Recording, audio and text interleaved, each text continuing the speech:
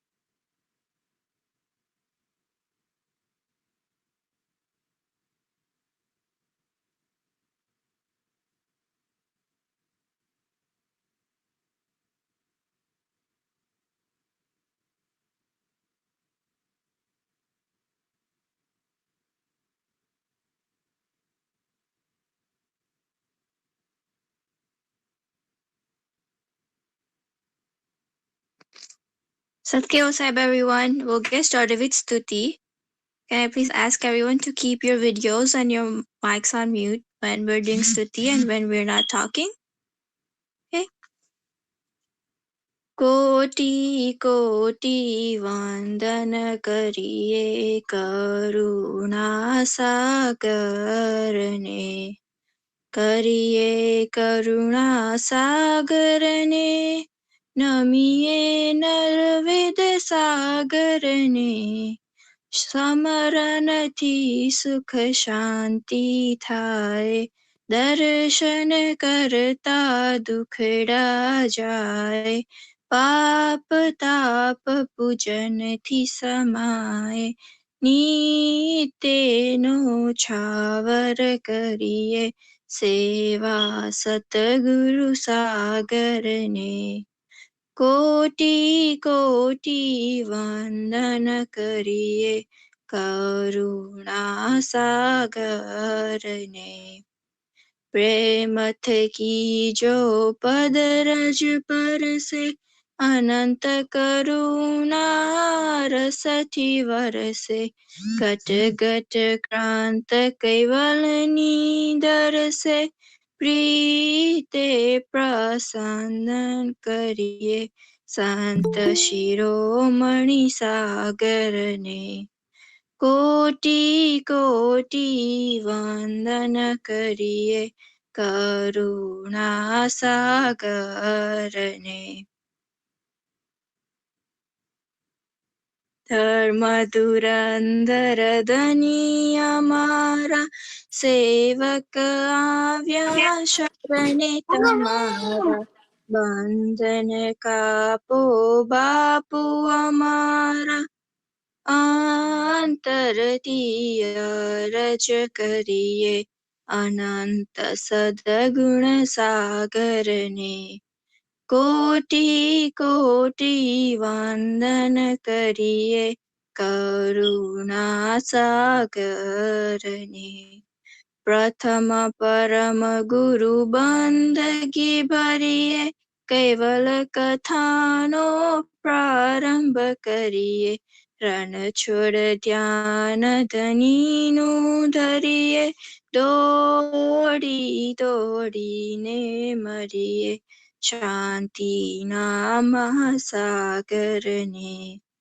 कोटि कोटि वंदन करिए करुणा सागर ने श्रीमद् करुणा सागर महाराज की जय, कैवल धाम की जय, श्री विचलदास जी महाराज की जय, Satguru Sahib. Satguru Sahib, everyone. So today we have Arpita Didi with us, who's gonna do satsang for us. So everybody, please welcome Arpita Didi. Say Satguru Sahib to her. Satkyo Sahib, everyone. Okay, so Satkyo Sahib. So we're gonna start today, and I'm gonna ask you, how is everybody doing? How was your week? Anybody want to tell me?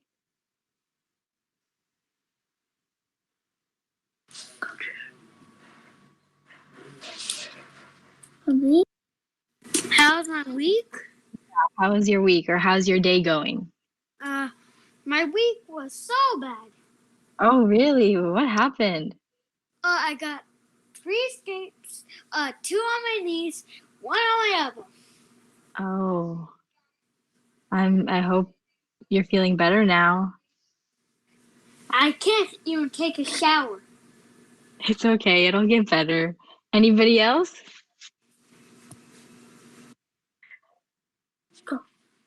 I get hurt everything. Oh. Okay, so today we're going to be talking about a bircho. Does anybody remember what a bircho is? I know Ipsa Didi talked about it before, but do you remember what a bircho is? A story. Yeah, good job. It's a real life story that has happened before. And so today's bircho is called Panch Gano Pak, and we're gonna start our story, and it starts out with a family. So in this slide, as you can see, there's a mom, there's a dad, and then their son, and their son's name is Paramguru. And I'm sure many of you have nicknames, so he was also called Kuver. So his mom's name is Hetva, his dad's name is Raghuvir, and his name is Kuver. And so our story starts off with they would send their son Kuver to the farm every day. The farm is all that red little barn right there. And they would send him to make sure everything was all right. He was told to scare the birds away and to make sure that they didn't eat all of the grains that they were growing. And so Kuver would go to the farm every day, but instead of scaring the birds, he would meditate and he would pray to Kaivakarta all day. So he saw that the birds were eating the crops and the grains, but he didn't say anything and he didn't do anything. So if he was praying all day instead of protecting the grains, what do you think happened next? What do you think would happen if his mom found out? She'd be mad. Yeah, good job. She would be mad because the birds are eating the grains. And so one day, some of his mom's neighbors saw what Kuver was doing, and then they went to his mom to complain about him. And so in this picture, you can see that he's basically saying sorry to his mom, and his mom seems very upset that he wasn't doing what he was supposed to be doing. And so someone goes, Hitwa, do you know what your son is doing? He's letting all the birds eat the grains, one of them said. And then she wouldn't believe it. She said, that can't be. My son would never do such a thing. And then they said, well, if you don't believe us, go and look for yourself. So she goes to the farm, and surely enough, Kuver is giving all the grains to the birds. And so she yells at him and says, Kuver, what are you doing? Why aren't you stopping the birds and scaring them away? So obviously, Kuver Paramguru is in trouble because he's not doing the job he was told to do. So he says, Mother, these birds are living creatures just like us. They must have the same souls that we have. They can't talk like us, but that doesn't mean that we're better than them. They need food to survive just like us. And so I have a question. Does anybody know what that red sign on this computer screen means? You know, we use it in math problems. Equal. Yeah. So can you tell me in another, what does that mean? Like if my picture has birds equaling humans, what do you think that means? That means that birds are living creatures like parents, like kids. Humans. Yes, that's very good. That's exactly what I was trying to tell you guys. So this basically, he tells his mom goes, but Kuver, if you let the birds eat the food, then what will we eat? She says. And then he goes, Mother, how many pounds of grain do you make every year? I promise you that this year you will make 5 times more than that amount. And so, what he was trying to say is that just because these birds or any animal they can't talk like we can. I mean, they have their own language, but they can't use words, doesn't mean that they're better than us. So he's saying that, you know, it's okay for the birds to eat the grains because if they don't, then what will they eat? They need food just like us. And so when he said that their grain would come back 5 times more that year, that's exactly what happened. It was true. They had a lot of grain at the end of the year that they made.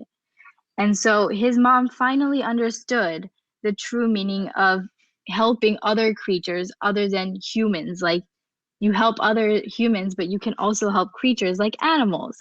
And so from this, we can learn that God, Kaivakarta, created all living beings equally. So what are some things that animals and humans do that are both similar? Like what do we both do? We eat. Uh, yes, we eat. Anything else? The bugs need to get alive. Uh-huh. We have souls. Yeah, that's very good. That's very correct. So animals and humans, we both eat, we both breathe, we both need to sleep, and we need a home to sleep in. And so what we need to learn is from this story is that animals and humans are equal to God, just like that equal sign that you guys told me.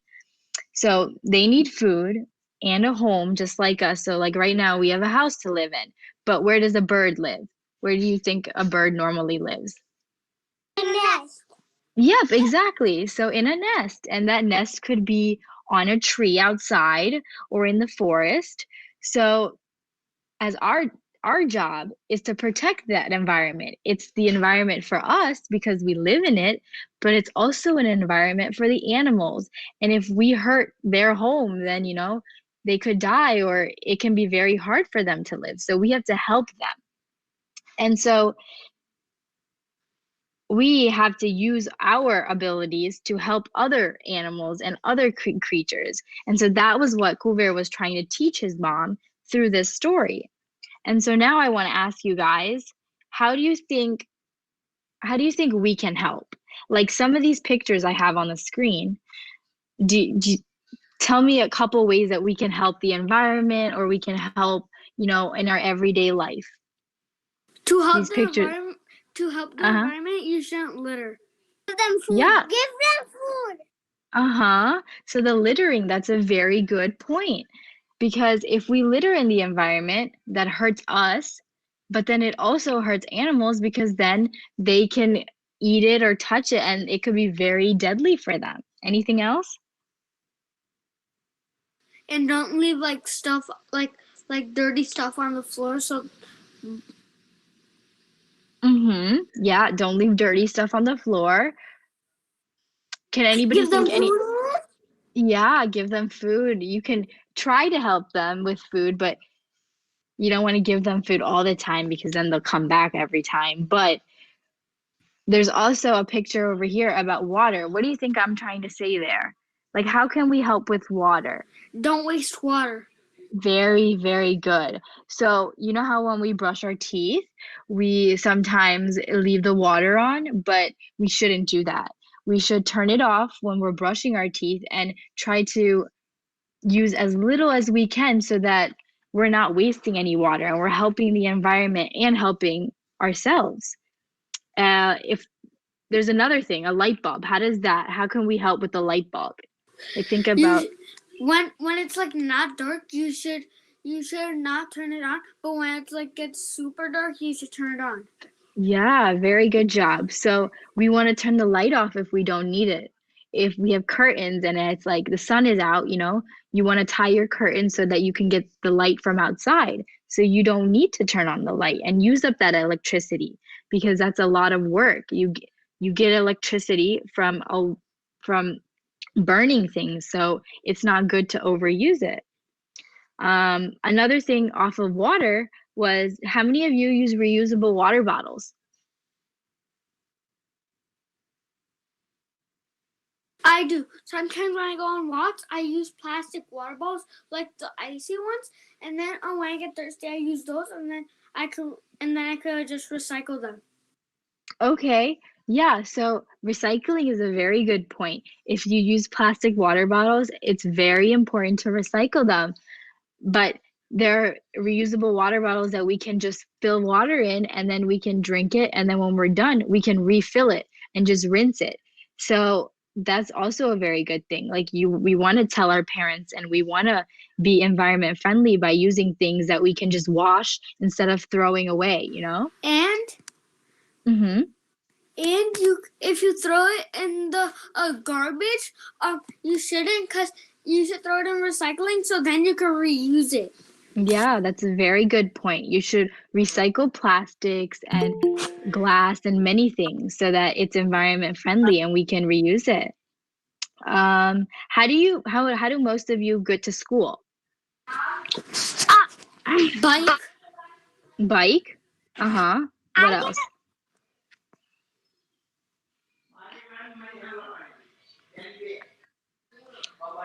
I get to school by walking. Oh, that's very good. Does anybody take the bus? No, I don't take the bus. No. Okay. I don't take the bus because you don't know who's been sitting on those seats. Okay, that's a good point. So if we can, we want to walk to school. I mean, that's good. If it's close and obviously you have to have a parent because you have to be safe.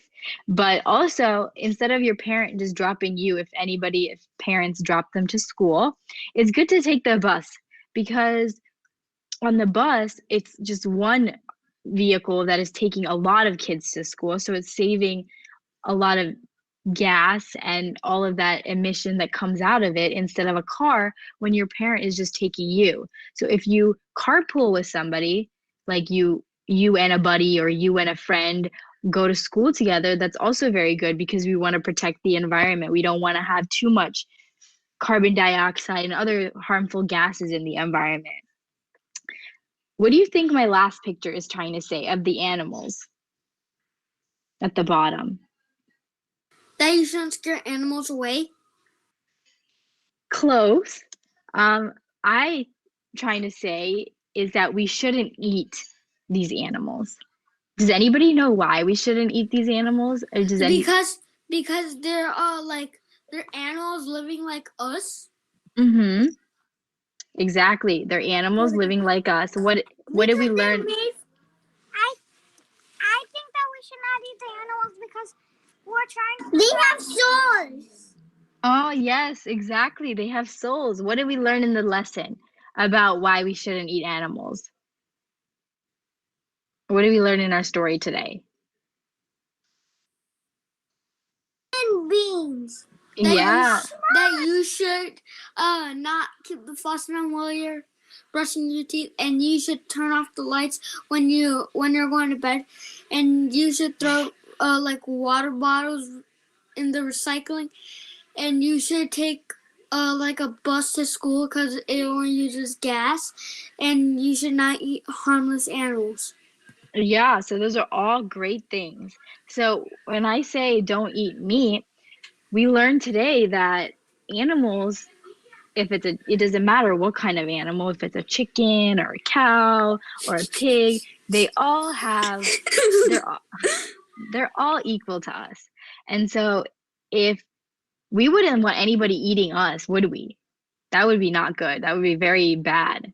So why we shouldn't eat other animals either. So in that respect, they are the same as us. So we shouldn't be harming them and eating them because they eat, breathe, sleep, and so they have their own life, and we shouldn't be violent and killing them for our purposes. We can not eat meat and be healthy, like most of you are probably. I don't eat meat and we're perfectly healthy. And so that's a very big point because animals are equal to humans. And so therefore, we shouldn't hurt their homes and we shouldn't hurt them. And so, one last thing I want to ask you guys is how do you help? Like, what do you already do? Like, these are some things that some of you might already be doing or can do in the future, but what do you do every day that helps? Like, is there anything that stands out to you?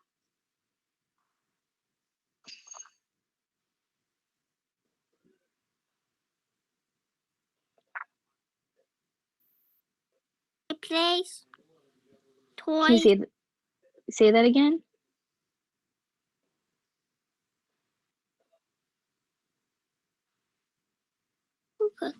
I play toys. Mm-hmm. And you keep playing with the same toys, right? You don't just you play with it once and you don't throw it away, right? When you buy new stuff, you should open it up and play with it, and when you get older, you can like give it to like a kid that's like younger than you, that's like 3-4 years old, and then you could give it to them. Yeah, that's a very good point. I do that all the time. My older siblings give me things like clothes and toys and stuff that I use, so I don't have to go and buy new things. That's a very good point. And so to wrap this up, I just want everyone to tell me one thing that they learn from this story and that they're going to try and use in their everyday life. One little thing. I'm gonna learn to turn off the lights when I go to bed. Okay, that's very good. Anybody else?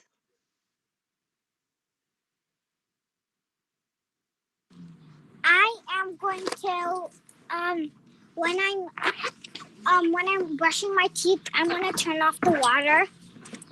That's awesome.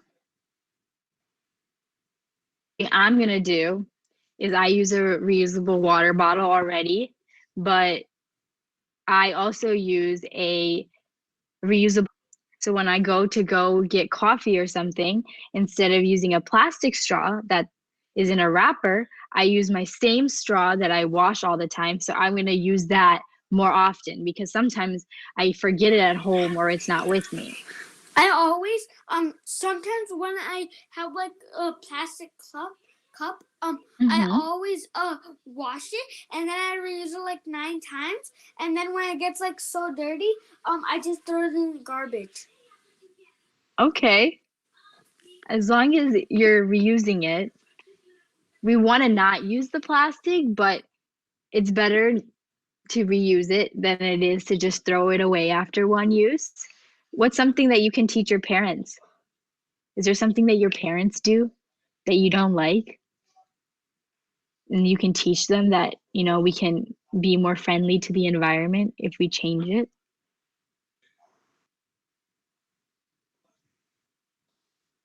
And when it's Earth Day, you should go around your neighborhood and pick up garbage and put it in a bag and throw it all in the garbage. That's a very good point. That's very good as well. All right, guys, that was it for today. Is there anything else anybody wants to say or share?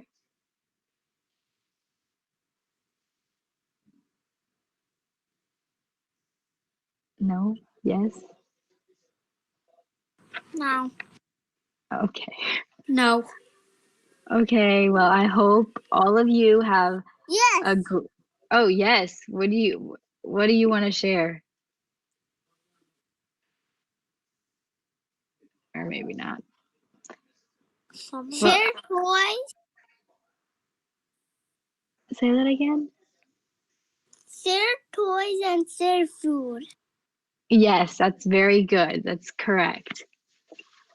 So I hope all of you have a great next week. And I hope you enjoyed the story today and you learned something that you can use in your everyday life. And with that, I'm going to say Satyosai, everyone. What else I have? Satya Usab, everyone. Thank you for joining. See you all next week. Satyosai.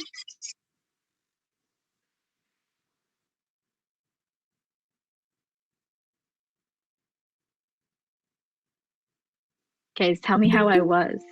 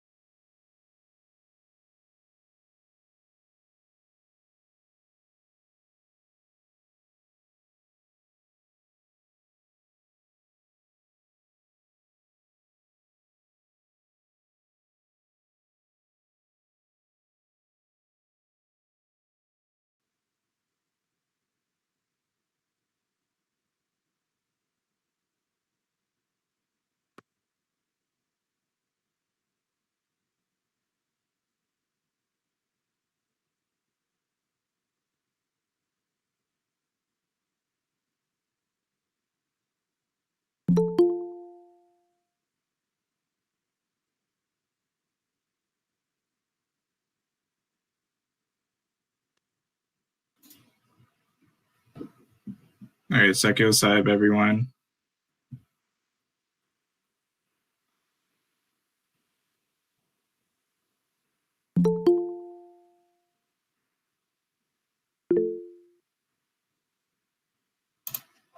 Can you hear me?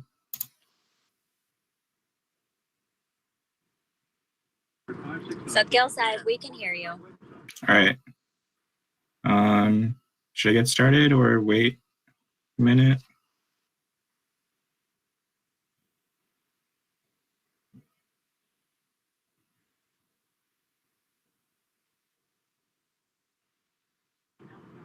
I think we can get started. Okay.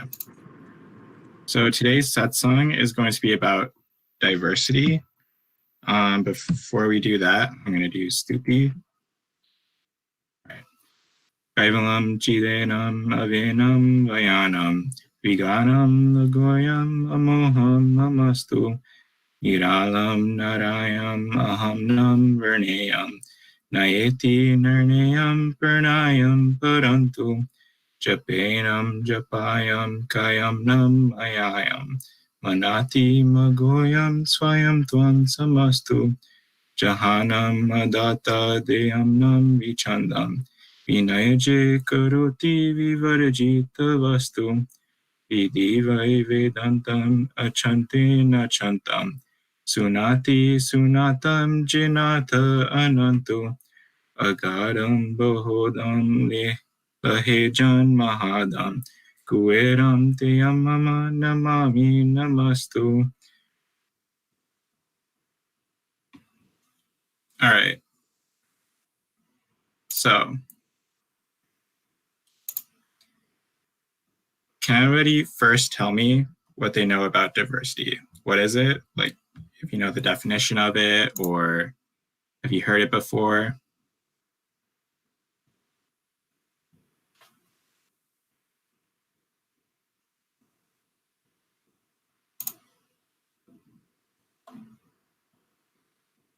Anybody?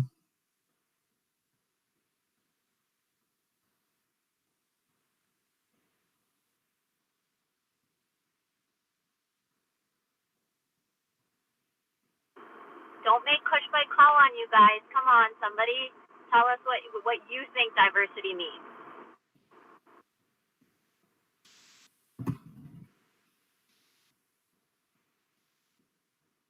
It doesn't have to be right. It can just be what you think it is. Like a variety of things or the range of things. Yeah, so a variety, right? That's good. So what I have showing a great deal of variety or differences, and that a group of people who are diverse may have different cultures, religions, belong in different economic classes, or have different views. So this is like a kind of picture of like showing people who look different, may have different views or like do different jobs, have different cultures, be different religions, and you would say that these people are in a diverse group.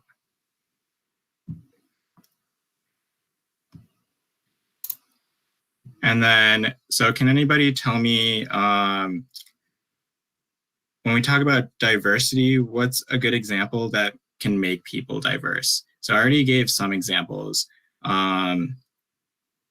So for example, one could be, clothing, food, language, rituals, religion, film, TV, music, or art.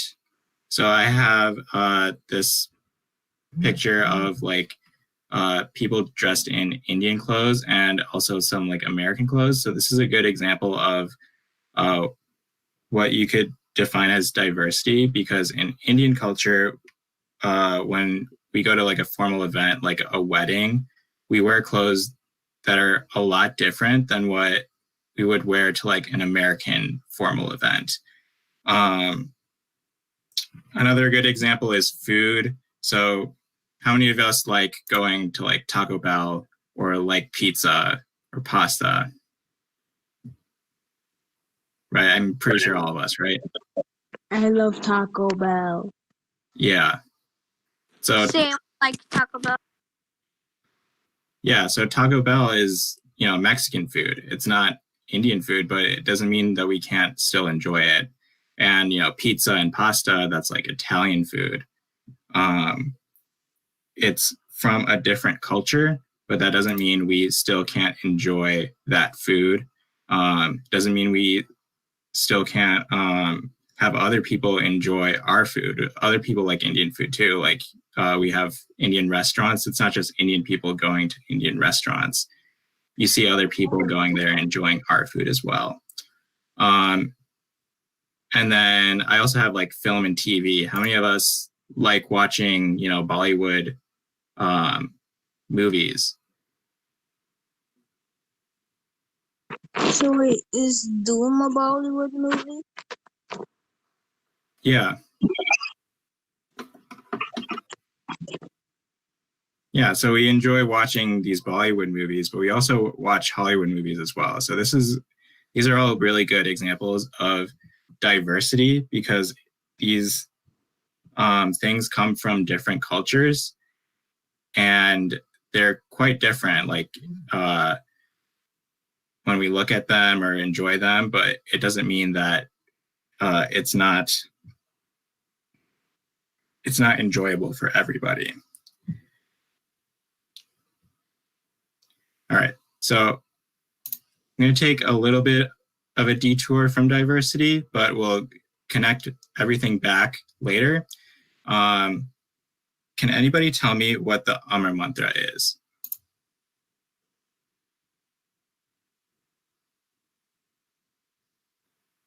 The words Yeah. Hong Song Satcher and Yuga Rupam Tandamami. Okay, that's good. So Ahang Sahang Satcharan Yugal Rupang Dwam Namami. Now, this might be a harder question. Does anybody know what these words mean?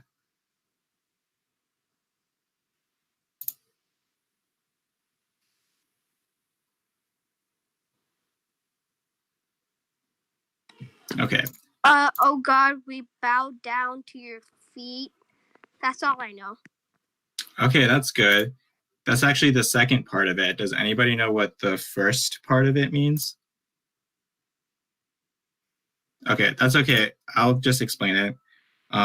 So the first part means I am an ansh or a soul of Kaivalkarta. And the second part, as we already said, is I bow my head to Karta. And I also added who is Onshi. So Onshi means just describes Kaivalkarta. If we are Onsh, we are the soul, and Kaivalkarta is Onshi. We came from Kaivalkarta. That's just what that word means.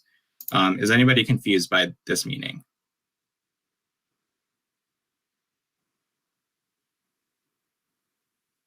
Or does that all make sense? Any questions about this?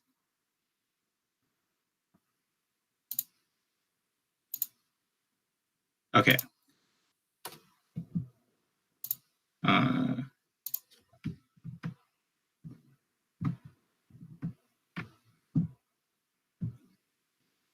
Okay, so if there are no questions, I'm going to move on. I'm going to do sort of an analogy.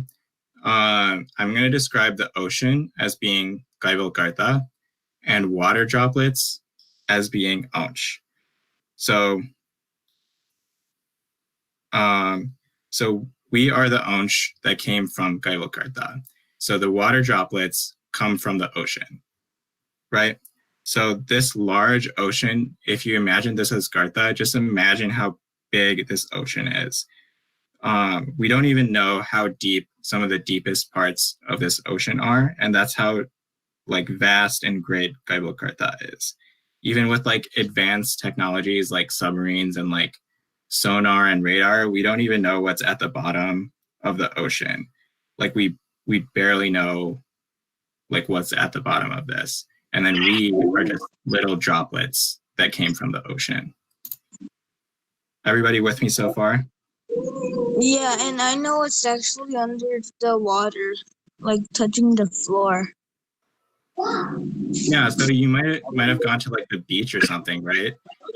But that's like I watched some people go underwater on YouTube. It was like from a science lab video. So I watched it and I saw there was a big coral reef and there's a lot of sand and there's also geysers underwater and lava.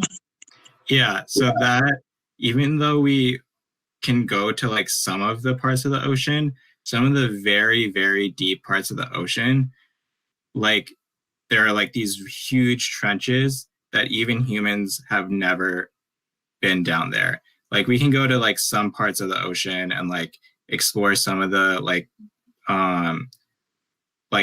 some of the parts that are like higher up and not as deep. But some parts of the ocean are so deep that we have no idea what's down there. Does that make sense? So I just want you to get this idea of Gartha as being this huge ocean, like huge, huge, huge. And then we are just these tiny little water droplets. Okay, anybody else have any comments on this? So technically, we form the Mandir.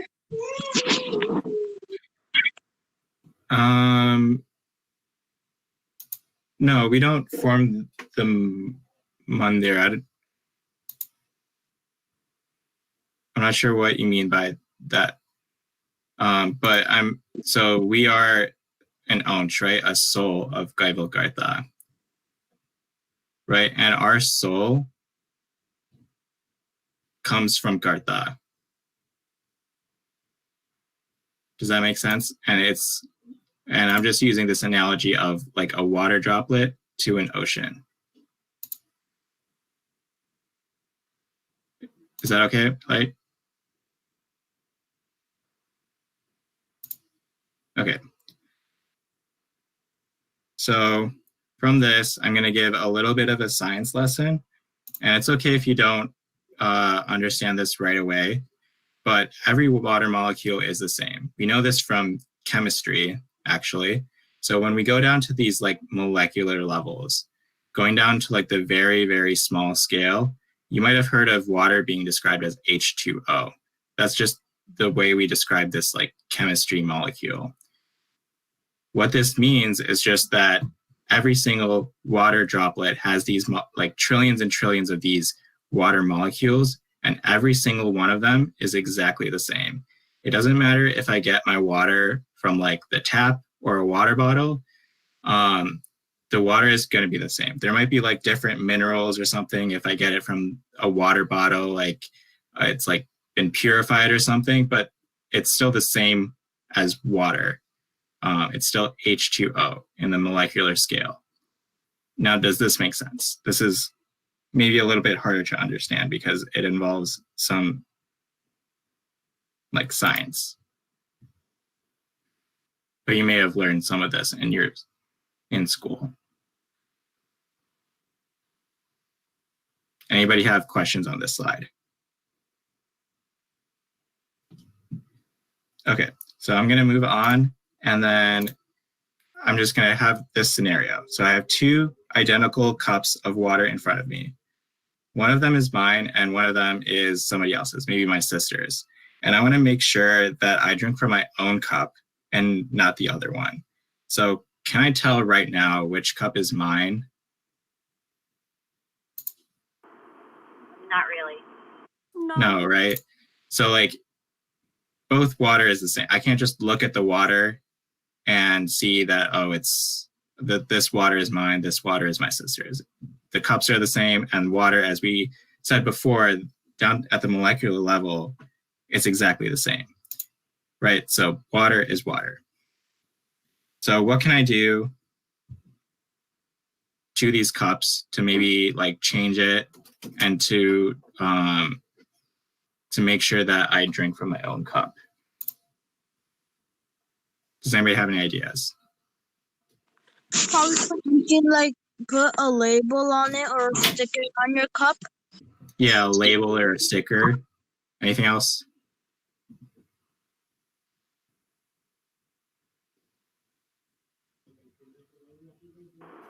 You could put a lemon in it. I could put a lemon in it. Okay. You could put a straw in it. Yeah, I could put a straw in it. But wait, then you're just wasting a straw. Okay, maybe I'm wasting a straw. Anybody else have any ideas? What about some ice? Okay, some ice. Okay, so what I thought of, I could add maybe food coloring. I could label it. That's something that I could do. I could get a new cup. I could get a cup that's a different size or shape, and I could add a straw. But again, so does this change the water? The water is still water, right? Down Well, at, if you put food coloring, it might be different because that's yeah, the food coloring and the mixture of the water. It can make something else. Yeah, so the food coloring does change the color, right?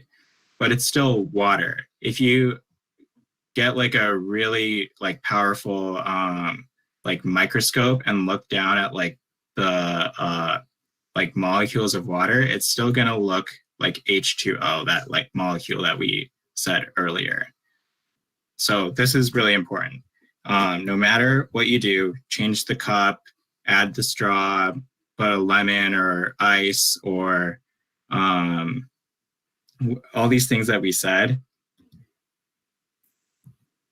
the water is still water, right? So now I'm going to connect this back to our onch. So we said that the water droplet was our onch, right? So, and we also said that the water stays water, no matter if you change the cup or add labels or even add food coloring. So this is also true about our onch. We are all an onch of Karta. And like the drop of water, we are all fundamentally the same. Like down to our onch, we are all fundamentally the same. It doesn't matter if we change our clothes or the food we eat, and it doesn't matter what we look like or how much money we have or what religion we follow. Everyone is an onch of Gaibal Karta. Now, does this make sense to you guys? We are all onch. Any questions about this? Can I add something? Yeah. So what Kushba is saying is that, you know, the analogy of the water droplet and the ocean is to explain, like, where do we all come from? Or, like, what are we all composed of? At the core level, we're all the same way that all of the water droplets that would come offshore or onto our feet if we ran into the ocean and came back, they're still water droplets. They're still the same thing. Like the ocean and the one droplet is composed of the same thing. Similarly, like even if we took back 2 cups of water and we put one in a larger cup or we put a straw in the other one, at the end of the day, we could still prove that the properties of the water are the same. Like water would still boil, whether there was a straw in it or there wasn't, whether we put it in 2 different size containers, the properties of the water would stay the same because it's made up of the same thing. So just like water, we take that analogy back to who we are. We're anshas of Gaibal Karta. So no matter what you change, skin color, hair color, like we're still made up of the same thing. Yeah. Does anybody have anything else to add? Or any questions?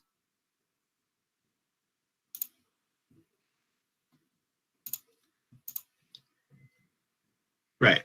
So if you understand this analogy, now we need to know that Barmguru sees all of Karta's anshas the same.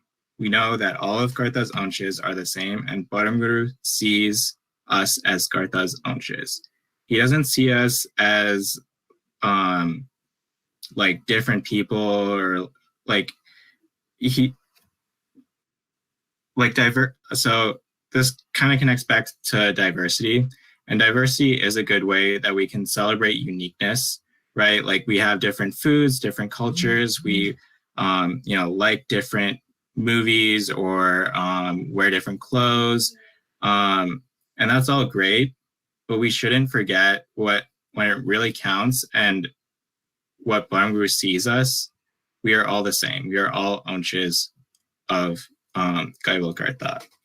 And we should avoid stereotypes and prejudices. Now, these are kind of words that I just put in here, does anybody know what these two words mean, stereotypes and prejudices? Not me.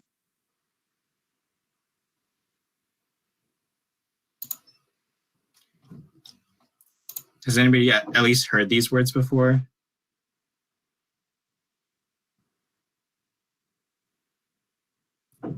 Okay, so a stereotype is a belief about a group of people that may be extremely simplified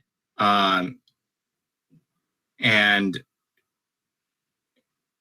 generally incorrect about that group of people.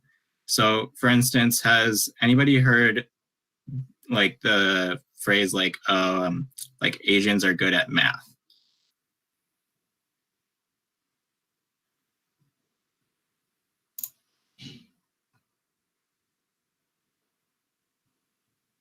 Really, nobody? I have.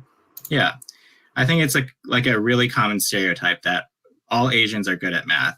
And the reason why this is a stereotype is because it puts everybody who is Asian into this group that is good at math and puts this label on them. And it's generally not true. Like, not all Asians are good at math. And the reason why stereotypes are bad, even though this sounds like a good thing, like, oh, you're good at something, like that should be a good thing. But, it creates this sort of notion that, like, if you're Asian, you should be good at math. And there are a lot of like negative, like extremely negative stereotypes out there where you hear like somebody's skin color or ethnicity or religion, and you like automatically think something of them because other people have also said like this about this general group. And Well, isn't that technically racist? sorry? Is that technically racist? Yeah, so this is like a form of racism, right? Like stereotypes, but it doesn't necessarily have to be due to race. It could be religion or gender or anything else.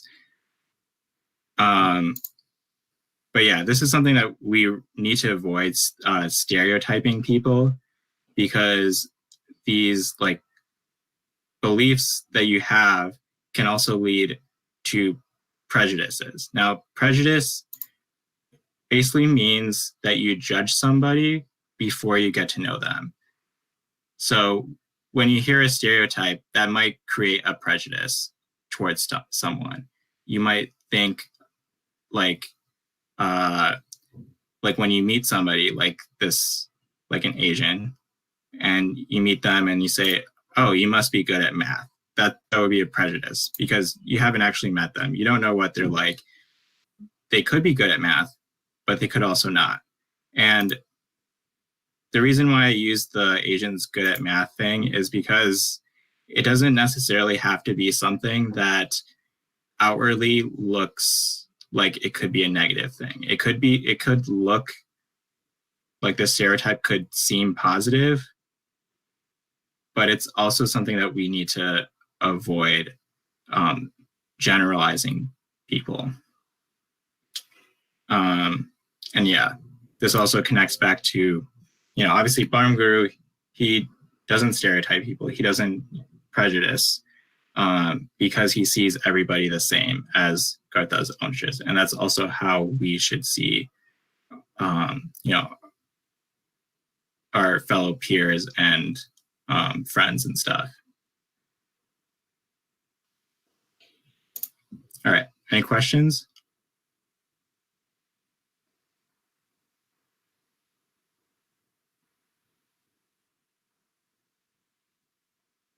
Okay, so this is the last, sorry? No? Yeah, no. Okay, so this is the last slide I have. So thank you for listening to me. I hope you learned a great deal from this.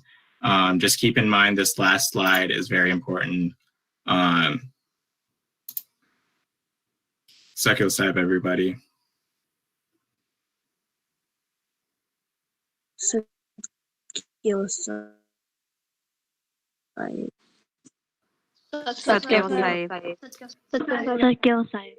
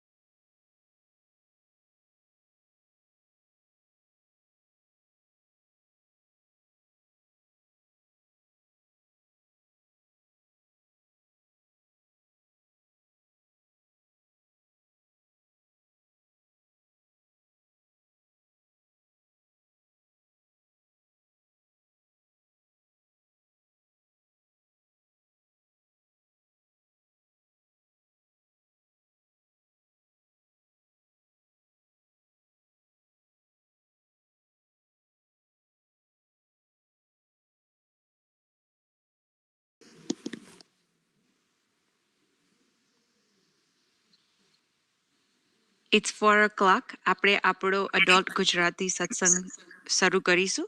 બધાને મારો અવાજ સંભળાય છે? સત્કેવા સાહેબ. Yes. Okay, alright. બધા જ ભક્તજનોને સત્કેવા સાહેબ. આપણે સત્સંગ શરૂ કરીએ એ પહેલા મીનલ ભાભી આપણને કરતા સ્તુતિ કરાવશે. મીનલ ભાભી. સત્કેવા સાહેબ. શ્રીમદ કરુણાસાગર મહારાજ કી જય. કૈવલ ધામ કી જય. શ્રી વિજયદાસજી મહારાજ કી જય.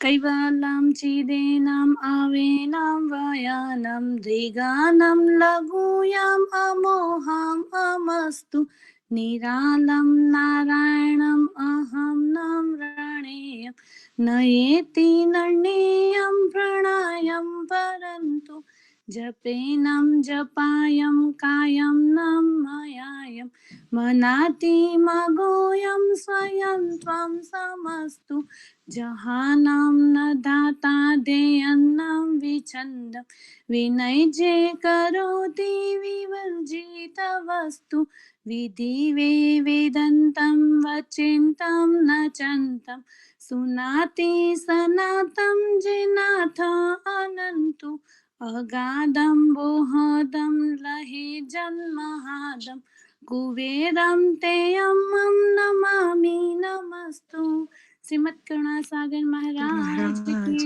जय कैवल धाम की जय श्री विचरदास जी महाराज की जय સત્કેવો સાહેબ. સો આપણે આજે જે સત્સંગ કરવાના છીએ એની ટોપિક છે સુખ માટે આપણા પ્રયત્ન. તો સૌથી પહેલો પ્રશ્ન તો એ છે કે સુખ એટલે શું? અને કોઈ બી આન્સર કરી શકે છે. આમાં રાઈટ કે રોંગ એવું નથી.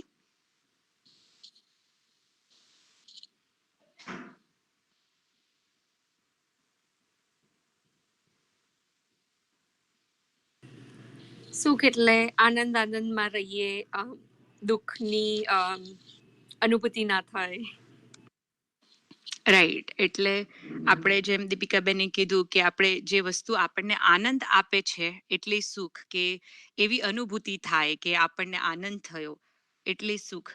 સુખ બધા માટે બહુ અલગ અલગ હોતું હોય છે, રાઈટ. એટલે આપણે આ પિક્ચર જે શેર કર્યું છે એમાં ઘણા બધા એનાલોજીસ છે, પણ આનાથી બી વધારે પ્રકારના સુખ હોય. પણ જ્યારે આપણે સુખ કહીએ તો કોઈની માટે હોય છે કે એજ્યુકેશન, રાઈટ, આપણું ભણતર, આપણે ડિગ્રી મેળવીએ તો એ સુખ છે.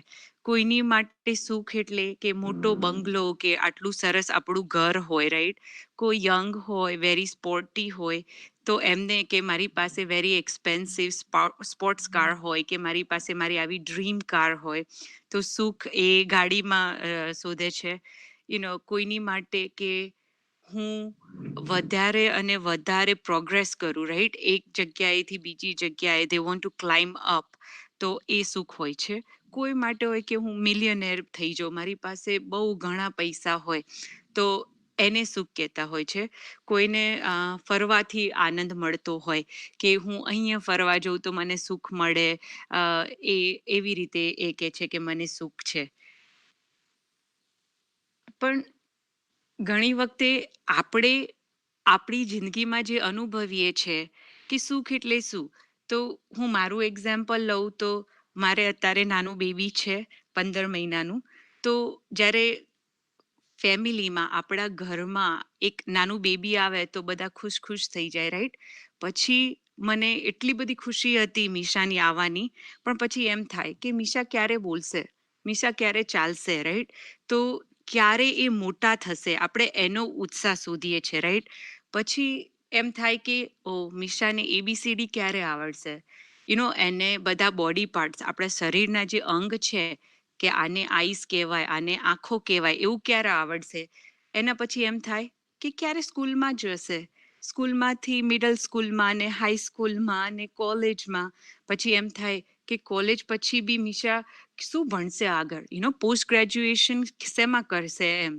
તો એ બધું મળે છે તો બી હું આગળ જ વિચારું છું કે આપણી લાઈફમાં તમને બી આવો અનુભવ થયો હશે કે તમે કોઈ માઇલસ્ટોન પ્રાપ્ત કર્યો, એના પછી બી તરત જ આશાઓ બધા આપણા જોડે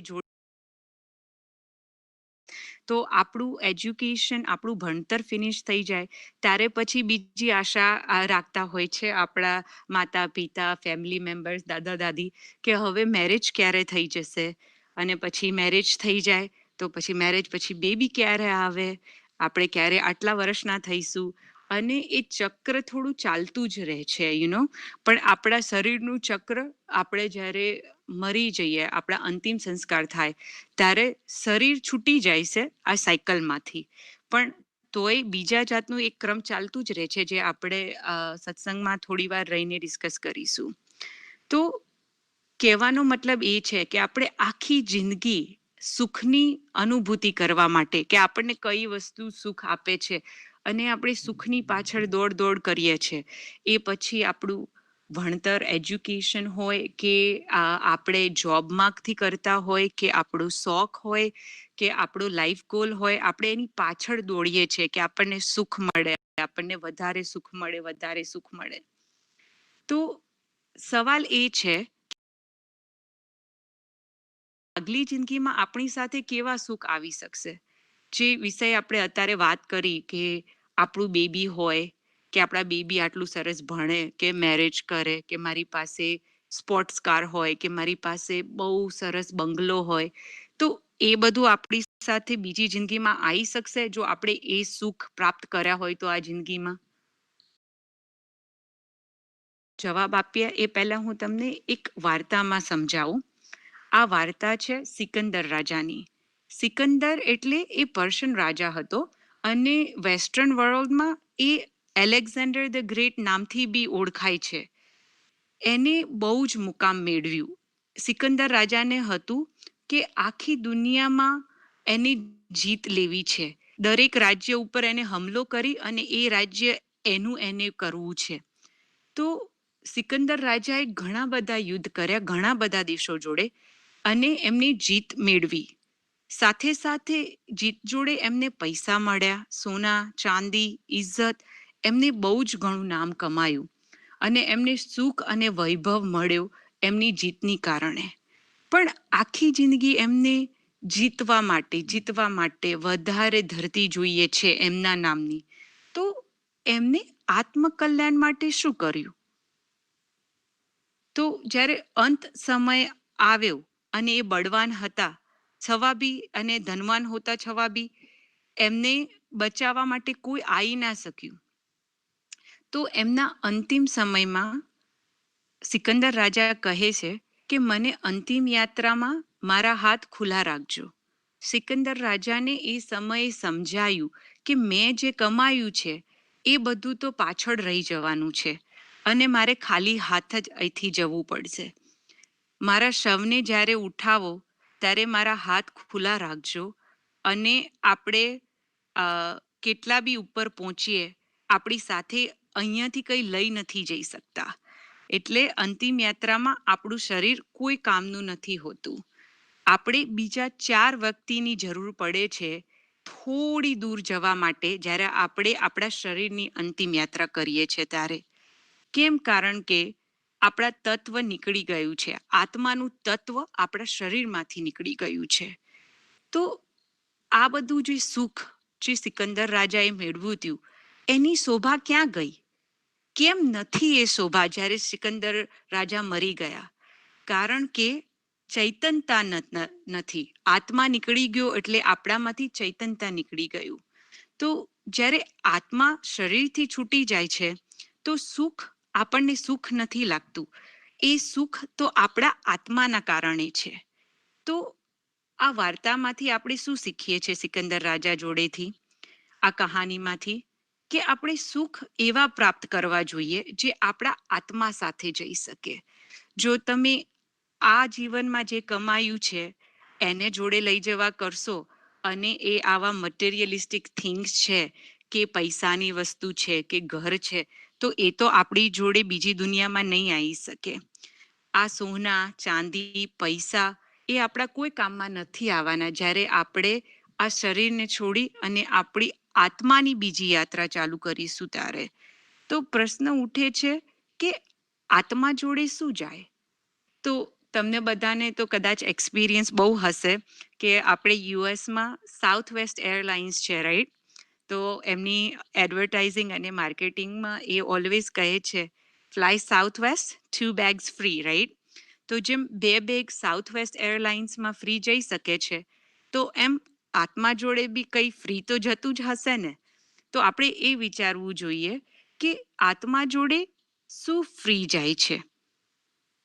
પણ આપણે આ પ્રશ્નનો જવાબ આપીએ એ પહેલા આપણે થોડું વધારે જાણીએ કે સિકંદર રાજાની યાત્રા આપણે બહુ નાની વાતમાં સમજ્યા, પણ આપણે સિકંદર રાજાની યાત્રા સમજવાની જરૂર નથી, આપણે આપણી યાત્રા સમજવાની જરૂર છે.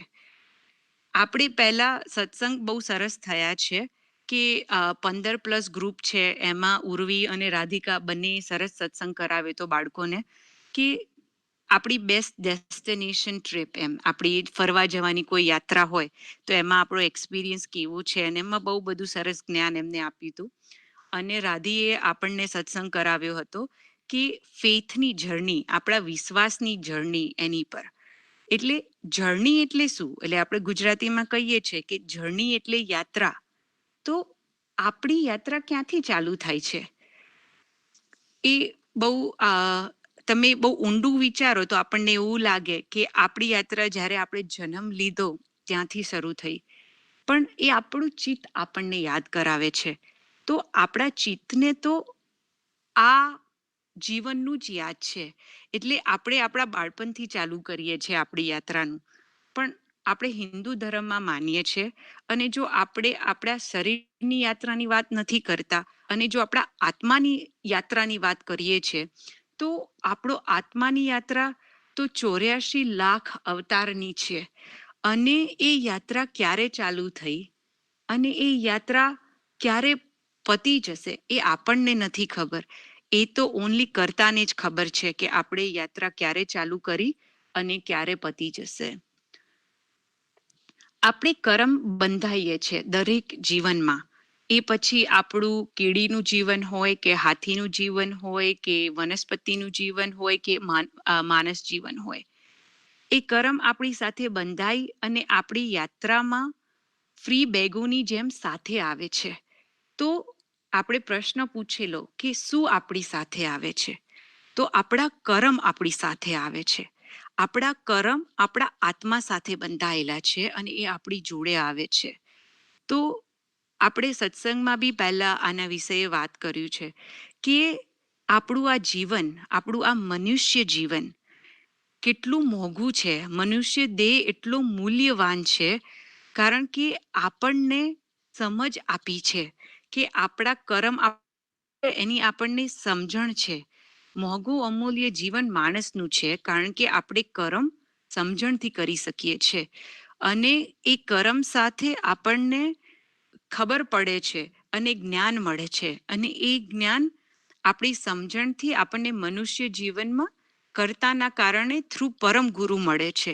આપણને ખબર પડે છે કે અંશ કોણ છે અને અંશી કોણ છે, અને આપણે અંશી જોડે કેવી રીતે મોક્ષ દ્વારા જઈ શકીએ છીએ. તો એ વિષય ઉપર આપણને વધારે જાણવાની ઈચ્છા થાય મનુષ્ય જીવનમાં જ્યારે આપણને એ સમજાય છે. તો આપણે આગળ વાત કરીએ એ પહેલા હું તમને મારા વિશે થોડી વધારે વાત કરું. આપણે મિશાની તો વાત કરી, પણ મારા કરમ કેવા બંધાયા છે. મારો જન્મ આ ઘરમાં થયો જ્યાં પરમ ગુરુનું જ્ઞાન પહેલેથી હતું. મારે આ સત્ય અને સાચું જ્ઞાન મેળવવા માટે બહુ દૂર નહોતું જવું પડ્યું.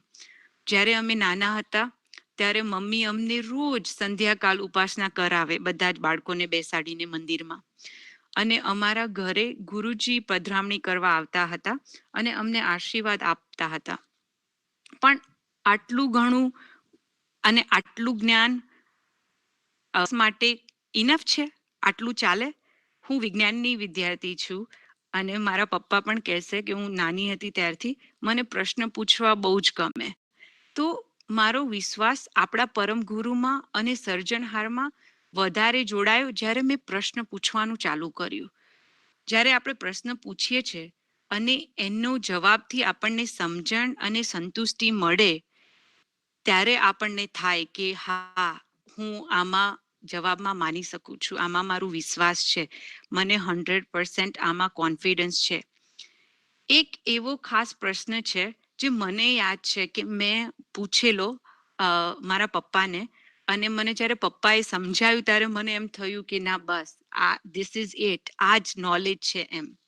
તો એ પ્રશ્ન હતો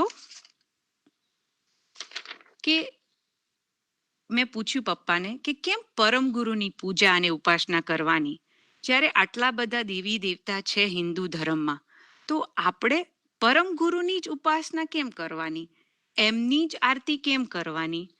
ત્યારે મને મારા પપ્પાએ સમજાયેલું કે પરમ ગુરુ પરમ વિશેષ અંશ છે. ત્યારે તો મેં પહેલી વાર સાંભળેલો એ શબ્દ પરમ વિશેષ અંશ.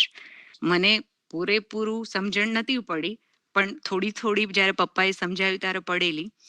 અને પછી મને પપ્પાએ કીધું કે આ સૃષ્ટિના એક જ સર્જનહાર છે, અને એ સર્જનહાર કદી સૃષ્ટિમાં આવતા નથી, અને એ સર્જનહારે બે પરમ વિશેષ અંશ ઉત્પન્ન કર્યા, પરમ ગુરુ અને નિરંજન પુરુષ. અને નિરંજન પુરુષમાંથી આદ્ય શક્તિ પેદા થઈ, અને નિરંજન પુરુષ અને આદ્ય શક્તિમાંથી 3 દેવ ઉત્પન્ન થયા, અને આદ્ય શક્તિમાંથી 3 દેવી ઉત્પન્ન થયા.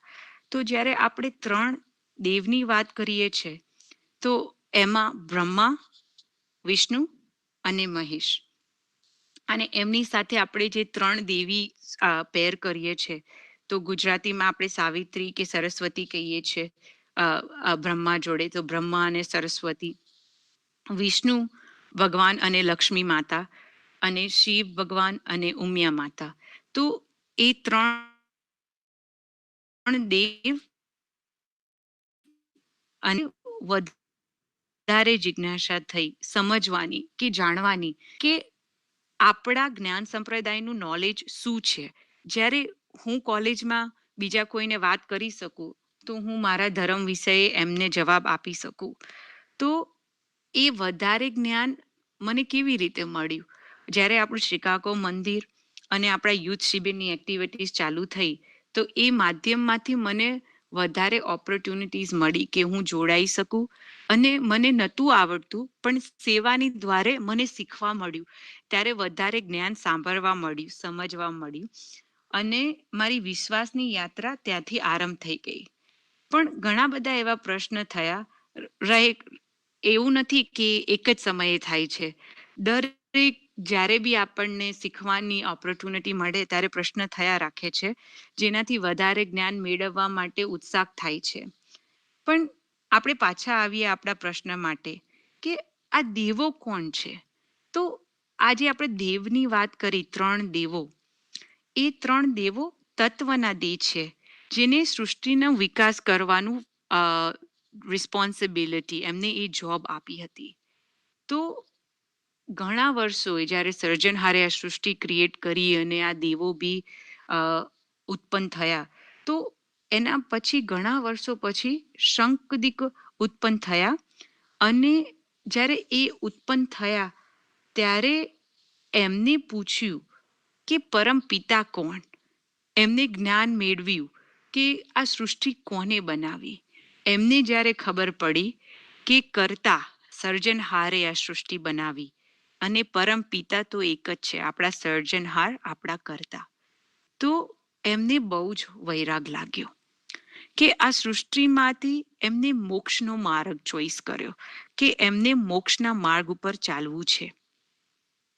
તો જ્યારે શંખદીપો મોક્ષ મેળવી અને કર્તા પાસે ચાલા ગયા, તો ત્યારે દેવને ચિંતા થવા લાગી કે આ સૃષ્ટિનો ક્રમ તો આગળ કેવી રીતે ચાલશે જો બધા જ મોક્ષના માર્ગે ચાલી જશે તો ત્યારે આપણા પાલનહાર ભગવાન વિષ્ણુ ભગવાને શિવ ભગવાન જોડે બ્રહ્માનું 5મું શીશ, એમનું 5મું મોઢું છેદાયું. બ્રહ્માના 5મા મોઢામાંથી 5મો વેદ, જેમાં જ્ઞાન છે કર્તાનું, જેમાં જ્ઞાન છે મોક્ષનું, એ જ્ઞાન જ્યારે બ્રહ્માનું 5મું શીશ છેદાઈ ગયું તો એ જ્ઞાન લુપ્ત થઈ ગયું અને જીવો ભૂલી ગયા કે મોક્ષ કેવી રીતે મેળવવો. તો એ એમના કર્મથી આ ક્રમમાં બંધાતા ગયા, જીવન અને મૃત્યુના ક્રમમાં.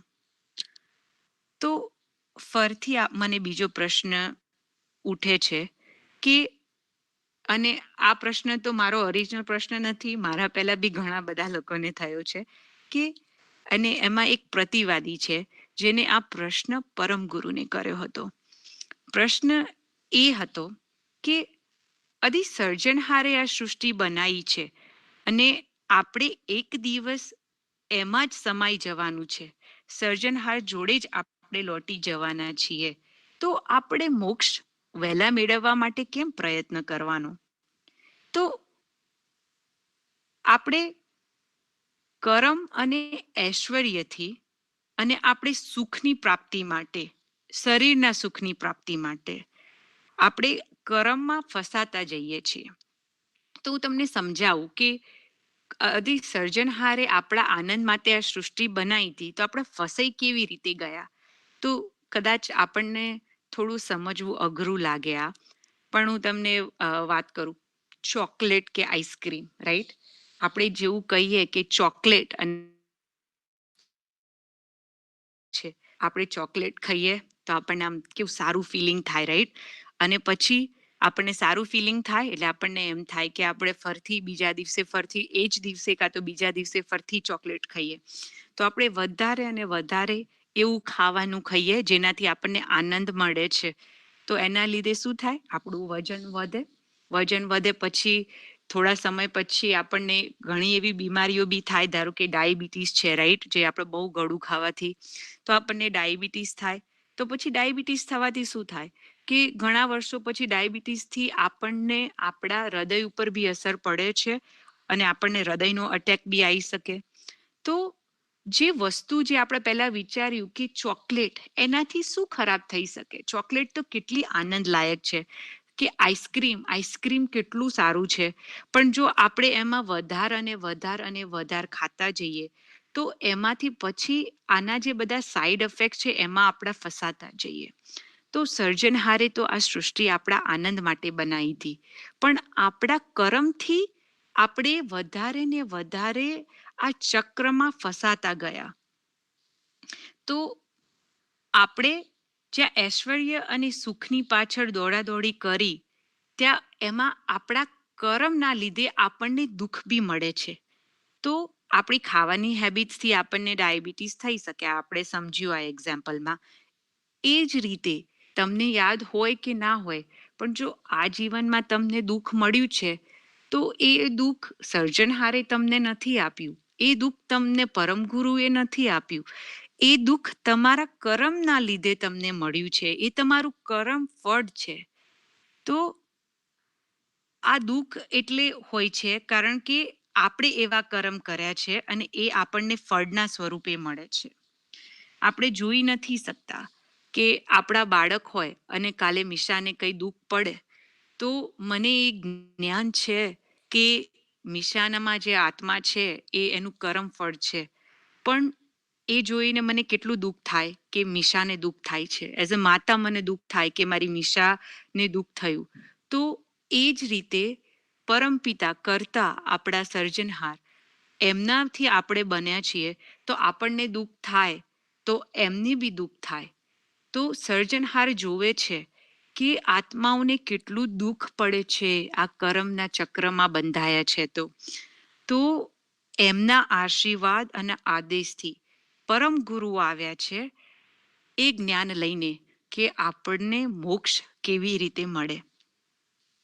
પણ તમને જ્યારે વધારે દુઃખ થતું હોય, તમે ઘણા લોકોને જાણતા હશો કે એમને કોઈ બીમારી હોય, કેન્સર હોય, ડાયાબિટીસથી વધારે પગની બીમારી હોય, તો એ જઈ અને પ્રાર્થના કરે છે ભગવાનને. કોઈ બી મંદિરમાં તમે કોઈ બી ભગવાનને માનતા હોય કે હે ભગવાન, મને તું મુક્તિ આપી દે, રાઈટ? અને થોડાક સમય પછી તમે જોશો કે જ્યારે સમય આવે ત્યારે એ વ્યક્તિને મુક્તિ બી મળે છે. પણ એ મુક્તિ એટલે શું? મુક્તિ એટલે આ શરીરથી ફ્રીડમ. એમની આત્માને મુક્તિ નથી મળી, એમને મોક્ષ કદાચ ના બી મળ્યો હોય. એટલે આપણે મુક્તિ નથી જોઈતી, આપણને આ જીવનનો છુટકારો નથી જોઈતો. આપણે તો દરેક જીવનનો છુટકારો જોઈએ છે.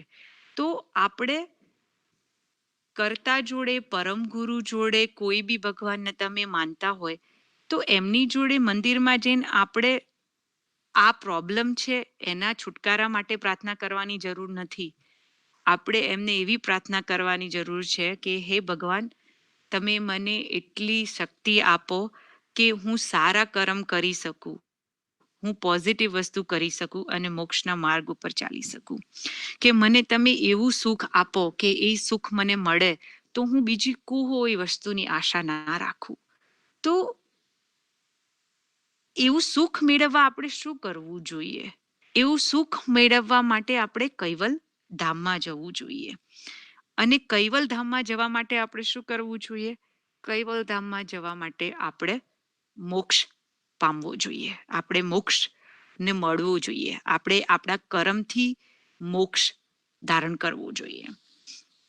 તો આપણે પ્રલયની રાહ નથી જોવાની કે જ્યારે આ સૃષ્ટિ પતે અને આપણે સર્જનહારને મળીશું. આપણને આ મોઘું મૂલ્યવાન મનુષ્ય જીવન આપ્યું છે કરતાએ. અને દરેક જીવથી આપણે એટલે અલગ છીએ કારણ કે આપણને સમજણ આપી છે. તો આપણા સમજણથી આપણે અનન્ય સુખ કૈવલ ધામનું મેળવવાનું છે. અને એ સુખ મેળવવા માટે આપણે મોક્ષના માર્ગ ઉપર ચાલવાનું છે. આપણે વહેલા છૂટવા માટે આ મૃત્યુ અને જીવનના ક્રમમાંથી આપણે કર્તાની પ્રાપ્તિ માટે અને આનંદ સુખ માટે આપણે પરમ ગુરુની પ્રાર્થના, પરમ ગુરુના વચનને ફોલો કરી અને આપણે મોક્ષના માર્ગ ઉપર પહોંચવાનું છે. તો સુખ અને સુખની પ્રાપ્તિ, તો સૌથી મોટું સુખ જેમ મેં આપણને કીધું થોડી વાર પહેલા કે કૈવલધામનું સુખ છે. જે કૈવલધામનું સુખ આપણને મોક્ષ મળે ત્યારે મળે. તો આપણે જે યાત્રાની વાત કરતા હતા કે આપણી યાત્રા શું છે, તો સૌથી સારી યાત્રા તમારું ડ્રીમ વેકેશન કે તમારે ક્યાં જવું છે તો આપણે કૈવલધામમાં જવું છે. અને આપણે દરેક પ્લેનિંગ તમે સેવિંગ કરતા હોય પૈસાનું, કે તમે સેવિંગ કરતા હોય કરમથી, કે તમે પોઝિટિવ કરમ બેંક કરતા હોય, તો આપણે આપણા પોઝિટિવ કરમથી આપણી સૌથી સારી યાત્રા કૈવલધામની યાત્રા માટે આપણે તૈયારી કરવાની છે. જે કૈવલધામ જે છે એ આપણું છેલ્લું ડેસ્ટિનેશન છે એમ. તો આપણે શું કરીએ તો આપણને એમ, બધા જ જીવ તો મોક્ષ નથી મેળવી શકતા ને.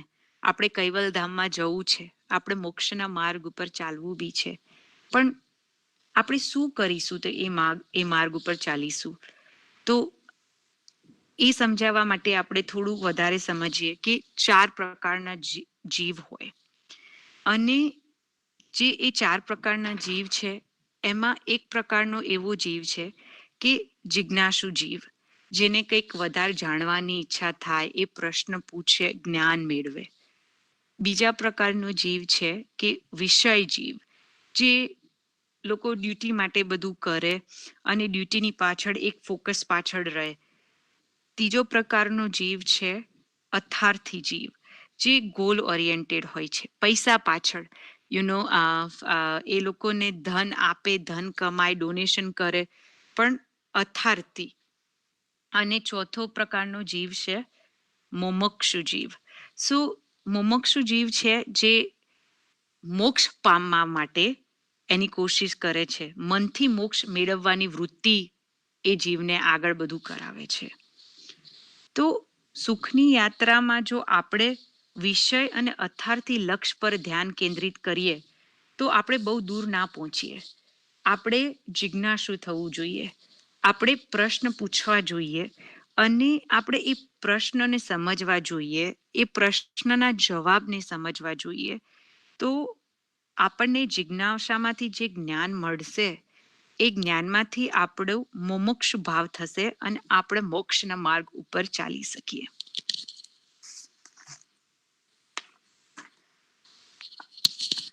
પ્રભાત પદમાં પહેલી જ લાઈન છે પરમગુરુએ બહુ સરસ લખ્યું છે અને જો મને વાંચવામાં થોડી ભૂલ થાય તો માફ કરી દેજો, પણ જે બીજા બધા બહુ સરસ ગુજરાતી વાંચી શકે છે એ તો વાંચશે જ. મુખ્ય ને કલ્પના જલ્પના મન તણી, તુજ વિના આન્ય નહીં કોઈ દૂજો, તીર્થ વ્રત ને જોગ જગન જપ, તપ કરી માગતો તારું તુજો. સો પરમગુરુ આપણને સમજાવે છે આમાં કે મોહ અને માયાનું જે આપણામાં ઇમેજિનેશન અને જે આપણને વધારે માયામાં ફસાવતા રહે છે, વર્લ્ડલી અટેચમેન્ટમાં, પરમગુરુ કહે છે કે છોડી દો આ કલ્પના અને જલ્પના અને આ મોહ માયાના ચક્રમાંથી તમે બહાર નીકળો. આ દુનિયામાં કોઈ નથી જે તમારા માટે કોઈ કરશે, તમારે જ તમારા માટે કરવાનું છે. આપણા સિવાય આપણું કલ્યાણ બીજું કોઈ ના કરી શકે.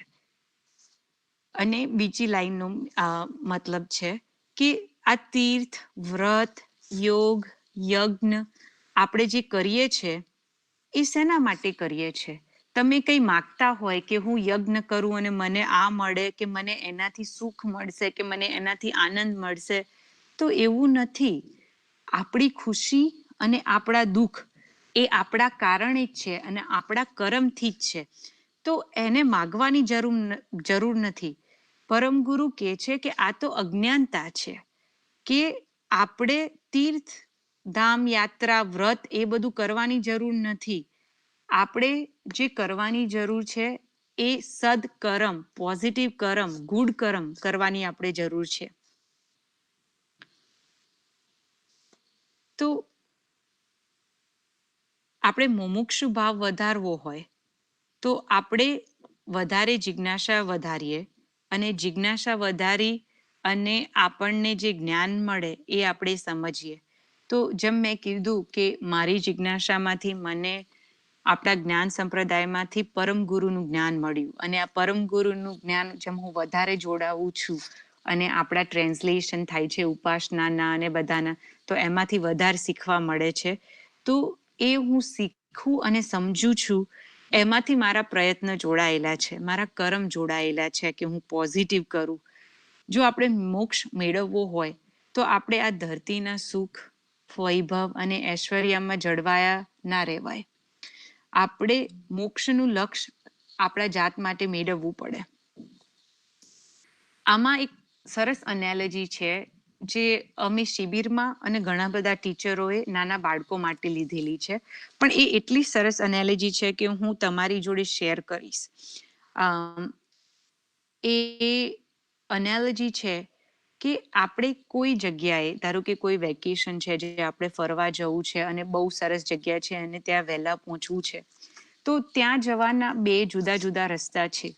એક રસ્તો છે એ થોડો લોકલ રસ્તો છે પણ પૈસા બચાવે છે, પણ એ લોકલ રસ્તાની સ્પીડ 35 માઇલ્સ પર આવર્સ છે અને આપણે ત્યાં ધીરે ધીરે પહોંચતા આપણને 9 કલાક લાગશે. પણ એક બીજો રસ્તો બી છે જે હાઈવે છે અને એમાં ટોલ વાળો રસ્તો છે, તો ત્યાં પહોંચવા માટે 5 કલાક લાગશે. તો આપણે કયો રસ્તો લેવો જોઈએ? તો આઈ એમ શ્યોર કે તમે બધા જેને લોંગ ડિસ્ટન્સ ડ્રાઇવિંગનું વેકેશન લીધેલું છે, તમે બધા કહેશો કે આપણે હાઈવેનો રસ્તો લેવો જોઈએ. આપણે થોડા પૈસા ભરવા પડે તો શું થઈ ગયું, પણ આપણને બહુ સરસ મજાનો રસ્તો મળશે, સારા રેસ્ટ એરિયા મળશે, જલ્દી ખાવાની સુવિધા મળી જાય, જલ્દી ગેસ મળી જશે અને આપણે વહેલા પહોંચી જઈશું. અને આપણે જ્યાં જઈએ છીએ એ ફરવાની જગ્યા છે. જો આપણે વહેલા પહોંચી જઈશું તો આપણને ત્યાં કેટલો આનંદ કરવા મળશે, થોડો ઘણો વધારે સમય ત્યાં મળી જશે.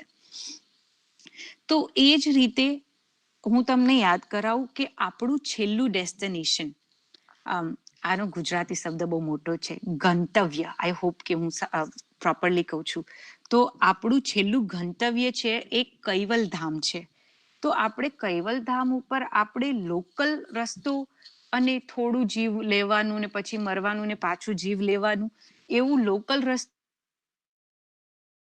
કેમ અપનાવવું છે 84 લાખ જીવનું? આપણને મનુષ્ય જીવન મળ્યું છે અને મનુષ્ય જીવનમાં આપણે મોક્ષનો માર્ગ લઈ શકીએ છીએ. એ મોક્ષનો માર્ગ છે એ આપણો એક્સપ્રેસ વે છે. પણ તમે બી સમજો છો કે આપણે કોઈ સારા એક્સપ્રેસ વે ઉપર જવું હોય તો આપણે ફ્રી તો ના જઈ શકીએ ને.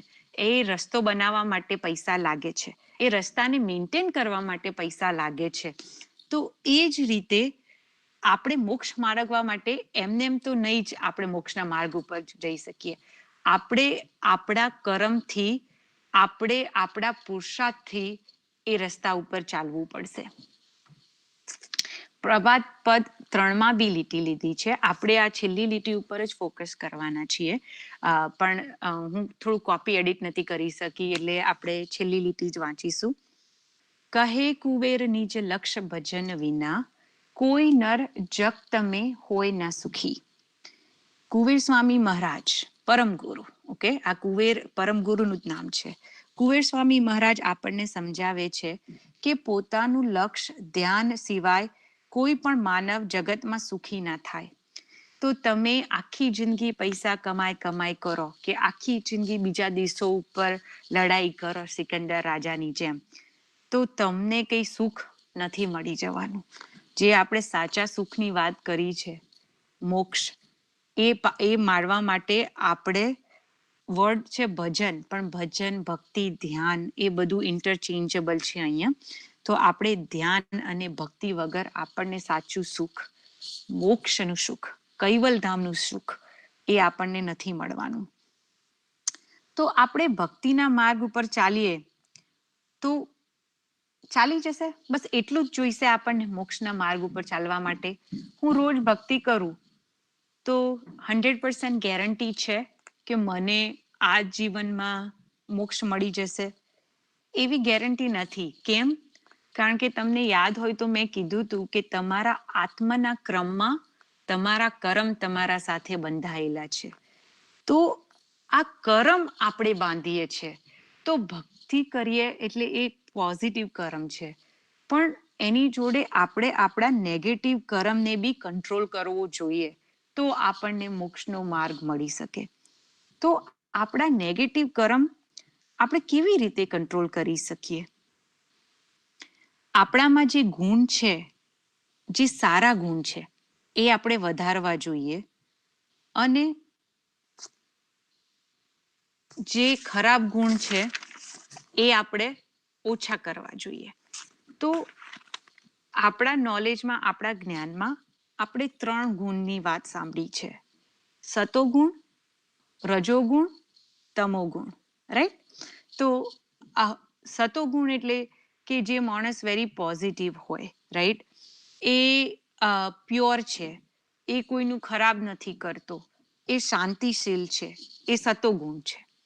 રજોગુણ એટલે કે રજોગુણ છે એ વધારે વસ્તુને મોહિત થઈ જાય છે. એ લોકો વધારે કંટ્રોલિંગ હોય છે. એમના ભાવ બહુ મિક્સ્ડ હોય છે, રાઈટ?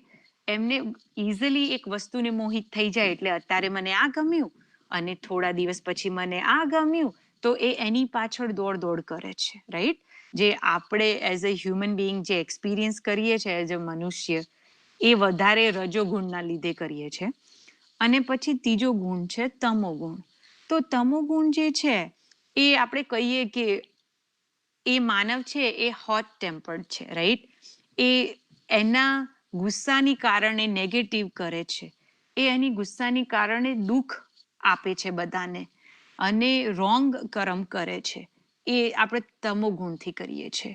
તો જ્યારે આપણે મોક્ષ કહીએ, રાઈટ, ઇંગ્લિશમાં એને સેલ્વેશન કહે, આ ડાયોગ્રામમાં બતાવે છે.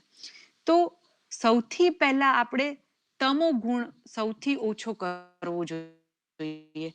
જ્યારે તમોગુણ સૌથી વધારે આપણે ઓછો કરીએ ત્યારે બી આપણી અંદર રજોગુણ હશે, અને આપણે રજોગુણને બી કંટ્રોલ કરીને આપણે સૌથી વધારે આપણા સતોગુણ ઉપર ફોકસ કરવાનું છે. તો આપણા સતોગુણ ઉપર આપણે ફોકસ કરીશું તો આપણે મોક્ષના માર્ગ ઉપર વધારે જલ્દી, વધારે સ્પીડે જલ્દી પહોંચી શકીશું. સો હું કહું છું કે સતોગુણ આપણે વધારવો હોય તો આપણે કોઈ ડૉક્ટર પાસે જઈએ, રાઈટ? મારા ફેમિલીમાં ડૉક્ટર છે, ડૉક્ટર ઉર્વી. તો હું એમ કહું, ડૉક્ટર ઉર્વી, મને સતોગુણ રિયલી વધારવો છે, પ્લીઝ મને ઇન્જેક્શન આપી દો અને ફટાફટ મને જલ્દીમાં જલ્દી મારો સતોગુણ વધારવો છે. તો કેમ ડોક્ટર ઉર્વી મને ઇન્જેક્શન આપી દેશે તો મને સતોગુણ વધી જશે? પણ એવું નથી, રાઈટ? કોઈ ઇન્જેક્શન નથી સતોગુણ વધારવાનું. અને એવું હોત તો દરેક માનવને જેને જ્ઞાન છે મોક્ષનું, તો આપણે એ જ લઈ લઈએ. પણ એટલું છેલ્લું નથી આપણી માટે. આપણે સતોગુણ વધારવા માટે પુરુષાર્થ કરવો પડે. કેવા કર્મ સતોગુણને વધારે? આપણે સતોગુણ વધારવા માટે ભજન, ભક્તિ, સત્સંગ, ધ્યાન, આપણા સ્મરણથી, આપણા સમરણની ભાવનાથી આપણે સતોગુણને વધારવો પડે અને બીજા ગુણોને નિયંત્રણમાં લાવવા પડે. તો આપણે જે આ કંટ્રોલ કરવાનું કહીએ છીએ કે નિયંત્રણ કરવાનું કહીએ છીએ, તો આપણે શું નિયંત્રણમાં લાવવું જોઈએ? તો આપણા કર્મ નેગેટિવલી બંધાય નહીં. તો આપણે જ્યારે વાત કરીએ છીએ કે આપણા દોષને આપણે કંટ્રોલ નિયંત્રણમાં લાવવું જોઈએ, તો આમ તો 4 પ્રકારના દોષ હોય છે, પણ આપણે 3 વેરી બ્રીફલી કવર કરીશું. આ તો એટલા મોટા ટોપિક છે કે આપણે એક પૂરો સત્સંગ એની ઉપર કરી શકીએ. પણ આપણે જે પહેલા પ્રકારનો દોષ છે કે અતિશય બોલવું, રાઈટ? તો આપણે બહુ બધું બોલી દઈએ પણ આપણે એને પાછું લઈ નથી શકતા. તો આપણા બોલવાથી બીજાને દુઃખ બી થઈ શકે છે. તો આપણે વિચારવું જોઈએ કે મનુષ્ય કેમ બોલે છે. અને જો તમારી પર્સનાલિટી, તમારે એવા ગુણ છે કે તમે બોલ કરો છો, તો આપણે વિચારવું જોઈએ કે આપણને ભગવાને એક મોઢું અને 2 કાન આપ્યા છે. તો એક મોઢું ભગવાને આપ્યું છે તો આપણે બોલવાનું 50% હોવું જોઈએ અને સાંભળવાનું 100% હોવું જોઈએ, રાઈટ? કે 2 કાન છે અને એક મોઢું છે તો આપણે સાંભળવું વધારે જોઈએ અને બોલવું ઓછું જોઈએ. તો આપણે મૌન વ્રત ધારણ કરવું જોઈએ જ્યારે બની શકે ત્યારે. કેમ? કારણ કે મૌન વ્રતમાં બહુ જ બધી શક્તિ છે. તમને બધાને તો એક્સપિરિયન્સ હશે, જો તમે તમારા ઘરમાં કોઈની જોડે ફાઇટ કરી હશે, કે તમારા હસબન્ડ હોય કે તમારા ભાઈ બહેન હોય કે માતા પિતા હોય, તો જ્યારે તમારે કંઈ બોલવાનું થાય અને તમે એકદમ ચૂપ થઈ જાઓ અને કશું જ ના બોલો, તો એ કેટલું પાવરફુલ હોય છે. તો એટલે નહીં કે આપણે સામેવાળા વ્યક્તિને સમજાઈ શકીએ, પણ જ્યારે આપણને ગુસ્સો આવે ત્યારે આપણને ના બોલવાનું હોય એ આપણે બોલી કાઢીએ. કે સામેવાળો વ્યક્તિ ગુસ્સો કરતો હોય તો બી આપણે એને જવાબમાં બોલી દઈશું, રાઈટ? તો આપણે મૌન વ્રત ધારણ કરવાનું છે. અને મૌન વ્રતનો બીજો એક બી ફાયદો છે. જો આપણે, અહીંયા બહુ સરસ લીટી લખી છે ગુજરાતીમાં, જો તમારે સમજવું હોય તો મૌનથી કોશિશ કરો, રાઈટ? તમે બોલતા રહેશો સામે બીજા વ્યક્તિના તો તમે એમને સમજશો ક્યારે? કારણ કે સમજવા માટે તો આપણે પહેલા સાંભળવું પડે અને સાંભળીને આપણે પ્રોસેસ કરવું પડે, ત્યારે આપણે સમજાઈ શકીએ. તો આપણે આપણું વધારતું, વગર જોઈતું બોલવાનું ઓછું કરવું જોઈએ. બીજો દોષ છે કે નિંદા. તો આપણે કોઈની નિંદા ના કરવી જોઈએ. કોઈની નિંદા કરવાથી નેગેટિવ કર્મ આપણું બંધાય છે અને આપણે તો મોક્ષના માર્ગ ઉપર પોઝિટિવ કર્મ બાંધવા છે. તો આપણે કોઈની નિંદા નહીં કરવાની.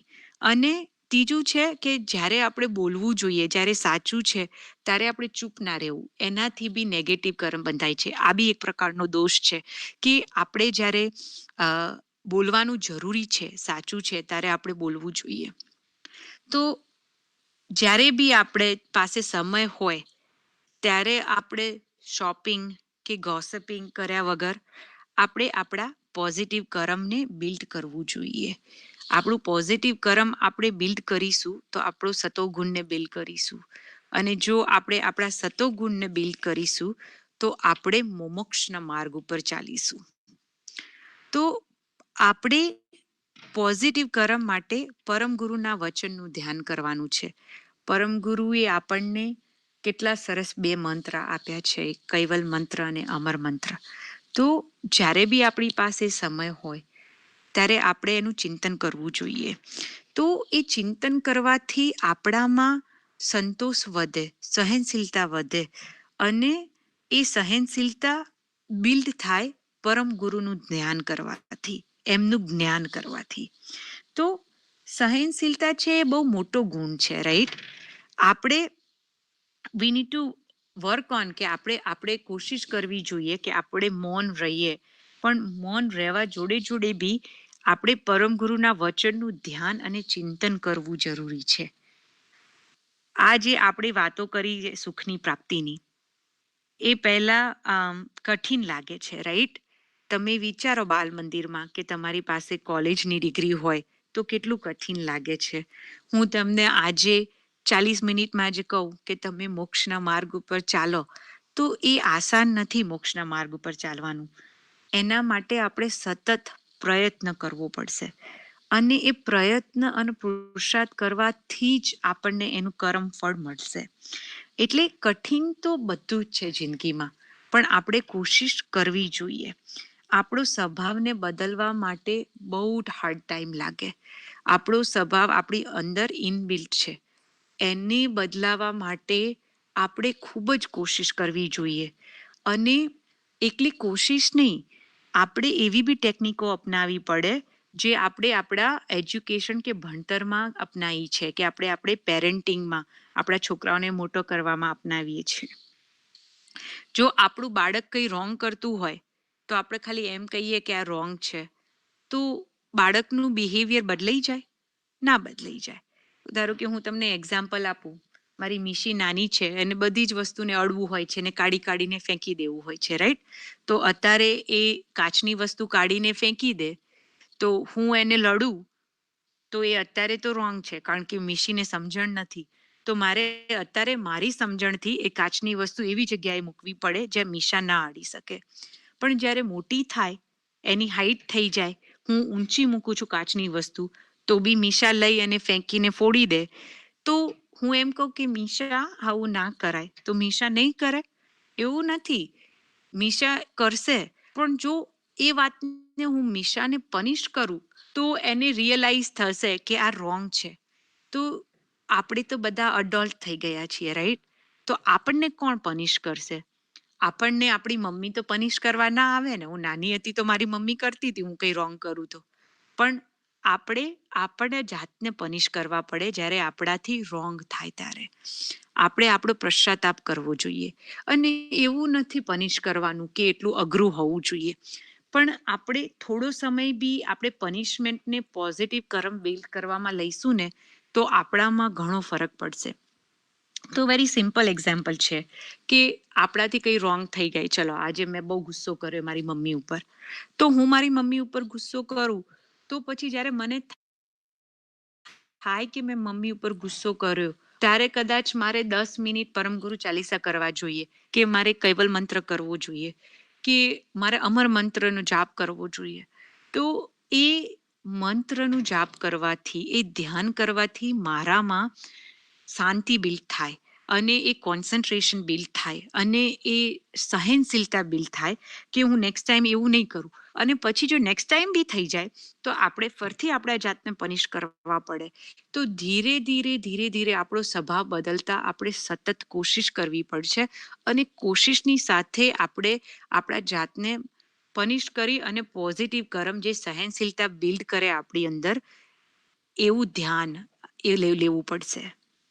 તો આપણે ક્લોઝિંગમાં હું એમ કહીશ કે લાઈફમાં બહુ જ બધા વર્ષ તમે એજ્યુકેશન, ભણતરની ડિગ્રી મેળવવા આપ્યા છે. તમે બહુ જ બધો સમય સ્કૂલમાં હોમવર્ક, એક્ઝામ્સ, કોલેજ અને એટલું બધું પાસ કરીને પછી તમે જ્યાં છો એ જગ્યાએ આજે આપણે પહોંચ્યા છીએ. તો એ બધું તમારી માટે ઇઝી નહોતું. એની માટે બી તમે બહુ જ પુરુષાર્થ કર્યો છે, વર્ષો ઉપર વર્ષો. તો એ જ રીતે આપણે હવે સ્કૂલની શાળામાં નથી, આપણે મોક્ષની શાળામાં છીએ. અને આપણે મોક્ષને આપણે લેવું હોય, મોક્ષને પામવું હોય આપણે, તો આપણે ખૂબ જ પુરુષાર્થ કરવો પડશે. વધારે ને વધારે આપણે કોશિશ કરવી પડશે. આપણે વધારે શીખવું પડશે, અને એ શીખીને સમજીને આપણે એનું ધ્યાન કરવું પડશે. તો આપણને મોક્ષની પ્રાપ્તિ થશે. અને જ્યારે આપણને મોક્ષની પ્રાપ્તિ થશે ત્યારે આપણને અનન્ય સુખ કૈવલધામમાં પરમ ગુરુ અને કર્તા પાસે મળશે. તો આપણે પરમ ગુરુના જોડે પહોંચવું છે. આપણે મોક્ષનો માર્ગ એક્સપ્રેસ વે અપનાવવો છે અને આપણે અનન્ય સુખ પ્રાપ્ત કરવું છે. આપણે મોક્ષનું સુખ પ્રાપ્ત કરવું છે. સતકેવલ સાહેબ, કોઈને બી કંઈ બી એડ કરવું હોય તો પ્લીઝ એડ કરો, કે કોઈને બી પ્રશ્ન હોય તો પૂછી શકે છે.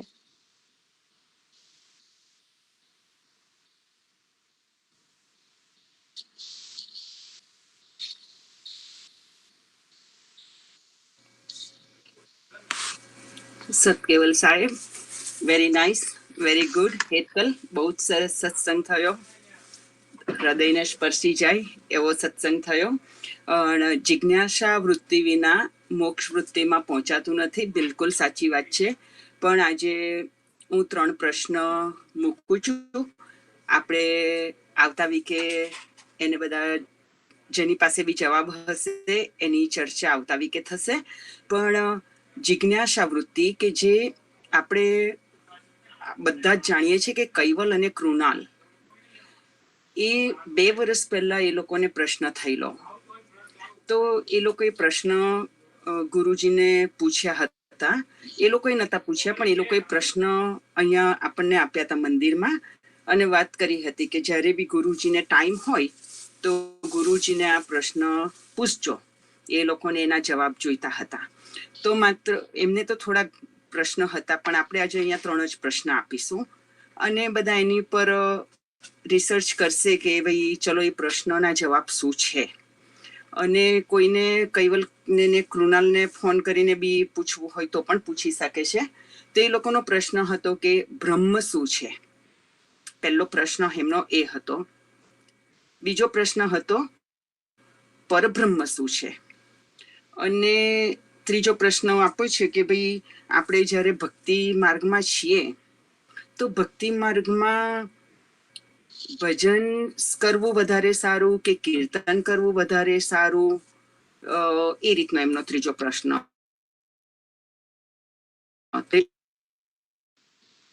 જોડાણ થઈ શકે ભજનથી કે કીર્તનથી, કેવી રીતે. એટલે એમાં ભજનનું મિનિંગ એવું છે કે આપણે ધ્યાન ભજન. આપણને ગુરુજી સમજાવતા હોય છે કે ભજન એટલે બધા એવું સમજે છે કે આપણે જે મંજીરા અને બધું લઈને કરીએ એને બધા ભજન કહેતા હોય, પણ ગુરુજી કે છે કે એકચ્યુઅલી એને ધ્યાન ભજન કહેવામાં આવે છે. અને કીર્તન એટલે આપણે જે ભજન ગાઈએ છીએ હાથમાં મંજીરા અને બધું લઈને, એને કીર્તન કહેવામાં આવે છે.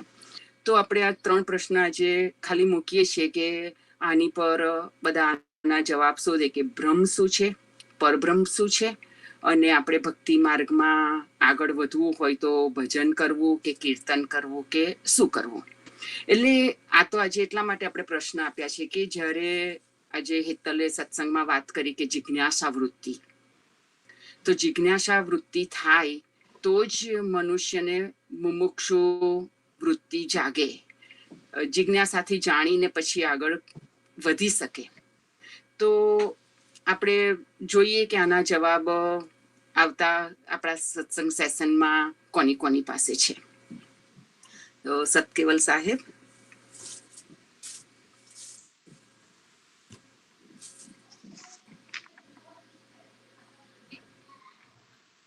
Satkeval Sahib, we will begin our English satsang for groups ages 15 and older in about 5 minutes. Today, Krunal will be doing our satsang with us. So please join us or stay on the call for our English satsang for our high schoolers, college people, and young adults. Satkeval Sahib.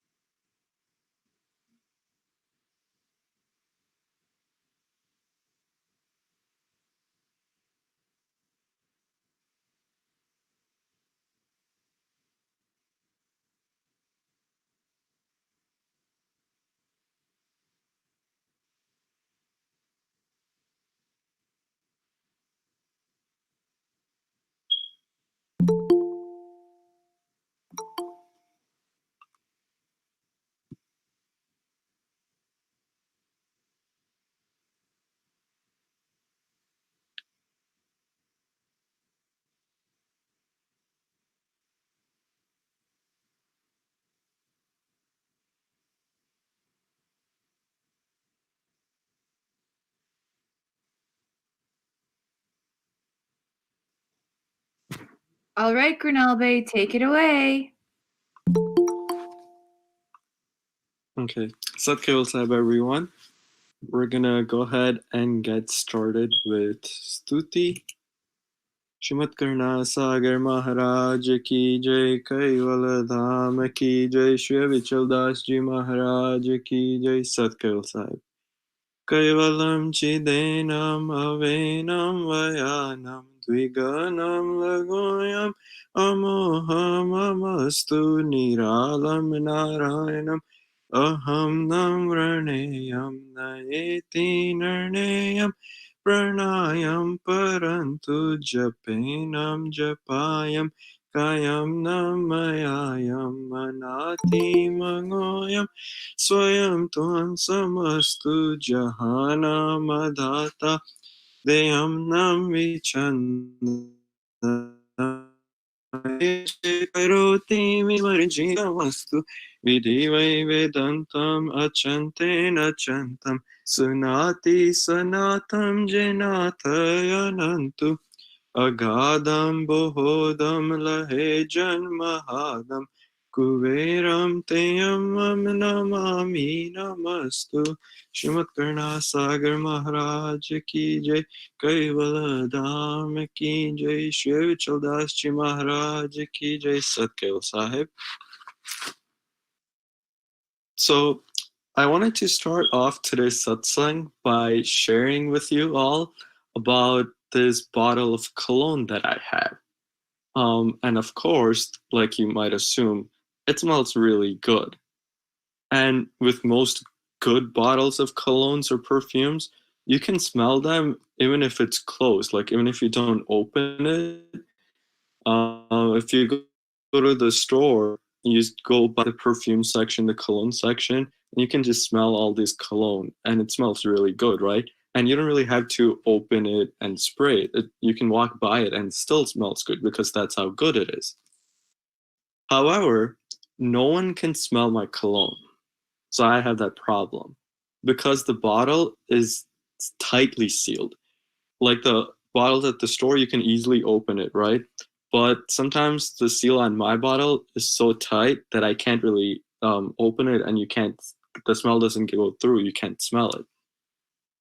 And to be honest, a lot of times what happens is that I forget that I have this cologne bottle with me. So I don't even remember to use it until things start to get really smelly. And sometimes, even if I do spray this cologne, it smells bad. It still smells bad, even if I spray this cologne. And then I wonder why. Then I remember, oh, it's because I've been storing all this trash in my pockets.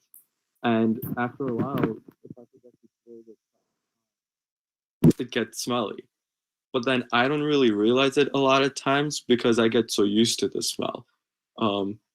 What happens is my nose gets so used to that smell being around me that I don't really smell it until I see other people and they smell the bad smell, and then they're like, hey, I think something smells bad here.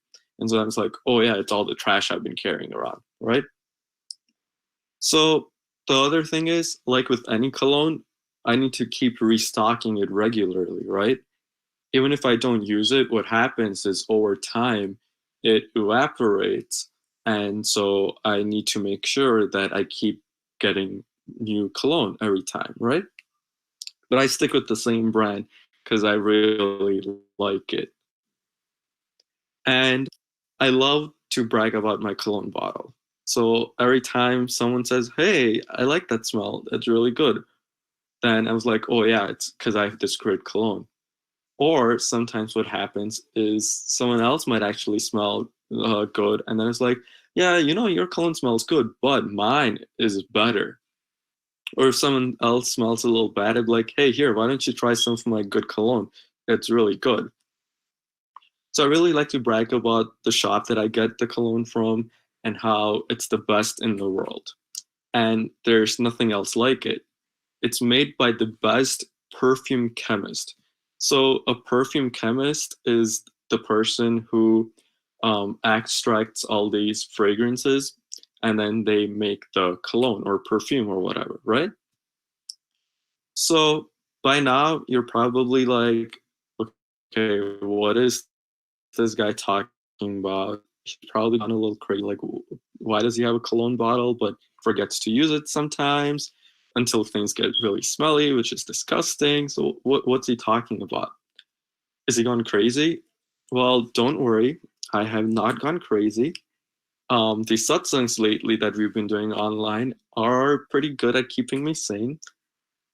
What I am talking about is the perfume or the cologne that I'm talking about is Burngur's Gnan. And the best perfume chemist that I'm talking about, where I get the perfume from or who makes my perfume, is Param Guru.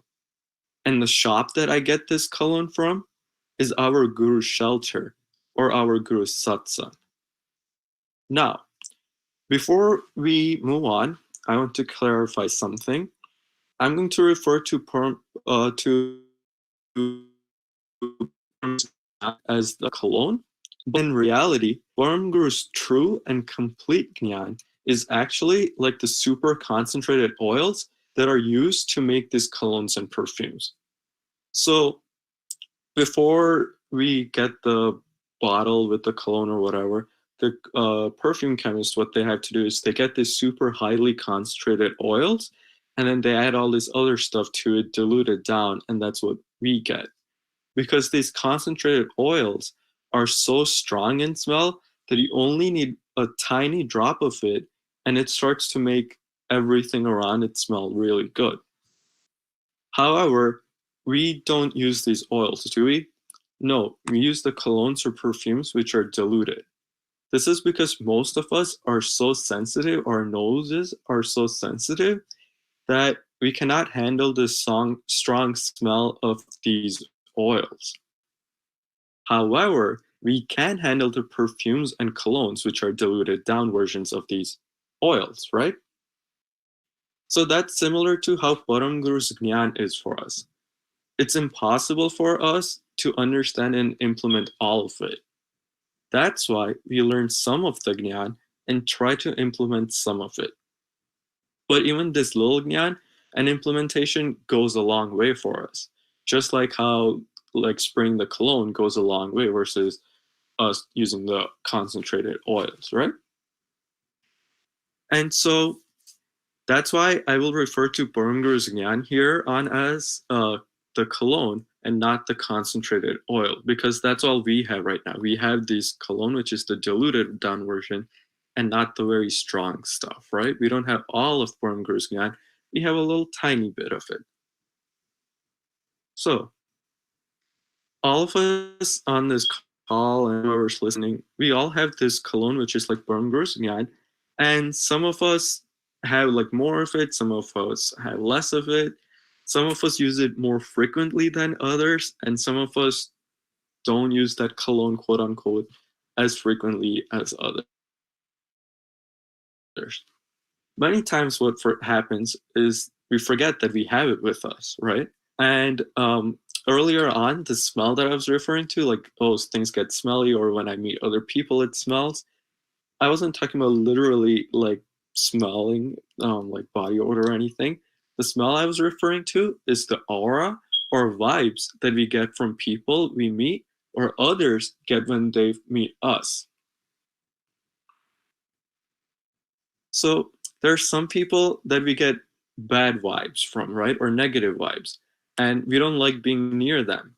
It doesn't matter how good they look or how stylish they are, how strong their actual, like the perfume or cologne that they spray on is, how good it smells. And then there are some other people who might not dress as fancily or like stylish. Their cologne or perfume might not be as good, but we still like to be around them. because of their positive aura, because of the positive vibes that we get from them. So think about sadhus and santos like our Guruji. So Guruji doesn't wear like branded stylish clothes like we do, right? He wears the same white clothes every day. Does he wear expensive cologne? No, if you ever been near him, you know he doesn't wear cologne or like anything like that. Yet he doesn't he doesn't smell bad. Um, and we like being near him, right? It's because of all the santos and sadhus to have so much gyan, and like someone like Guruji, through all this gyan that he has of Param Guru, they built up such a positive aura, or they have so much positive vibes coming out of them that it attracts us to that, and we want to be in their presence. So, like I was saying earlier, many times we forget this Param Guru's Gyan, which is like the great cologne that we have. We forget that we have it with us. For example, a situation comes up, and then without hesitation, we'll like just make up a lie. It's like, oh, were you running late? And you're like, oh no, I was just stuck in traffic. But in reality, you were probably just actually running late, like, you know, you got up late or whatever. And instead of actually just telling the person, oh yeah, I woke up late, so that's why I'm late, you're like, oh no, I was stuck in traffic. So in a situation like that, that's when we forgot Guru's Gyan or that cologne. Or something irritates us, right? And we immediately burst out in anger. That's when we forget this. And these are situations where things get smelly, like I was saying earlier. And we're not able to beat this using the fragrance of Param Guru's Gyan. The other issue, like I said I had, was the trash that we carry, right? So this trash are things like mo, which are our desires, maya, which are our attachments, our ahankar or ego, and so many other negative traits or qualities that we have, right? And even with Param Guru's Gyan, if we carry these, then that Gyan's fragrance will not come through.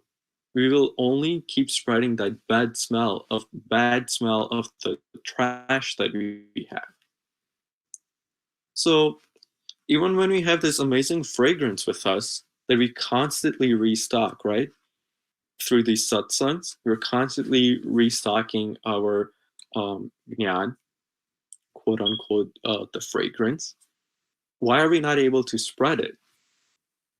The biggest obstacle we have is forgetting that we have this supply of fragrance and that we can and should use it all the time. Now, how are we going to tackle this? Well, it's pretty simple if we think about it. We just have to constantly remember that we have this fragrance with us that we're carrying and actually use it. Then eventually we get to a point where we don't have to remind ourselves. It just becomes an instinct to constantly use it. For example, there's so many tasks that we do where we don't really have to think about it anymore, right? Like typing.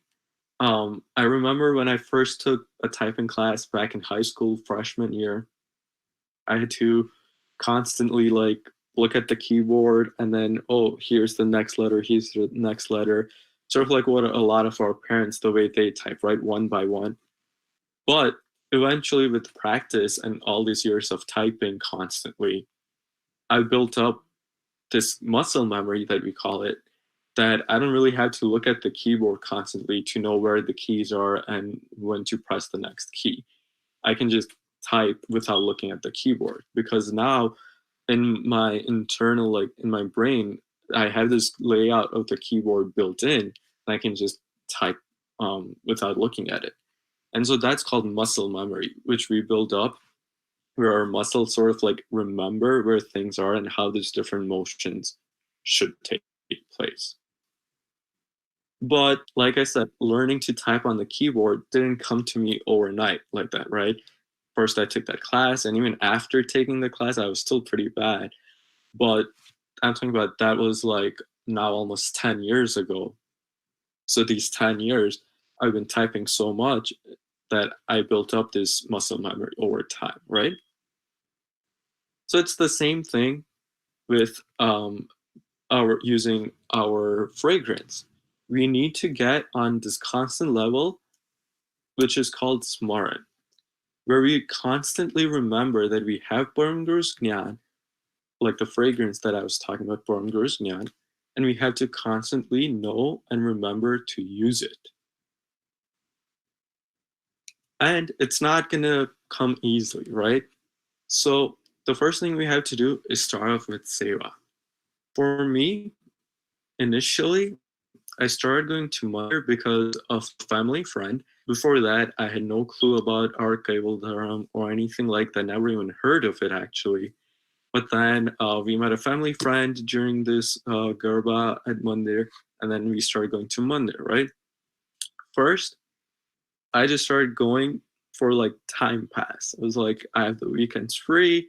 I have nothing better to do, so might as well go to Mandir, do a dance or something, spend my time doing something positive. Then, as years went by, we started doing satsangs, getting involved in more of the satsangs that we have at Mandir on Sundays, started doing more seva. And as I was doing this, I was increasing that bottle of fragrance with me. I started carrying more of Param Guru's Gyan with me, which is that bottle of fragrance again.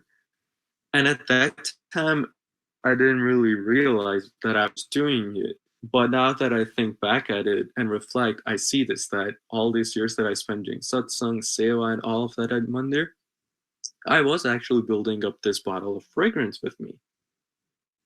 And eventually, I get to a point now where not a day, or sometimes during like the summertime or just any program time, Shibir time, what happens is maybe like not even hours go by without thinking about something related to Param Guru. I'll have like, I could be driving to work and I could be thinking about the program or Shibir or something, or the satsangs that I have to prepare. And I think about that while I'm at work. I could be doing my work, but in my head, I think about like, oh, this Sunday I have to do satsang. So what am I going to do? Oh yeah, I can talk about this. I can do that. Blah blah blah. Right.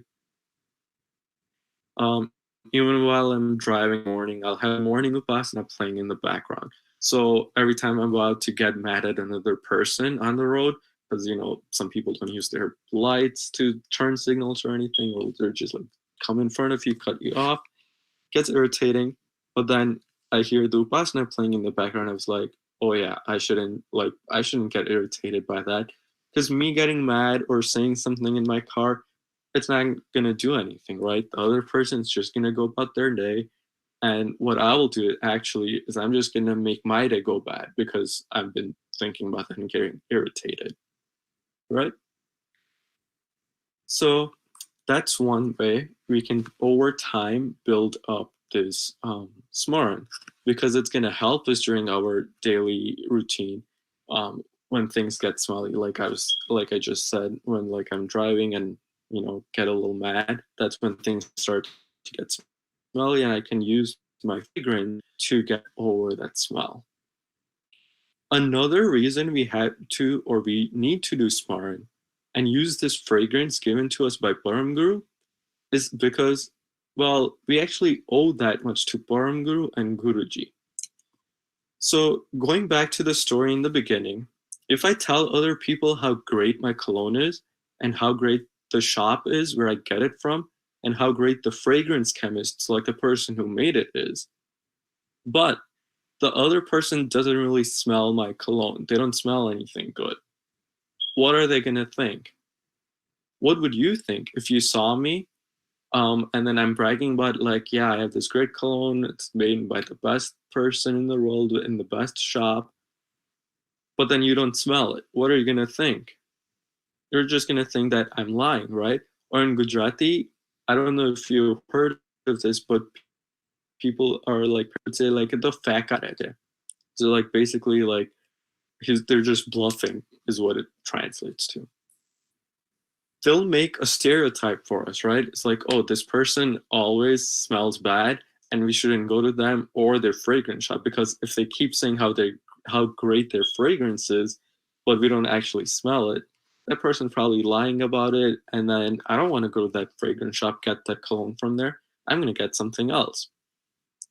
So what we end up doing is we put out a bad impression of the fragrance chemist. People are going to think that, oh, the person who made it is probably not that good at making it, and that's why it doesn't smell that good. And other people would say, I don't want to get the cologne that I get from the shop that I get it from, right? So you wouldn't want to get the cologne from where I get it from because you don't smell how good it is. For us, what this means is we need to use Param Guru's Gyan like fragrance and make sure people we come in contact with actually smell it. So we say stereotyping and labels are bad, right? However, on some level, it's just a human instinct to put labels on things and people. So we cannot control the act of people putting labels, but we can control the labels that they put on us. For example, if we constantly lie, right, people will say, he's a Kaival Satsangi, but always lies. Because I'm sure a lot of our friends and family members, they know that we go to Mandir, we do satsang and stuff like that. So they'll think, oh, I thought Kaival Satsangi che, but therefore jhuth bole. So then over time, what that might turn into is, Bada Kaival Satsangi jhuth bole. So in return, what happens then is we put out this reflection of Param Guru and our Guruji. And people would think that this is probably what they get taught by their gurus, right? But we all know Param Guru and Guruji, they never lie, first of all. And do they teach us to lie? No, they never teach us to lie, right? But that other person doesn't know that. They just know that we're associated with this Kaival Dharam, and this is what we must learn. They probably teach them to lie. So think about it this way. Our parents can give us good sanskar, right? Like good morals, good ethics and values and stuff. But when we go out in our like daily lives, if we don't carry those values with us or portray those values through our actions, then what are people going to say? They're going to say, what did his parents teach him? It automatically turns into a reflection of our parents. Whether it's true or not, like our parents didn't teach us that, but through our actions, that's what came out to the other person, right? So isn't it our responsibility to accurately portray a true reflection of Guruji and Param Guru? It is. It is our responsibility. Even Param Guru portrayed a true reflection of Karta. While traveling through the different loks, devdhams, dweeps, Param Guru always had the smaran of Kaival Karta. So before coming to our earth, he went to all these different places, right? And while traveling this, he saw all sorts of different Devi Devtas, he experienced all sorts of different dhams, different things, right? But he never lost one thing, and that is the constant smaran of Kaival Karta. So Param Guru has this gene, which is called kamal, or a lotus flower. These jinhos are described to us by Narayan Das Ji Maharaj in our first parikrama. And if you know anything about lotuses, you would know that they grow in muddy water. However, the flower is constantly connected to its roots and never lets go of its true characteristics, like its color and its smell. So therefore, the symbol of a lotus on Param Guru's feet is a symbol of how Param Guru traveled throughout this universe, filled with quote-unquote mud, but he never let go of his true characteristics of being a Param Vishas Ansh, the closest reflection of Karta. Then, if we look at Sri Narayan Das Ji Maharaj, he is also a true reflection of Param Guru. He was constantly doing smaran of Param Guru, and it is reflected through the various stutis, pads, and sections of the Upasana that he wrote. Even right now, if we look at our Guruji, He reflects the true characteristics of Param Guru and his Guru, Sri Sheetal Das Ji Maharaj. On this Friday, June 5th, it's Jeth Sud Purnima. So if you've been keeping track of our Sampradaya the past few years, it's going to be the 51 years since Guruji got Diksha.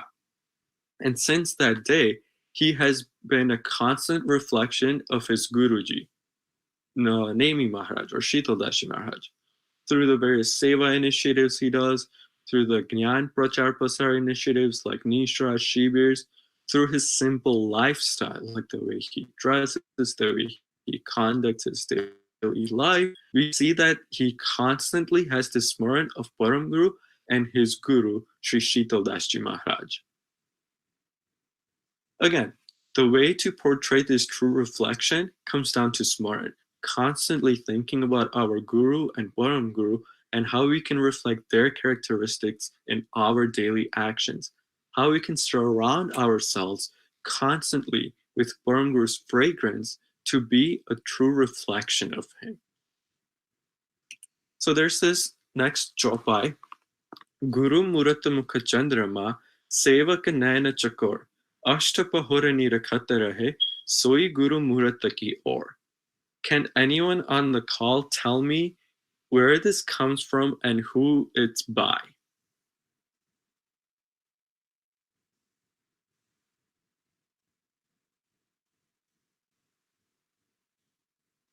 It's from our Sandhya Okay. You're close. So it's from the Sandhya Sakhi, and it's written by Param Guru Srimad Karuna Sagar Maharaj. So in this, Param Guru is saying, well, I'll just go word by word first real quickly. Guru is referring to Param Guru. Murat is the idol or murti. Mukh is face. Chandrama is referring to the moon. Sevak is devotees, so like us. Nain is sight, or like fixating your eyes upon something. Chakor is a type of a bird that is known to be in love with the moon and has a constant gaze at the moon. Ashtapahor are these 8 time periods throughout the day. Nirkat is gaze, and Rahe means state. Soi means it. Guru is again referring to Param Guru. Murat is face, and Ki or means towards. So overall, what this means is just like how a chakor bird is in love with the moon and gazes at it day and night, our love should be such for Param Guru. We can only become closer to him if we love him like how a chakor bird loves the moon, and fixate our eyes 24 hours every day at his moon-like face. The chakor bird is known to be able to go over hot surfaces and be fine because of the coolness it gets from its fixation on the moon. The moon, you might have heard in other satsang, is known to be cool. It has cooling properties. So it absorbs some of it. The chakor bird absorbs some of the characteristics of the moon and is a bit more like the moon. That is what we need. When Param Guru talks about fixating our eyes on him for 24 hours a day, does he mean it literally, like us staring at his picture or murti for 24 hours a day? No. He knows we're just humans. It's not physically possible for us to do that, and neither is it possible to do that given like the societal structure we live in, right? So we need to eat, sleep, our bodily functions. We need to go to school, we need to go to work, and so on and so forth. So what Param Guru is saying is what I said earlier. We need to constantly carry and use the fragrance he has given us.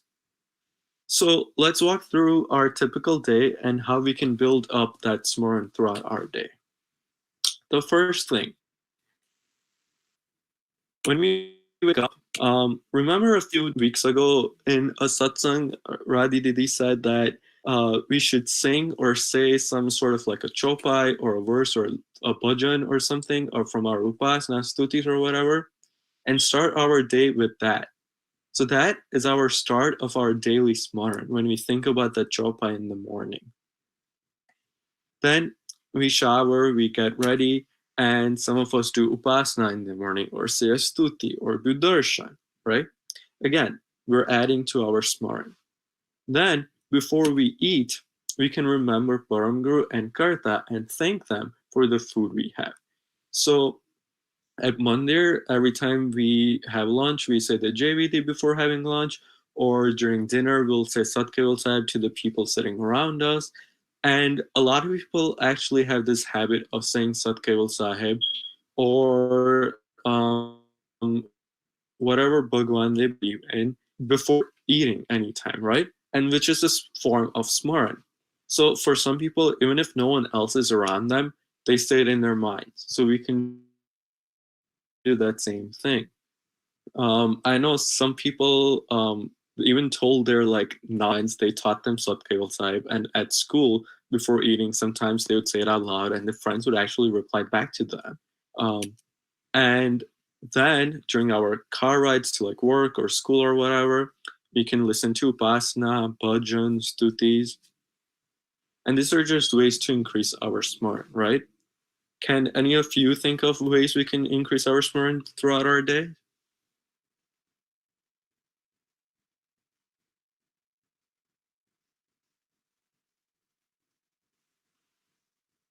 What are some other activities that we might do during the day where we can focus that energy towards increasing our smaran?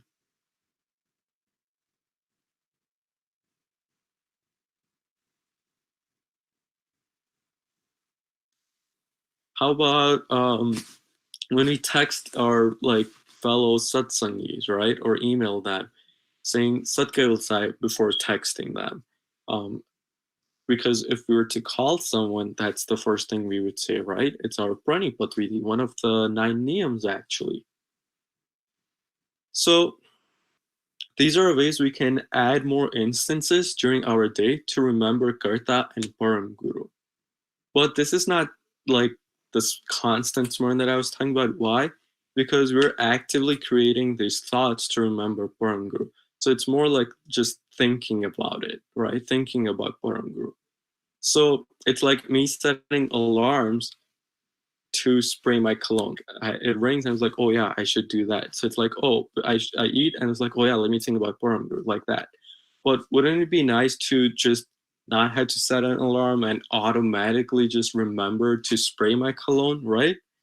So like I said earlier, with any habits, for us, it doesn't come naturally, right? We have to build up to those eventually. And these are steps that we can take throughout our day to eventually build up to that constant smaran. Again, starting with seva.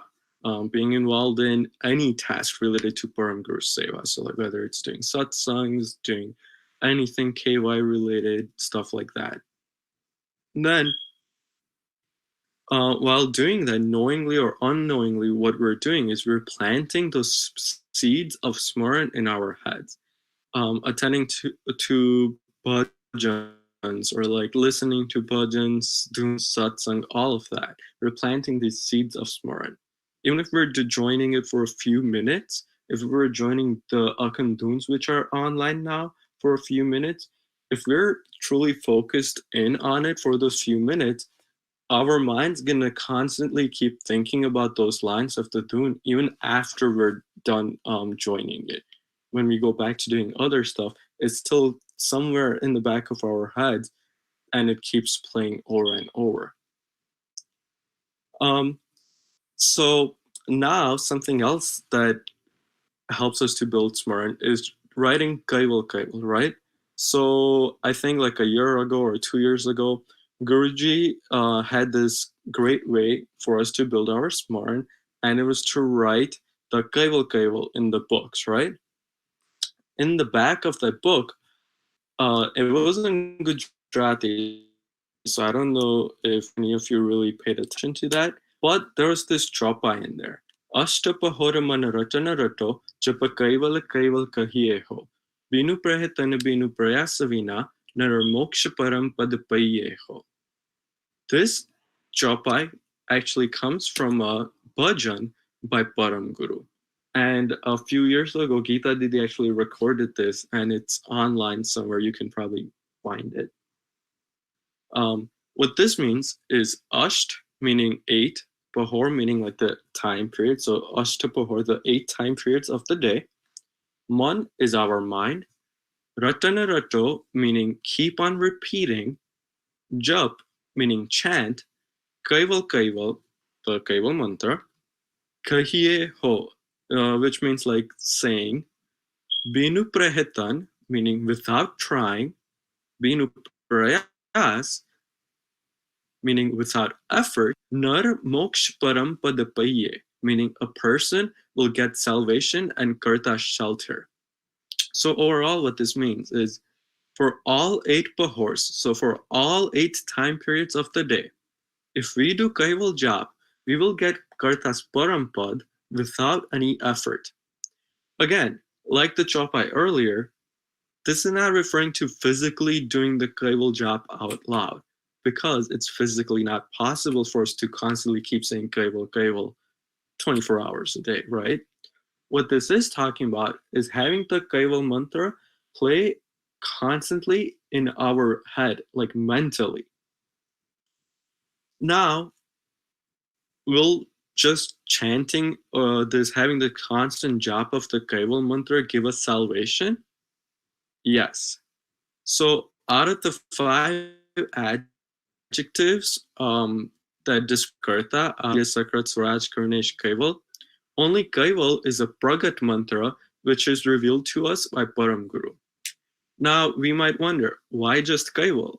Why can't we chant Adya, Adya, Adya, or any of the other adjectives, right? So Guruji actually explained this one of his satsangs here in Chicago. So when we chant something over and over, or think about something over and over, our mind can change and start acting like that, or behaving like that. So here's an example which is inherent and completely related to basic biology, right? So think of a baby. At first, yes, that is a square. I know it's not a baby, but we're going to pretend that square is a baby, okay? So the baby doesn't know their name or their gender or anything like that. So there's this like very faint, clear square.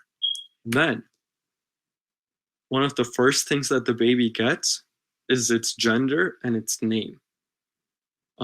The parents had to decide a name, and then the doctor tells them gender and stuff like that, right? Then as they grow up, we fill their minds with all these different identities that they soon begin to connect with. So things like, you're a girl, this is your name, this is your mom, this is your dad. So all these different relationships, we start giving those to the child. Then as time goes on, we add more labels and stereotypes, stuff that Kushbhai talked about earlier in his satsang with the other group, like putting labels on people like, oh, you're Asian, so you must be smart at math, stuff like that. And then what happens is that baby completely loses the characteristics that it started with. So again, like I said, the squares are not babies, but if you look at them, we added all these different layers of stuff, right? And what happened to that faint white square? It became this dark purple square.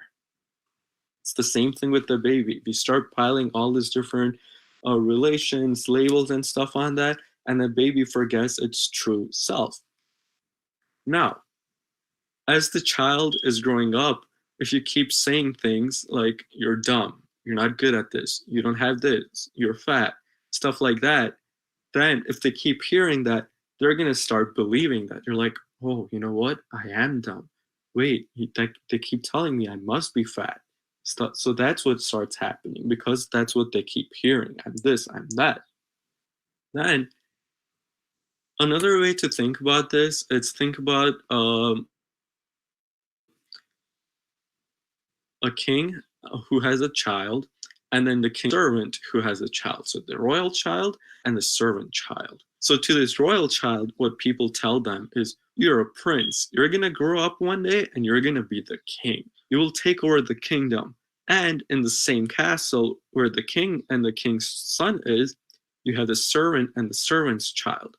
And what is the servant's child told? He's told it's your duty to serve the king. It's your duty to serve the royal child.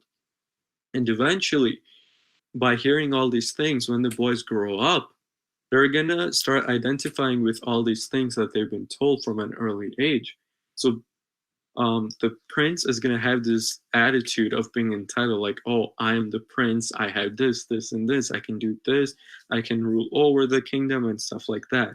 Whereas the servant child, they're gonna become to be more humble, they'll be a little more shy, they'll watch what they do and say and stuff like that, right?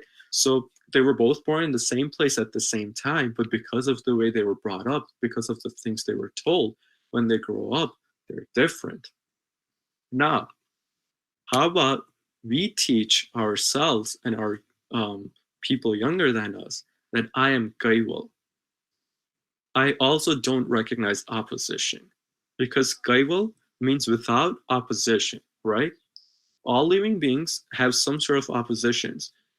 We have so many oppositions, like being happy, sad, calm, or angry, hungry, or being full, being thirsty, being quenched, being energetic, being tired, being awake, being sleepy, all of it, right? So on and so forth. Gartha doesn't have any of these, and thus he is Gaiwal. So we're inherently unconscious of Gartha, right? That is the most fundamental and real existence of us. We are an Ansh, which embodies the same characteristics as the Anshi, but in a very small proportion. So in some way, we are also a little part Gaiwal, meaning an Ansh also doesn't have any type of opposition. But over time, we have built up these oppositions. And by chanting Gaiwal and over and knowing what it means, we're able to go back and start remembering our true form, which we started off as, the pure, without oppositions, that form of our Ansh. And this Gaiwal jap helps us become a little bit more quote unquote Gaiwal-like. Obviously, we're not going to be complete Gaiwal or with oppositions. It's just not possible for us, right? Because only Gartha is completely Gaiwal. But this jap helps us have that smaran of Gartha and our true form. And therefore, only Gaiwal is the mantra. Whereas with the other adjectives, like Adya means first, or like no beginning, middle, or end, right? But if we keep chanting that, we can't become more Adya, we can't become more first or beginning. That doesn't make sense. So that's why only Gaiwal is that Pragat mantra that we need to constantly have in our heads. Like that Chopai said, have the Gaiwal jap in our minds all 8 pahors, all Ashta pahors, or 24 hours a day. So is this possible, having this Gaiwal mantra playing in our heads constantly 24 hours a day? Yes, it is. And when we do get on that level of smaran, we continuously spread the fragrance of Param Guru's Jnana, day or night, while sleeping or being awake. Even while we're doing sansaric or like our worldly duties, we can be spreading this fragrance of Param Guru's Jnana. So many of you might have heard this story before of Arjun and Krishna. Arjun was married to Subhadra, Sri Krishna's sister, and Arjun and Sri Krishna were also very close friends. So Arjun would often visit Sri Krishna in Dwarka. And every day after Arjun returned from the forest, and when he was in Dwarka, he would go to the forest to get wood and stuff, right? So every day when he came back from the forest, he would shower and take rest. While he was resting, Sri Krishna would be with him. Rukmani, who was Sri Krishna's wife, and the other queens, they would wonder, why does Sri Krishna spend this much time with Arjun instead of us. So one day, Rukmani decided to go and check. When she entered Arjun's room, she saw Arjun lying on the bed with wet hair, and Sri Krishna was drying each hair by hand. She asked Sri Krishna, "What are you doing?" Then Krishna called her near him and told her to do the same thing. As Rukmani started drying Arjun's hair one by one, she heard Krishna, Krishna, Krishna from each strand of the hair. Then Sri Krishna explained to Rukmani that Arjun constantly has the smaran of Krishna day and night while being awake or asleep.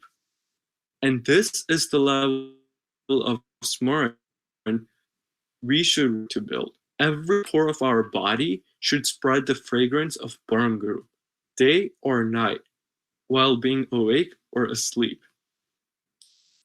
So, these past couple of months, we've all been compiling our supply of Param Guru's Jnana like fragrance, right? So as things go back to the new normal and we start heading back to our normal work and social life, let's remember to spread this fragrance and let's continue to restock that supply of fragrance. Thank you. Does anyone have any questions or anything to add?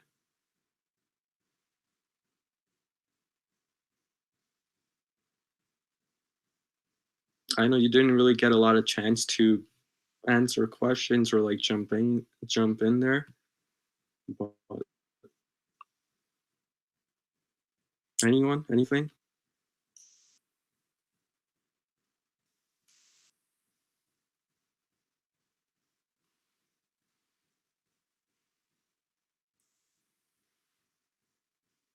So one way, like I said, to build our smaran over time was before eating, thinking about Param Guru and Karta, right? And thanking them for the food we have. So does anyone on this call already do that?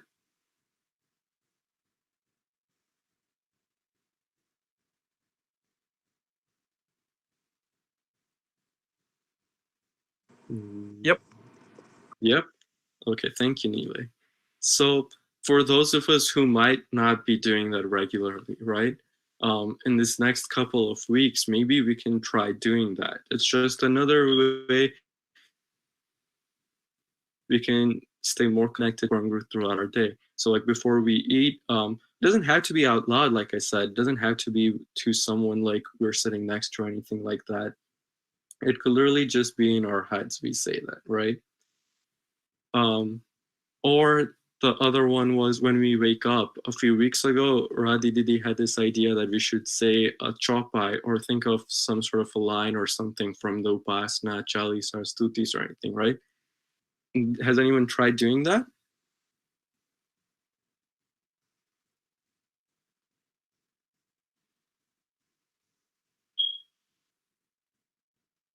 No? I can tell you, I started doing that when she said that earlier in one of the Mandir Satsang, like, it was a long time ago, I forget when. But since then, I've been, like, there's this job that she explained at that time. And so I tried to think about that, like, the first thing when I wake up, right? I don't even do it out loud, like, literally just think about that in my head. And over time, at first I had to think about it, like, oh, I woke up, like, oh, let me remember that. But now what happens is it just, like, I automatically think about it. I don't have to think back about the words or anything. It's just like I wake up and then it just plays in my head. It's like an alarm clock, basically. So it is possible, like over time, if we work on it, that it becomes a natural thing for us. This constant smart that we talked about today. If nobody else has anything to add, then this is the end of our satsang for today. Thank you for joining, everyone. And Shastriji હવે મંદિરમાંથી 5 વાગે આપણને live સત્સંગ કરાવશે. સત્કર્યો સાહેબ. Sir क्यों sir?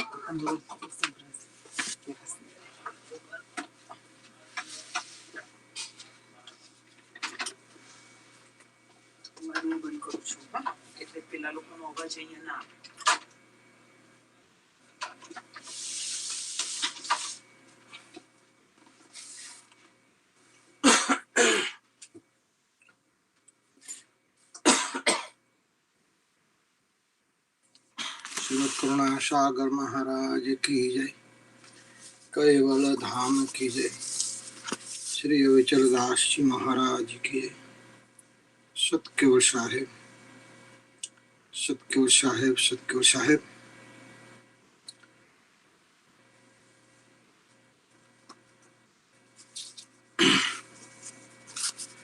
विश्वेश्वराग्नो प्रणतो ग्रहीत्वा य आगत को जनतारणाय नृभ्यो निरूपेण ददाति बोधम् नमामि देवं करुणार्णवं नमामि देवं करुणार्णवं गुरुर्ब्रह्मा गुरुर्विष्णु गुरुर्देवो महेश्वरा गुरुर्साक्षात् परब्रह्म तस्मै श्री गुरुवे नमः। ध्यानमूलं गुरुमूर्ति पूजामूलं गुरुपदम् मन्त्रमूलं गुरुवाक्यं मोक्षमूलं गुरुकृपा।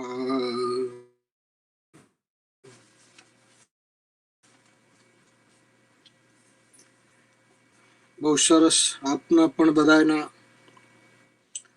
સત્સંગો સાંભળવા મળે છે. આજે સત્સંગમાં હેતલબેનનો સત્સંગ બહુ સારો સરસ સમજાવ્યું છે. મારે બે વાતો એવી કરવી છે કે જે આપણે જીવનમાં ઉતારી તો સુખી થઈ. મંદિરના દર્શન, દર્શનમ પાપનાશનમ આવું લખ્યું છે. દર્શન કરવાથી પાપોનો નાશ થાય. મંદિરની રચના આપણા વેદકાલીન ઋષિઓએ મંદિર એટલા માટે બનાવ્યા કે માણસોમાં શ્રદ્ધા અને વિશ્વાસ, ધ્યાન, ભક્તિ, સાધના. ભાગવતમાં એનો પ્રસંગ છે. પરીક્ષિતને સુખદેવજી મહારાજ અરસપરસ બેઠા હોય ત્યારે સુખદેવજી મહારાજ પરીક્ષિતને જીવન જીવવાની જે હકીકત કહી કે ભાઈ જીવન શા માટે મળ્યું, મનુષ્ય જન્મ શા માટે મળ્યો. દુર્લભો માનુષો દેહ, મનુષ્ય અવતાર અતિ દુર્લભ છે અને અનેક જન્મોના જ્યારે પુણ્ય ભેગા થાય અનેક યોનિઓમાં જન્મ લેતા લેતા સારા કર્મોના ફળ સ્વરૂપે મનુષ્ય અવતાર મળે છે.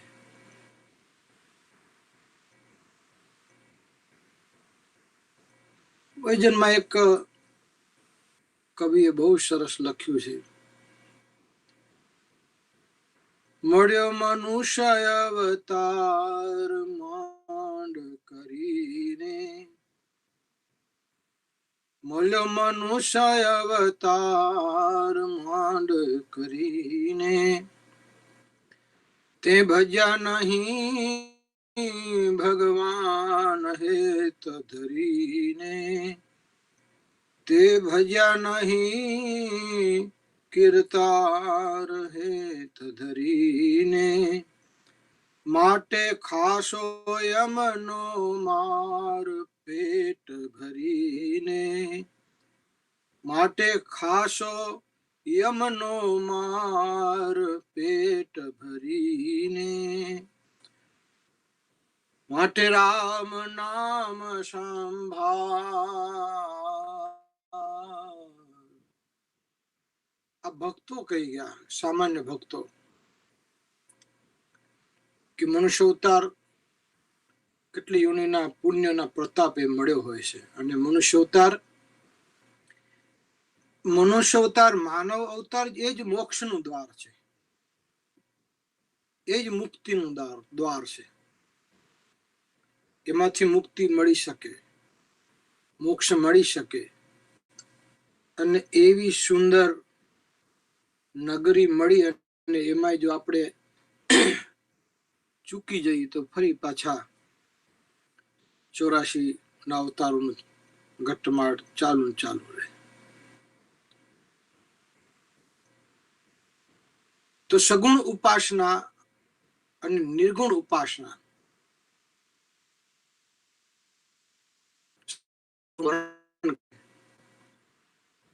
ત્યારે પરીક્ષિત મહારાજ કહે છે કે આપ ધ્યાન ધરવાનું કહો છો તો મારે કોનું ધ્યાન કરવું? અને ત્યારે એ સગુણ ઉપાસના આવી. આપણા હિન્દુ સનાતન ધર્મમાં સગુણ ઉપાસના એટલા માટે છે કે અમુક યોગી,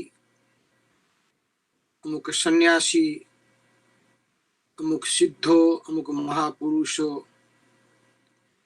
એ નિરાકાર બ્રહ્મને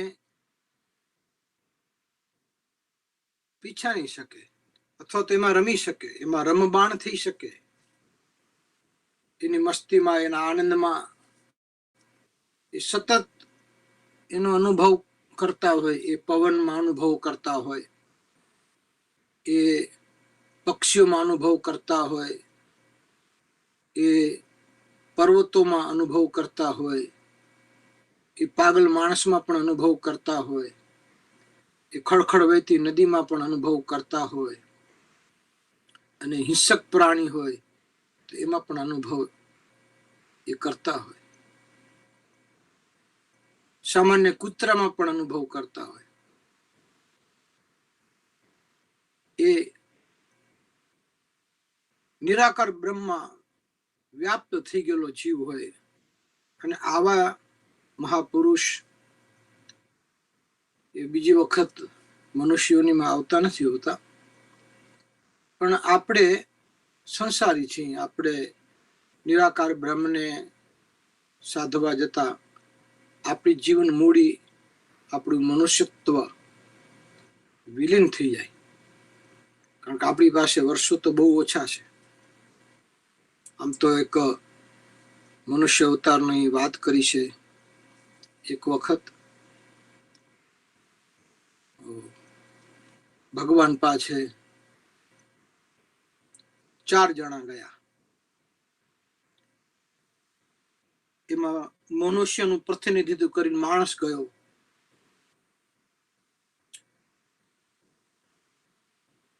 પશુનું પ્રતિનિધિત્વ કરીને એક ગધેડો ગયો, એક ઘુવડ, એક કૂતરું. ઈશ્વરે બધાને આયુષ્ય, એમની પાસે જે હતું, વિધાતા પાસે જે આયુષ્ય હતું, એ આયુષ્ય એમને આપ્યું. મનુષ્યને 40 વર્ષ આપ્યા, 40 વર્ષ ગધેડાને આપ્યા, 40 વર્ષ કૂતરાને આપ્યા, 40 વર્ષ ઘોડને આપ્યા, અને કહ્યું જાઓ તમે પૃથ્વી પર અને હવે તમે સારી રીતે જીવન જીવો, પણ આ 40 વર્ષ તમને હું આયુષ્યના આપું છું, એમાં મને ન ભૂલજો,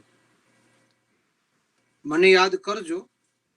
હવે યાદ કયા સમયે કરવો, કેટલા વર્ષ કરવો, એ તમારા ઉપર આધીન છે. પણ વર્ષો મળ્યા સંતોષ, ગધેડો કે સંતોષ, કૂતરો કે સંતોષ, ઘુવડ કે સંતોષ. માણસ એ વખતે તો થોડું ડોકું હલાયું સંતોષ એમ, પણ પછી એમ કહેવાય છે કે સ્વર્ગમાંથી પૃથ્વીલોકમાં આવ્યા. માણસ પોતાની રીતે જીવવા લાગ્યો, ગધેડો એની રીતે જીવવા લાગ્યો, તો કૂતરો એની રીતે જીવવા લાગ્યો, ઘોડ એની રીતે જીવવા લાગ્યા. મનુષ્ય માણાને એમ થયું કે ઓહો, આ ભગવાને ગધેડાને 40 વર્ષ આપ્યા, કૂતરાને 40 વર્ષ આપ્યા, આ ઘોડને 40 વર્ષ આપ્યા, અને મને, હું માણસ કે મને 40 વર્ષ આપ્યા, તો અન્યાય કહેવાય. આ 40 વર્ષમાં ભગવાનને કે પાછા ભજન કરજો ને મારા નામ જપ કરજો, ભક્તિ કરજો, મંદિરમાં જાજો, ને આ બધું 40 વર્ષમાં કેમ થાય? એ કે જન્મીએ 5 વર્ષના થાય ત્યાર તો માંડ માંડ પાપા પગલી ચાલી. વિચાર કરો, મનુષ્ય જેવું અશક્ત પ્રાણી આ જગતમાં એકે નથી. માનવ એમ સમજતો કે હું શક્તિશાળી છું અને હું બધું કરી શકું, હું સંપત્તિ વાળો છું, હું બળવાન છું, હું જ્ઞાની છું, બધી જાતનું હું કરે.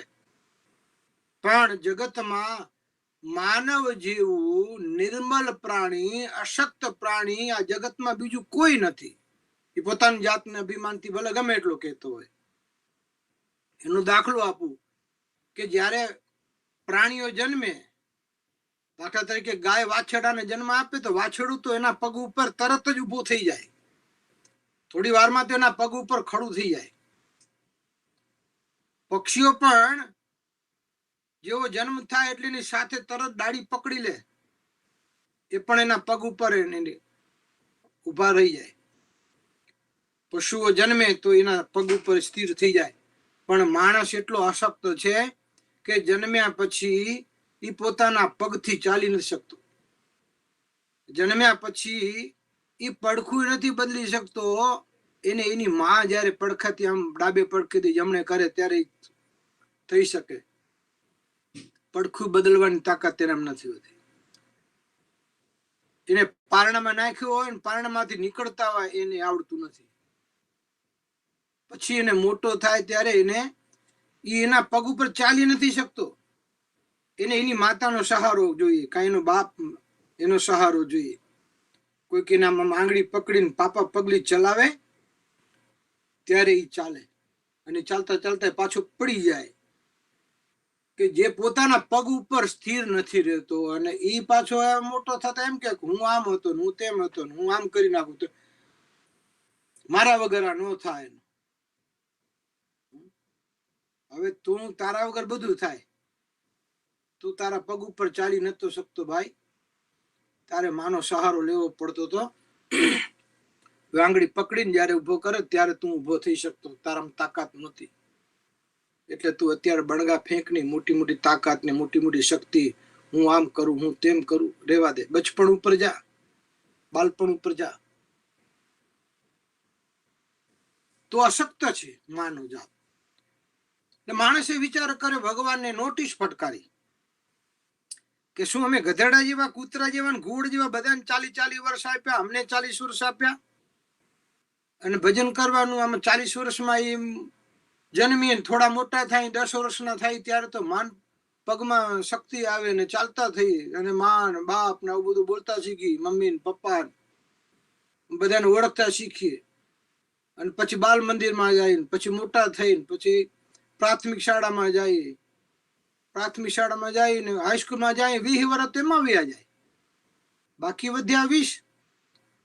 થોડાક મોટા થાય માંડ માંડ કરીને ક્યાંક સગાઈ થાય ને ક્યાંક છોકરી મળે ને પરણીને બસ થોડી ઘણી ધંધો રોજગાર કરીએ કે આવું બધું કરીએ અને એકાદું સંતાન થાય ત્યાં તો 40 વર્ષ પૂરા થઈ જાય.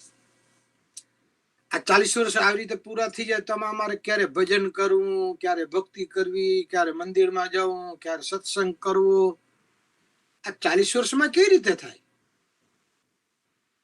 એટલે એમણે તો નક્કી કર્યું, ફરિયાદ કરી ભગવાનને કે ભગવાન તમે અન્યાય કર્યો છો. આ હું ગધેડાને અમને ગધેડા જેવા સમજ્યા તમે? ગધેડાને કૂતરાને જેટલા આપ્યા એટલા અમને આપે, એ થોડા તમારી ભક્તિ કરી શકે, એ થોડા મંદિરમાં જવાના છે, એ સત્સંગ કરવાના, એમને મુક્તિ મોક્ષ ની બધી ક્યાં જરૂર છે? મળવાનો છે મુક્તિ મોક્ષ? ભગવાનને નોટિસ મળી, ભગવાનને થયું કે ઓહો આ તો માણસ ફરિયાદ કરે. ભગવાને કઈ શું કર્યું? બધાને પાછા ઉપર બોલાયા, વૈકુંઠ લોકમાં બોલાવ્યો બધાને. બોલાવીને કહ્યું ભાઈ શું કરવું છે? માણસ તો કહે છે કે મારી પાસે વર્ષો બહુ ઓછા છે, હું આટલામાં ભક્તિ ન કરી શકું, સત્સંગ ન કરી શકું. તો ગધેડો અને કૂતરો ને ઘુવડ, ગધેડાએ વિચાર કર્યો કે 40 વર્ષ સુધી જીવવું અને મહેનત મજૂરી કરવી, માલિકનું બધી સેવા કરવી, પીઠ ઉપર માટી ઉપાડવી, બે બાજુ ખલકા મૂકી દે, એમાં માટી ભરે અને જાત જાતની વસ્તુ મારો માલિક મૂકે અને ખાવાનું તો મારે જે તે વસ્તુ, અને પાછો જે મારો માલિક હોય કુંભાર, એનો છોકરો એને કમાઈ ન આપે, એનાથી વધારે હું કમાઈને આપું તોય મારું નામ ગધેડો. સારું કામ કરું ગમે એટલું કરું તોય ગધેડો. અને આવી રીતે આખી જિંદગી ડફણા ખાવા 40 વર્ષ સુધી, અને કોઈ જાતની કિંમત નહીં, પછી ગમે એટલું સારું કરી નામ ચાલો ગધેડો. તો ગધેડા જેવો છે. બધી અનેક જગ્યાએ મૂર્ખા લોકો એમાંય અમારી જાતિનું નામ આવે. આવું જીવન શું કરું? ભગવાને કહ્યું પ્રભુ મારી એક અરજ છે, મારી પ્રાર્થના છે, જો તમે સ્વીકારો તો. ભગવાન કે બોલો. એક કામ કરો ભગવાન, મારે આ 40 વર્ષ નથી જીવવું, આ 40 વર્ષ સુધી ડફણા જ ખાવાના. એક કામ કરો, 20 વર્ષ મારું આયુષ્ય આપું અને મારામાંથી 20 વર્ષ છે ને આ માણસને આપી દો. ભગવાન કે ઠીક છે, સારું છે. એટલે ગધેડાના 40 વર્ષ હતા, એમાંથી 20 વર્ષ ઓછા કરી અને 20 વર્ષ આપ્યા માણસને. એટલે 40 એના મૂળભૂત અધિકારના હતા જે ભગવાન આપ્યા હતા, એ 20 આપ્યા ગધેડાના. એટલે 40 ને 20 60 થયા. પછી માણસને ભગવાને કહ્યું કે હવે તો તું રાજી ભાઈ, તને સંતોષ? ના ભગવાન, આમાં સંતોષ ક્યાંથી થાય? એટલી વારમાં તો એમ કહેવાય છે કે કૂતરું બોલ્યું, શ્વાન બોલ્યું કે પ્રભુ, કૂતરાને વિચાર્યું કે ગધેડા જેવો ગધેડો જો અડધા વર્ષ ઓછા કરી નાખતો હોય તો પછી મારે જીવન શું કરું? અને આમે લોકો સ્પેશિયલ થાળી તો અમારી જમાડતા નથી, અમને આપતા નથી, કે ઘરે અતિથિ આવે ને જમાડે એવી રીતે અમને બેસાડે, અને અમારે આખી રાત જાગવાનું, ચોકી કરવાની, ઘસવાનું, માલિકને જગાડવાના, અને એઠું જૂઠું ખાવાનું, જ્યાં ત્યાં ફરવાનું, જ્યાં ત્યાં પાણી પીવાનું, અને પાછા લોકો મારે એ અલગ. તો સારું છે, અમેરિકામાં છે ને કૂતરા એ સુખી છે, બધા ઘરમાં છે. ભારતમાં જાય તો ખબર પડે, અમેરિકા વાળા અહીંયા આવે તો ખબર પડે, અમેરિકા વાળા ત્યાં જાય એકાદો જન્મ ત્યાં લે તો ખબર પડે કે ઇન્ડિયાની ધૂળ કેવી છે, ભારતની ધૂળ કેવી છે. એમાં જો કોઈ કાકાનો બરાબરનો ધોકો પડી જાય તો એને સીધું સ્વર્ગ યાદ આવે. એના હું તો માનું છું કે અમેરિકાના કૂતરાએ કંઈક સારા કર્મ કર્યા હશે. સરને ગાડીમાં ફરવા મળે, મા બાપનું ભલે ન ચાલે, મા બાપની સેવા ન થાય, પણ માણસો શ્વાનની સેવા સારી કરી જાણે છે. સારું, પ્રાણીઓ પ્રત્યે ભાવ તો છે, સારું કહેવાય, સરસ છે. સેવા ક્યાંક તો થાય છે, પછી મા બાપની થાય તો ભલે, પછી શ્વાનની થાય તો ભલે, સેવા તો થાય છે, સારું કહેવાય. આપણે એવું વિચારવાનું. કૂતરાએ કહ્યું, ભગવાન મારે 40 વર્ષ નથી જીવવું, મારા અડધા વર્ષ ઓછા કરી નાખો. બોલે કેટલા ઓછા કરું? તો કે 20. એના 20 વર્ષ બાદ કરી અને માણસને આપ્યા. કૂતરાને કે તું બરાબર રાજી? તો કે હા, હું રાજી પ્રભુ, મને 20 વર્ષ બહુ થઈ ગયા. આ જન્મ શું, થોડું ઘણું મોટા થશું ને પછી ક્યાંક આડાવડા ખાશું, પીશું, ફરશું અને માલિકની વફાદારી કરીને પાછા મરણ પામી જશું. બરાબર છે. અને અમારી વફાદારી પાછી એટલી ગમે એટલી હોય તોય અમારે માર ખાવાનો પ્રભુ. 40 વર્ષમાં આપણને જીવ નથી. 20 વર્ષ ઓછા કરી નાખ્યા, 20 વર્ષ આપ્યા માણસને. એટલે 40 ના અધિકારના હતા, જે ઈશ્વરીય વર્ષો હતા, તેજસ્વી વર્ષો હતા, પવિત્ર વર્ષો હતા, પરમાત્માને આપેલા વર્ષો હતા, પરમાત્માની પ્રસાદીના 40 વર્ષ હતા. 20 ગધેડાના આયા, 60 થયા, 20 કૂતરાના આયા, 80 થયા. પછી ભગવાને કહ્યું, માણસ હવે સંતોષ ના પ્રભુ, આમાં હવે ક્યાં ભક્તિ કરવી, મંદિરમાં જાવું, સત્સંગ કરવો, આ જન્મીએ મોટા થઈએ અને પછી અભ્યાસ કરીએ અને પ્રાથમિક શાળા ને હાઈસ્કૂલ ને કોલેજ કરીએ અને પછી સારું ઠેકાણું પડે તો લગ્ન થાય, મોટા થાય, સારી સર્વિસ કરી, સારી જોબ કરી, કે આ દુકાન કરી, આ ફેક્ટરી કરી, કે કંઈક કશું કરી અને એવું આ સમાજમાં રહીને કરવા જઈ, વ્યવહાર કરી, તહેવાર કરી, આ બધું કરતા કરતા તો 60 તો વ્યા જાય અને પછી આમ વ્યવસ્થિત જીવવાનું હોય 80 પૂરા થઈ જાય. 80માં પછી અમારે ક્યારે ભજન કરવું, અમારે ક્યારે ભક્તિ કરવી, ક્યારે તમારો સત્સંગ કરવો, એટલે તો ઓછા પડે. ગોળ બેઠું તો વિચાર કર્યું, ગધેડાએ 20 વર્ષ ઓછા કરી નાખ્યા, કૂતરાએ પણ 20 વર્ષ ઓછા કરી નાખ્યા, તો મારે 40 વર્ષ જીવીને કરવું શું?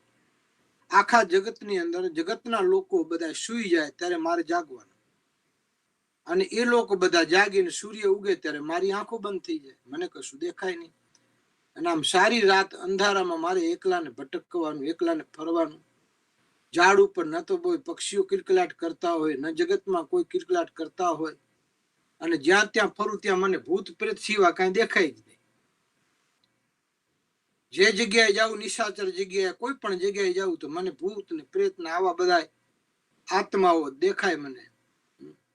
આમ તો રાત્રે બહુ ભટકતા હોય એ બધા સમજી જવાનું. રાત્રિના એમ સમય કહેવાય છે કે આપણું શાસ્ત્ર તો એમ કહે છે કે સૂર્યાસ્ત થઈ જાય એમનો સમય હોય, રાત્રિનો પ્રારંભ પેલો પ્રહર થાય તો માણસે પોતાના ઘરે પહોંચી જવું જોઈએ. જેવી રીતે પક્ષીઓ સંધ્યાકાળની ખબર પડી જાય, આપણે તો ઘડિયાળમાં જોવું પડે કે 8 વાગ્યા, રાત થઈ 9 વાગ્યા. પક્ષીઓ હાથમાં કાંડામાં ક્યાંય ઘડિયાળ નથી બાંધતા, પણ છતાં એમને કુદરતી નિયમની ખબર છે. એ કુદરતના નિયમ પ્રમાણે ચાલે છે, પ્રકૃતિના નિયમ પ્રમાણે ચાલે છે. સંધ્યાકાળ થાય એટલે ખબર પડે, ગમે ત્યાં દૂર હોય પોતાના માળે પહોંચી જાય છે. એમને કોઈ મા બાપ બોલાવે નથી જતું, કોઈ ગુરુ એને બોલાવવા નથી જતું, કોઈ શિક્ષણ નથી, કોઈ ધર્મગ્રંથનું શિક્ષણ નથી, કોઈ એમનો ગુરુ નથી, એમના ગળામાં કોઈ કંઠી નથી બાંધી. એક જ કંઠી છે, એક જ આદેશ છે કુદરતનો. કુદરતના ભરોસે રહેવું છે, કુદરતના ખોળે ખેલવું છે, અને કુદરતને પ્રકૃતિની પૂજા કરી અને આનંદ કરવો છે. સંધ્યાકાળનો સમય થાય, પક્ષીઓને ખબર પડી જાય, પ્રાણીઓને ખબર પડી જાય, માણસને ખબર નથી પડતી. માણસને ઘડિયાળમાં જોવું પડે, ઓહો રાત થઈ ગઈ. ઘણા રાતના 12 વાગે, જેમ 12 વાગે એમ દિવસ ઉગે. બોલો, 12 વાગ્યા પછી ઘણું બધું બીજું યાદ આવે. એટલે કહ્યું છે ઋષિ મુનિઓએ કે રાત્રિનો પ્રથમ પ્રહર થાય એટલે ઘરે પહોંચી જવું જોઈએ. જે લોકો રાત્રિના બહુ બારે રખડતા હોય ને બારે બહુ ભટકતા હોય ને, એના મન બહુ ભટકે અને એમાં પછી કુસંસ્કારો આવતા વાર ન લાગે. આવું શાસ્ત્રમાં બતાવ્યું છે. એટલે ઘોડ વિચાર કર્યું કે મારે આ રીતે જીવીને શું કરવું. ઘોડ ભગવાનને કહ્યું, પ્રભુ મારા વર્ષો ઓછા કરો. બોલે કેટલા? તો કે જેટલા ગધેડાના કર્યા, કૂતરાના કર્યા, એટલા મારા ઓછા કરો. તો કે બધાના 20 ઓછા કર્યા, તમારા 20? ઘોડ કે હા પ્રભુ 20, અને થાય તો 30 કરો, કારણ કે મારે તો 10 જ વર્ષ જીવવું છે. આ અંધકારમાં જીવીને મારે શું કરવું? પણ છતાં તમે આપતા હો તો ઠીક છે, 20 વર્ષ હું જીવી જઈશ, પણ 40 વર્ષ તો નથી જીવું પ્રભુ. 20 વર્ષમાં અમે તારી ભક્તિ કરી શકીએ તો એ ઘણું, કારણ કે રાત્રિના તો મંદિરો બંધ હોય, અમારે તને જોવો ક્યાં? બસ તું અમને દેખા ક્યાં. આકાશમાં મીટ માંડી ત્યારે આકાશમાં તારલા અથવા તો ચંદ્ર આ વગેરે વગેરે જ્યારે જોઈએ ત્યારે અમને એમ થાય કે કંઈક ઈશ્વર નામનું અસ્તિત્વ આ જગતમાં છે. અમને અહીંયા કોક લાવનાર આ જગતમાં છે અને અમને પાછું લઈ જનાર પણ આ જગતમાં કોક છે. આ જન્મ અમારો જે રીતે મળ્યો એ રીતે ગોળની રીતે સંતોષ પામે છે, ભલે રાત્રિના ફરતું હોય. મારા વર્ષ ઓછા કરી નાખો. ભગવાને કહ્યું ઠીક છે, એટલે 20 વર્ષ એના ઓછા કરે આપ્યા માણસને. અને પછી માણસને ભગવાને કહ્યું કે ભાઈ હવે તો તું ખુશ, હવે રાજી. ત્યારે માણસ કે હા બરાબર પ્રભુ, હવે વાંધો નહીં, હવે તમારી ભક્તિ કરશું, ઉપાસના કરશું, મંદિરમાં જાશું, સત્સંગ કરશું, ભજન કરશું અને મુક્તિ ને મોક્ષ મળે એવા પ્રયત્ન કરશું, જો મળે તો. અને ન મળે તો પછી બીજી વખત વાર. ભગવાન કે ઠીક છે જાઓ. ત્યારે બધા આવ્યા પૃથ્વી પર. અને પૃથ્વી પર આવ્યા. શાસ્ત્રમાં લખ્યું છે અસ્થિરમ જીવનમ લોકે અસ્થિરે ધન યૌવને અસ્થિરાહ પુત્રદારસ્ય ધર્મ કીર્તિ દ્વયમ સ્થિરમ. આ જગતમાં જીવન સદા રહેતું નથી, ધન યૌવન પણ કાયમ રહેતું નથી, વળી પુત્ર સ્ત્રી પણ સદા કાયમ રહેતા નથી. માત્ર એક જ જીવનની અંદર ધર્મ અને કીર્તિ આ બે વસ્તુ તમારી પાસે રહે છે, બે જ વસ્તુ તમારી સાથે આવે છે. એટલે કે ધનાની ભૂમો પચવષ્ટ ગૃષ્ટે ભાર્યા ગૃહદ્વારી ચ જનાહ સ્મશાને દેહશ્ચિતાયામ પરલોક માર્ગે કર્માનુગો ગચ્છતિ જીવૈક. શરીર જ્યારે નાશ પામે ત્યારે એમ કહેવાય છે કે આપણું રહેલું ધન એ બધું પૃથ્વીમાં, ધનાની ભૂમો અસ્વચ્છ ગોષ્ઠે, ધન બધું પૃથ્વીમાં રહી જાય. આપણા પ્રાણીઓ પશુઓ જે આપણી પાસે હોય એ બધા ગમાણમાં બંધાયેલા રહેશે. અસ્વચ્છ ગોષ્ઠે ભાર્યા ગૃહદ્વારી ચ જનાહ સ્મશાને. ભાર્યા એટલે પત્ની. પત્ની પણ મરી ગયા પછી સાથે નથી આવતી કે ચાલો ત્યારે તમારી જોડે ચિતામાં હું બેસી જાઉં, તમે ઉપર જાવજો ને હું સતી થઈ જઈશ. ભાર્યા એટલે પત્ની ક્યાં સુધી આવે? જ્યારે માણસ મૃત્યુ પામે અને એને લઈ જવામાં આવે ત્યારે એ ઘરના ઉંબરા સુધી જ આવે છે સાથ આપવા. આ કુદરતનો નિયમ છે, સૃષ્ટિનો નિયમ છે. ભાર્યા ગૃહદ્વારી ચ જનાહ સ્મશાને. તો જે મરી ગયો છે ને જે જાય છે તો એની સાથે શું જાય છે? કોણ એની જોડે જાય છે? તો કે 4 જણા ઉપાડીને લઈ જાય છે. આગળ એક મટકી વાળો છે, બાકી બધા કોણ છે? તો કે સગા સ્નેહી સંબંધીઓ બધા પાછળ પાછળ જાય. જનાહ સ્મશાન ક્યાં સુધી આવે સાથે? તો કે શમશાન સુધી. અને શમશાનમાં લાકડા પર જ્યારે શબ મૂકવામાં આવે તો એની સાથે કોઈ પડવા રાજી નથી, કોઈ મરવા રાજી નથી. અને અત્યારે તો બધાને ખબર પડી ગઈ, ભગવાન પાસે પ્રાર્થના કરી અત્યારે કોઈનું મૃત્યુ ન થાય, કોઈનું મરણ ન થાય. કારણ કે અત્યારે જે મુક્તિ કે મોક્ષની તો વાત દૂર રહી, પણ અત્યારે મરણ થાય તો સગા સ્નેહી સંબંધીઓ પણ કોઈ આવી શકે એમ નથી, પુત્ર પણ નજીક નથી. જે કોરોના વાયરસથી મરણ પામે તેની બાજુમાં કોઈ નથી. એટલે ઈશ્વર પાસે પ્રાર્થના કરી કે કોઈને મૃત્યુ ન થાય. ભગવાન તારે મૃત્યુ આપવું, જે રીતે જન્મ આપ્યો આનંદ મંગલ થયું, આનંદ મંગળ વાળું મૃત્યુ આપજે. અને ભલે પછી અમારી જોડે 5-15 જણા ન હોય પણ સારું મૃત્યુ થાય સાહેબ, બહુ થઈ ગયું. મૃત્યુ પણ વિજયી હોય, મૃત્યુ પણ મંગલમય હોય, મંગલમય મૃત્યુ, મારું મૃત્યુ મંગળવાળું હોય. આવી પ્રાર્થના એટલે જ ભક્તિકરણ કે જેનું મરણ સુધરે.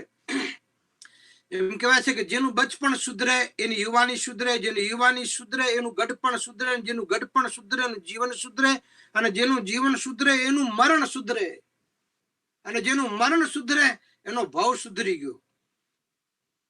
મરણને સુધારવાની જે વાત છે, ભાગવતમાં મરણ સુધારવાની વાત છે, અને રામાયણમાં જીવન સુધારવાની વાત છે. જીવન કેમ જીવવું એ તમારે જોવું હોય તો રામાયણમાં ડોક્યું કરો. એમાં પછી પંથ અને સંપ્રદાય ઉપર નહીં જવાનું. તમારે જીવન જીવવું હોય તો, સારું લેવું હોય તો. બાકી સૂર્યને કાં કોઈ એમ કહે છે કે સૂર્ય અમારો છે, આ અમારા સંપ્રદાયનો છે? સૂર્ય જગતમાં વ્યાપ્ત છે. મુસ્લિમ એટલા માને, ક્રિશ્ચિયન પણ એટલા માને, બધાને પ્રકાશ આપે. હિન્દુ એટલા માને, શીખ માને, ઈસાઈ માને, જૈન માને, બૌદ્ધ માને, બધાને માટે સૂર્ય સરખો છે સાહેબ. એટલે જીવન કેમ જીવવું એ જોવું હોય તો રામાયણમાં, અને મરણ કેમ સુધારવું એ જોવું હોય તો ભાગવતમાં ડોક્યું કરવું. ભાગવત મરણ સુધારનારી કથા છે, રામાયણ જીવન સુધારનારી કથા છે. એટલે માણસ મૃત્યુ પામે તો ક્યાં શમશાનમાં કોણ આવે? તો કે સગા સ્નેહી સંબંધીઓ શમશાનમાં મૂકવા માટે આવે, સાથે ના આવે. તો સાથે શું આવે? જનાહ સ્મશાને દેહશ્ચિતાયામ, દેહને ક્યાં મૂક્યો? તો કે ચિત્તા ઉપર, લાકડાની ચિત્તા, એની ઉપર અગ્નિ લગાડ્યો. તો એની સાથે આવે શું? આ શરીરની સાથે આવે શું? દેહશ્ચિતાયામ પરલોક માર્ગે, જ્યારે જીવ પરલોક માર્ગમાં જાય. શરીર તો મૂકી દીધું છે ને, શરીરમાંથી તો જીવ નીકળી ગયો. હવે તો દેહ છે એ તો ખાલી પૂતળું છે સાહેબ, પ્લાસ્ટિકનું. એને હળગાવવા ગયા બધા. હું તો નીકળી ગયો ક્યારનો ઘરમાંથી. તો દેહ ચિત્તાયામ, આ બધું ચિત્તામાં બળીને ખાક થઈ જાય. તો પરલોક શું જાય? આત્માની સાથે શું જાય? પ્રાણની સાથે, જીવની સાથે. તો દેહ ચિત્તાયામ પરલોક માર્ગે કર્માનું કો ગચ્છતિ જીવ એક, જીવ એકલો જ ઉપર જાય છે. ધનાની ભૂમો પશવશ્ચ ગોષ્ઠે ગૃહ ભાર્યા ગૃહ દ્વારી છે જનાહ સ્મશાને, આ બધું પૃથ્વી પર રહી જાય છે. પોતાની પત્ની, પોતાનું ધન, પોતાના પશુઓ, પોતાની મિલકત, સાવર મિલકત, પોતાના સગા સ્નેહી સંબંધીઓ, પોતાની પત્ની, આ બધું અહીંયા રહી જાય છે. ઉપર એકલો જીવ જાય, પણ એની સાથે શું જાય? તો કર્માનું ગો ગચ્છતિ જીવ એક, એની સાથે ના સારા કર્મ જાય છે, સત્કર્મ જાય છે. જો સારા કર્મ હશે તો એ સારું સુખ ભોગવશે ઉપર. અને એ સુખ કેવું? અનંત સુખ છે. આજે સુખની વાત હેતલબેને વાત કરી છે, મેં બહુ સરસ વાત કરી છે. મને આજે થોડું પ્રવચન ગમ્યું છે. બેનનું બહુ સાંભળી તો નથી શક્યો, પણ 2-4 શબ્દો મેં એમના સાંભળ્યા. પણ સરસ પ્રવચન. સુખ એટલે આ વૈભવી સુખ નહીં. સુખ એટલે સારા માતા પિતા મળે એ સુખ નથી. સુખ એટલે સારું મકાન મળે એ સુખ નથી. સુખ એટલે સારા કપડા પહેરવા મળે, સારું ખાવાનું મળે, સારી પત્ની મળે, સારી કાર મળે, સારી બંગલો મળે, સારી નામના મળે, સારી ઇજ્જત મળે, વાહ વાહ થાય, પ્રધાન બની જાઓ, મંત્રી બની જાઓ, સમ્રાટ બની જાઓ. સુખ ક્યાં સુધી? કેવું સુખ? અને ગમે એટલો સુખી હોય, અંતિમે તો રોગ અને ગ્રસ્તથી બને તો એ સુખી કેમ? સુખી નથી. સુખ એ અનંત છે. ભાગવતમાં એક શ્લોક લખ્યો છે મારા બ્રાહ્મણ માટે. બ્રાહ્મણો ચ દેહોયમ ક્ષુદ્ર કામાય. બ્રાહ્મણ એટલે માત્ર જાતિવાચક શબ્દ નથી. બ્રહ્મ જાનાતિ ઇતિ બ્રાહ્મણા, જે બ્રહ્મને ઓળખે, જે ઈશ્વરને ઓળખે, જે પરમ તત્વને ઓળખી શકે, અથવા તેની યાત્રા કરી શકે, એને પામી શકે, એને મેળવી શકે, એના દર્શન કરી શકે. બ્રહ્મ જાનાતિ બ્રાહ્મણ, બ્રહ્મને જે જાણે તે બ્રાહ્મણ. અને સંકલ્પ તજે સો સંન્યાસી. સંકલ્પ એટલે ઈચ્છા, અનિચ્છા, રાગ, દ્વેષ, આ બધી જે વસ્તુનો ત્યાગ કરે. સંકલ્પ, કોઈ જાતની ઈચ્છા જ નહીં, કોઈ સંકલ્પ જ નહીં. સંકલ્પ તજે સો સંન્યાસી. બસ ભગવા કપડા પહેરી લીધા, હવે મારી કોઈ ઈચ્છા જ નથી. અને એક જ ઈચ્છા છે, માત્ર મારે એને મેળવું છે, એને પ્રાપ્ત કરો જા. તો સંકલ્પ તજે સો સંન્યાસી. અને સાધન કરે સો સંત. સાધના કરે, સાધનાથી ઈશ્વરને મેળવે એ સંત. સાધન કરે સો સંત. અને મન મારે સો મહંત. જે મનને મારે એનું નામ મહંત. તો બ્રહ્મ જાણે તે બ્રાહ્મણા, સંકલ્પ તજે સો સંન્યાસી, અને સાધન કરે સો સંત, અને મન કો મારે વો મહંત. એટલે કહેવાનો મતલબ કે આ જીવન છે, જીવન અસ્થિર છે. અને એવી રીતે વાણી પરમાત્માની ધના ધર્મ તત સુખમ, ધનથી ધર્મ કરી અને મુક્તિનો, મોક્ષનો માર્ગ મેળવો લેવો. કારણ કે વાણી સત્યથી શુદ્ધ થાય છે, અને મન જ્ઞાનથી શુદ્ધ થાય છે. અને આ શરીર ગુરુ શુશ્રૂષા કાયા શુદ્ધિ રેશા સનાતની, શરીર ગુરુની સેવાથી, માતા પિતાની સેવાથી, માનવ સમાજની સેવાથી, સત્કર્મ કરવાની સેવાથી, એનાથી આ શરીર શુદ્ધ થાય છે. આ સનાતન શુદ્ધિ છે. વાણી સત્યથી શુદ્ધ થાય. બાકી વાણી આજે આપણે જપ કરી, નામ જપ કરી તો ભગવાન નથી પ્રસન્ન, કારણ વાણી શુદ્ધ નથી. કહેવાનો મતલબ કે આ રીતે માણસ ને ગધેડો ને કૂતરો ને આ બધા આવ્યા પૃથ્વી ઉપર પોતપોતાની રીતે રહેવા લાગ્યા છે. ને માણસના તો ઘડીકમાં એમ કહેવાય છે કે એના જે વર્ષો હતા 40 વર્ષ, મૂળભૂત જે 40 વર્ષો હતા એ તો એને ખોઈ નાખ્યા, નીકળી ગયા. એ અભ્યાસ કર્યો અને ડિગ્રી મેળવી કોલેજ ડોક્ટર બન્યો કે વકીલ બન્યો કે પછી ચાર્ટ એકાઉન્ટર કે સીએ જે કઈ ડિગ્રી લેવાની એ બધી ડિગ્રી લીધી. મોટો થયો, પરણ્યો, સારી છોકરી મળીને પછી એકાદું સંતાન થયું, આમ સામાન્ય થોડી જોબ કરી. ત્યાં તો 40 વયા ગયા. ઘણાના તો 40 માંડ મેળ પડે. 40 પરણે પછી શું કરવાના? તો 40 વર્ષ મૂળભૂત જે ઈશ્વરના હતા, જે તેજસ્વી વર્ષો હતા, જે પવિત્ર વર્ષો હતા, એ 40 વર્ષમાં ક્યારે ના મંદિર સાંભળ્યું, ના સત્સંગ, ના ભક્તિ, ના ગુરુ, ના સદગુરુ, કોઈની સેવા જ નહીં. બસ એક જ લક્ષ. 40 પૂરા થઈ ગયા પછી શરૂ થઈ ગયા પેલા ગધેડાના 20 વર્ષ. એટલે આખા ઘરની મહેનત મજૂરી કરે, ઘરની અંદર બધા સંતાનો થઈ ગયેલા પછી એનું પાલન પોષણ કરવું, સ્કૂલમાં મૂકવાની, એની ફી ભરવાની, એટલે કમાય, જોબ કરે, નોકરી કરે, આ કરે તે કરે, તોય પૂરું ન થાય, ઓવર ટાઈમ કરવો પડે. મહિનો થાય એટલે પત્ની કહે છે કે આટલું હવે મોંઘવારી વધતી જાય છે, પૂરું નથી થતું, કંઈક કરો. તો ઓલો બચારો પછી સવારે ડ્યુટી કરે, ફરી પાછું નાઇટ ઓવર ટાઈમ ભરવા જાય.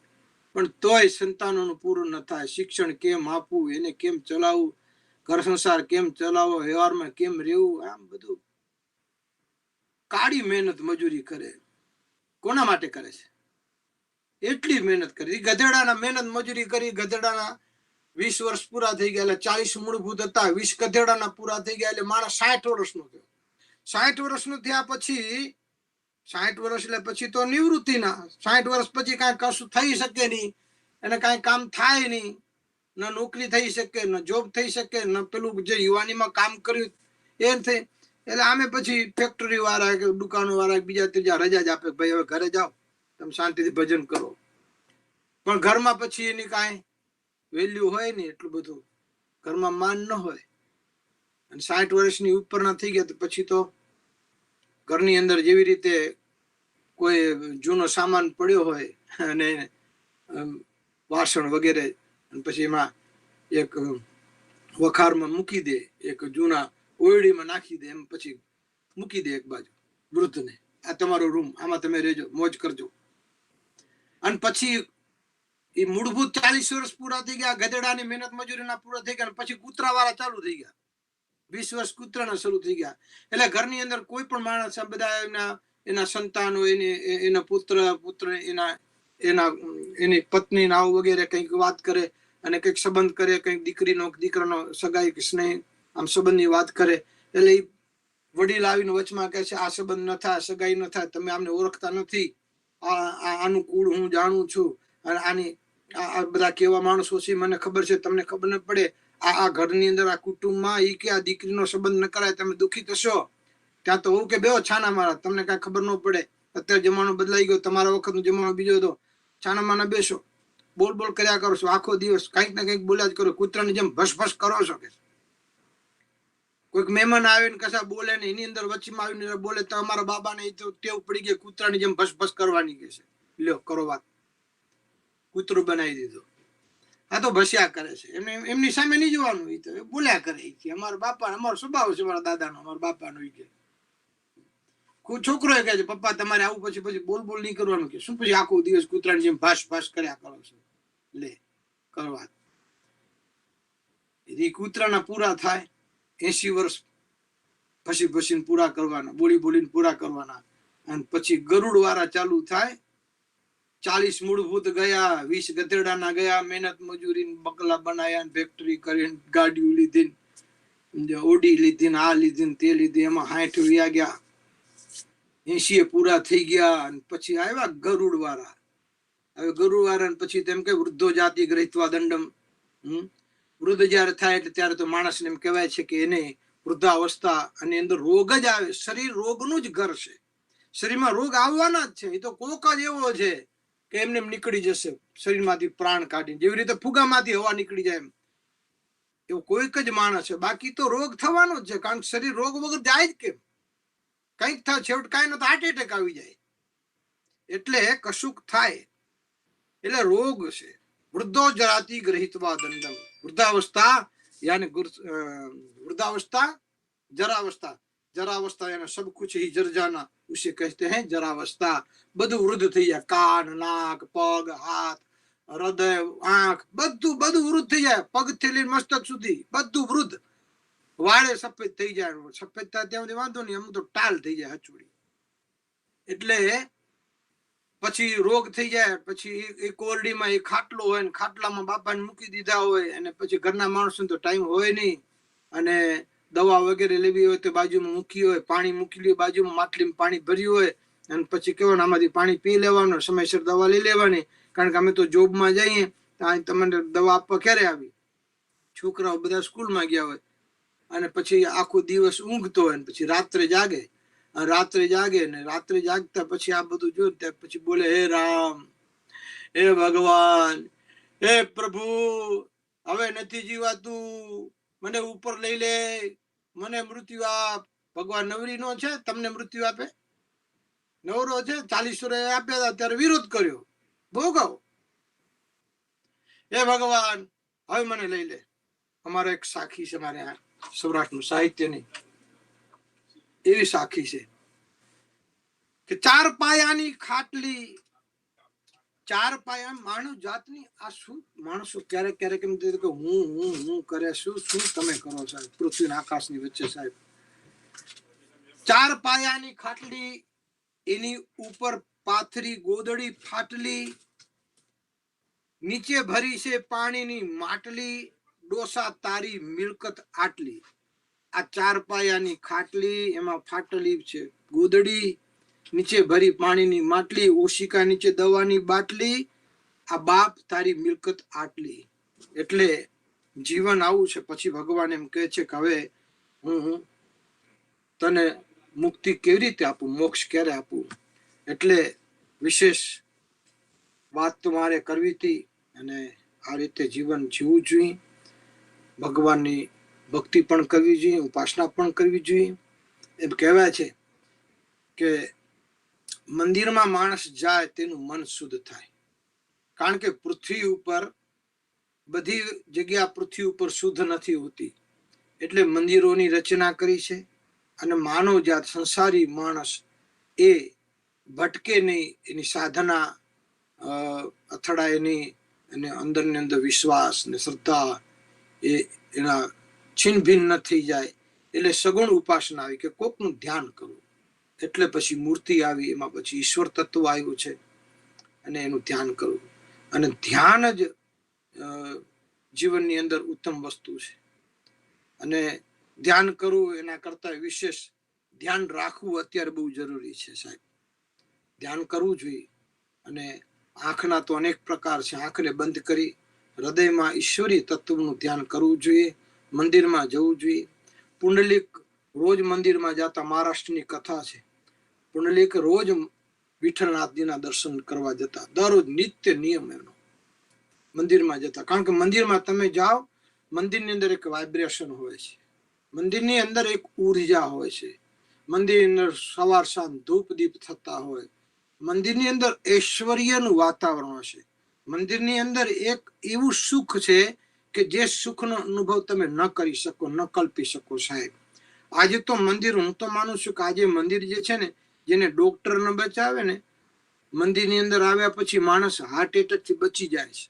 બોલો, એનું કારણ છે કે દિલની અંદર ભરી રાખેલું હોય વેદના. ન પત્નીને કહી શકે, અંદરનું દુઃખ છે નથી પત્ની, કારણ કે પત્ની પર વિશ્વાસ નથી. આજે આ તો બધા જીવન જીવે છે, બાકી તો સમજ્યા આવે કેવું જીવન જીવે છે બધાને ખબર છે, બધા જાણે છે કોણ કેટલામાં જઈ, બધાને ખબર છે.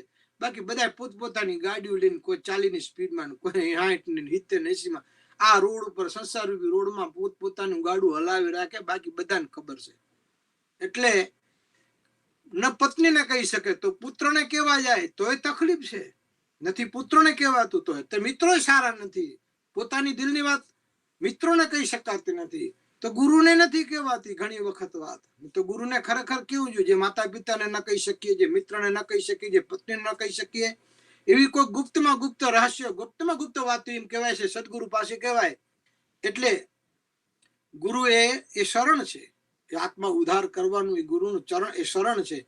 એટલે કે ધ્યાન મૂલમ ગુરુ મૂર્તિ, પૂજા મૂલમ ગુરુ પદમ, મંત્ર મૂલમ ગુરુ વાક્યમ, મોક્ષ મૂલમ ગુરુ કૃપા. એની ઉપર કૃપા રાખી, એના ઉપર વિશ્વાસ રાખી, શ્રદ્ધા રાખી અને તમે પ્રશ્ન કરો તો તમારું પ્રશ્નનું નિરાકરણ થઈ જાય. એટલે ઘણી જગ્યાએ માણસો ક્યાંય ન કહી શકે.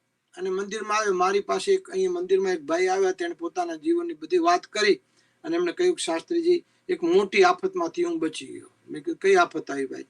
કે મંદિરમાં આવ્યો. કારણ કે મંદિરમાં આવ્યા અને ભગવાનની પાસે પરમ ગુરુની સામે મૂર્તિ, સરસ મજાની પરમ ગુરુની મૂર્તિ, કરુણાસાગર મહારાજની એટલી દેવી અદભુત મૂર્તિ છે, એની વાત જાવ દે છે. અહીં આવીને માણસ રડ્યો, દર્શન કરીને રડ્યો, આંખમાંથી બધા આંસુડા નીકળી ગયા. હવે એમને જે વેદના અંદરની પીડા હતી એ ભગવાન પાસે મૂકી દીધી, પરમ ગુરુ પાસે મૂકી દીધી. હૃદય ખાલી થઈ ગયું, એટેકમાંથી બચી ગયો. લો, તો મંદિરમાં આવ્યો તો બચી ગયો ને, નહીં તો ફટાઈ ગયો થઈ જાય. એટલે એમ કહેવાય છે કે પુંડરીક મંદિરની અંદર દર્શન કરવા જવાની એમની ટેવ. અને એક વખત માતા પિતાની સેવા કરે છે. માતા પિતા બીમાર છે, પછી એમના પગ દાબે છે, એમની સેવા કરી રહ્યા છે. માતા પિતાએ કહ્યું, બેટા તું પુંડરીક તારે દર્શન કરવાનું તારો નિયમ છે, તું જા. તો કે આજે તો મારા લક્ષ્મીનારાયણ અહીંયા જ બેઠા છે, મારે સેવા કરવા જવાની. કથા બહુ સારી છે, મહારાષ્ટ્રની કથા છે, સત્ય કથા. પછી એક વખત મંદિરની અંદર જોયું તો ભક્તોની ભીડ લાગી છે, બધા ભક્તો લાઈન લાગ્યું. તો ભગવાન એમ કહેવાય છે વિઠ્ઠલનાથ, ભગવાન નારાયણ આ મુખ અવળું કરી ગયા. તો લક્ષ્મીજી કહે છે, પ્રભુ આજે આટલા બધા દર્શનાર્થીઓ તમારા મંદિરમાં લાઈનમાં ઉભા છે, ભીડ લગાવી, અને તમે મુખ આમ અવળું કરી દીધા, દર્શન આપતા નથી. તો કે આ દર્શન કર્યા વાળા નથી, બધા લિસ્ટ લઈને આવ્યા છે. કોઈને દીકરીને હગાઈ કરાવી છે, કોઈને દીકરાની હગાઈ કરાવી છે, કોઈને 4 પેટી રૂપિયા જોઈ છે, કોઈકને સારી જમીન જોઈ છે, જમીનમાં લોચો પડ્યો છે, કોર્ટની અંદર એને કેસ જીતાવવો છે, અને કોઈક શરીરની અંદર બીમાર થઈને આવ્યા છે, એને રોગમાંથી મુક્ત થવું છે, તો કોઈકને પરીક્ષામાંથી પાસ થવું છે. આ બધા ઉભા છે, હાથમાં લિસ્ટ લઈને ઉભા છે, ભીખ માંગવા માટે ઉભા છે, દર્શન માટે નથી આવ્યા. તો આમ પાછળ મોઢું કર્યું તો કે હા, હું તો મારા ભક્તની રાહ જોઈને બેઠો છું. પરમાત્મા પણ, આપણે પરમાત્માના દર્શન કરવા જઈએ, પરમાત્મા પણ સારા ભક્તના દર્શનો માટે ઉત્કટ હોય છે. એવું નથી કે આપણે ઈશ્વરના દર્શન કરી, ઈશ્વર પણ મંદિરમાં બેઠો બેઠો ભક્તના દર્શનનો અભિલાષી હોય છે. ત્યારે ભગવાને કહ્યું લક્ષ્મીજીને કે ચાલે ને આપણે પુંડલીકના દર્શન કરવા જઈએ. એ રોજ આપણા દર્શન કરવા જાય છે, આજે આપણે એનું દર્શન કરવા જઈએ, એના દર્શન કરવા, ભક્તના દર્શન કરવા જઈએ. તેમ કહેવાય છે ભગવાન નારાયણ આવ્યો, વિઠ્ઠલ આવ્યો પુંડલીકને ત્યાં ઝૂંપડીની અંદર. પુંડલીક સેવા કરે છે, ભગવાને લઈને કહ્યું, પુંડલીક હું આવ્યો. તો વાંધો નહીં પ્રભુ, અત્યારે મારી પાસે ટાઈમ નથી તમારી પાસે આવવાનો, કારણ કે હું મારા માતા પિતાની સેવા કરું છું, અને એ વૃદ્ધ છે, બીમાર થઈ ગયા છે, અને મારી સેવા, પ્રથમ મારી સેવા છે મારા માતા પિતાની, કે જેમણે મને આ શરીર આપ્યું. અને શરીર આપ્યું તો મંદિર સુધી પહોંચો, તમારું સુધી પહોંચો, એટલે હું આમની સેવા કરું છું. હું મારે વક્તવ્યને પૂરું કરું છું, ટાઈમ મારો જતો રહે છે. અને એમ કહેવાય છે, તો પણ ભગવાને કહે છે મને આવવાનું ક્યાંક, આમ બેસવાનું તો ક્યાં. ત્યારે એમ કહેવાય છે કે પુંડરીકે ઈંટ મૂકી છે ને, ઈંટ ઉપર કહ્યું કે લ્યો આની ઉપર ઉભા રહ્યો, આ ઈંટ, બેસવાનું બીજું કશું છે નહીં મારી પાસે. ઈંટ મૂકી. આજે પણ ભગવાન પુંડરીક, એ નારાયણ વિઠ્ઠલ આજે પણ ઈંટ ઉપર આજ પણ નાથજી ઉભો છે. તો આ ભક્તની કથા છે, સત્સંગની કથા છે. મંદિરમાં જાઓ, મંદિરમાં ભક્તના ચરણ રજની પણ બહુ તાકાત છે. સમય મળ્યો તો ફરી એના વિશે હું ચર્ચા કરીશ. અને મંદિરમાં જવું જોઈએ, કારણ કે ઘરની અંદર તો ભોગના વિચાર છે, ઘરની અંદર ભૌગોલિક વિચાર છે, અને મંદિરમાં આધ્યાત્મિક વિચારો છે. તો ભૌગોલિક વિચારમાંથી બહાર નીકળવા માટે અડધો કલાક મંદિરમાં જવું જ પડે. ઘણા કહે છે અમારા ઘરમાં મંદિર છે ને, તારા ઘરમાં મંદિર છે, પણ તારા ઘરમાં બેડરૂમે છે. એનું શું? બેડરૂમમાં કંઈક બીજા વિચારો છે. તે ઘરમાંથી મંદિર તરફ આવવું જોઈએ, કારણ કે ભૌગોલિક જે વસ્તુઓ છે એમાંથી શાંતિ મળે. મંદિરની ઉર્જા જુદું છે, મંદિરનું તેજ જુદું છે. અને સત્સંગ કરવો જોઈએ, ભક્તિ કરવી જોઈએ. આ શરીર મળ્યું છે, આ માનવ અવતાર મળ્યો છે, તો વિશેષ તો, કારણ કે હું કાંઈ મુક્તિ મોક્ષ ઉપર બોલી ન શકું, કારણ કે મને જ ખબર નથી આપણું શું થવાનું છે. આ તો બ્રાહ્મણ અવતાર મળ્યો છે, એટલે થોડું ઘણું જે કંઈ જાણીએ છીએ સમજીએ છીએ બોલીએ છીએ બાકી આપ તો બધાએ બહુ સમજુ છો મારા વક્તવ્યને પૂરું કરું છું શ્રીમદ કરુણા સાગર મહારાજ की जय केवल धाम की जय श्री अविचलदास जी महाराज की जय सतकेवल साहेब सतकेवल साहेब सतकेवल साहेब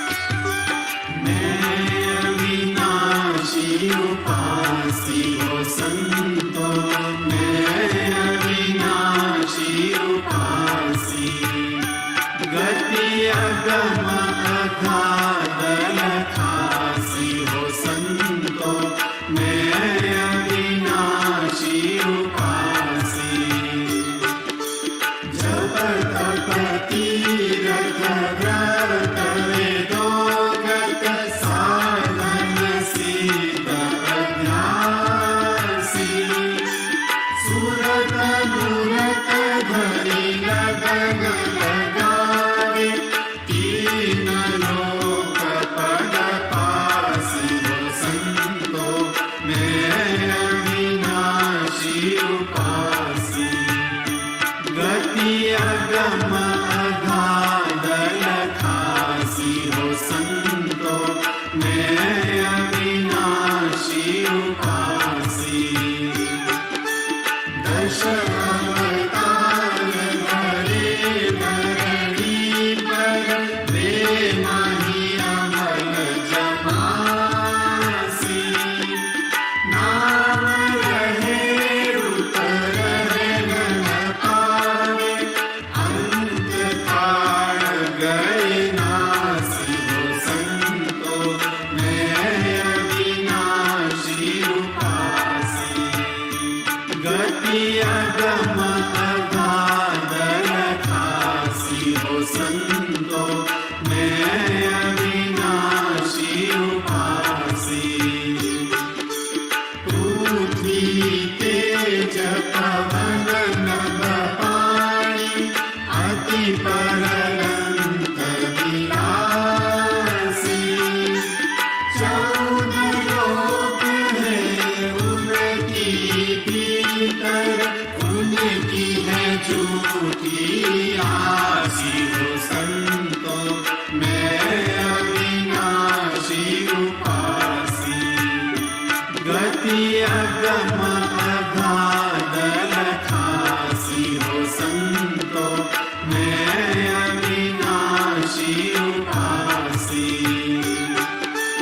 हाड़ मास रगलोहन चर्म, ये सिन देह हमासी। सोहंग साहिब नाम हमेरा, निज कैवल पदवासी हो संतो, मैं अविनाशी उपासी। गति अगम अगाध लखासी हो संतो, मैं अविनाशी उपासी।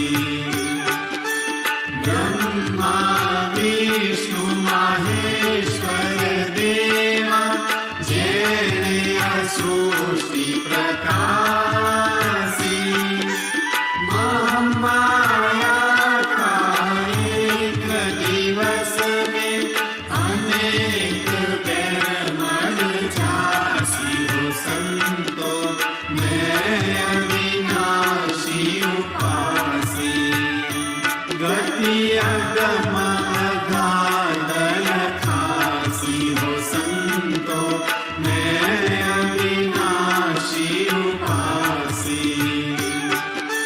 बीते कल्प रहे शक्ति तन, ज्योत में जाई मिलासी। ये से कल्प रहे सत ज्योति, ब्रह्म में जाई मिलासी हो संतो, मैं अविनाशी उपासी। गति अगम अगाध लखासी हो संतो, मैं अविनाशी उपासी। ब्रह्म चिदानंद आनंद सिंधु, जिनु कैवल परकासी। उठत इच्छ सृष्टि सब फोरत, समता सकल समासी हो संतो, मैं अविनाशी उपासी। गति अगम अगाध लखासी हो संतो, मैं अविनाशी उपासी। आदौ औष वंश हम जाके, अवध काल नहीं खासी। निज घर सुरत जाई ममला,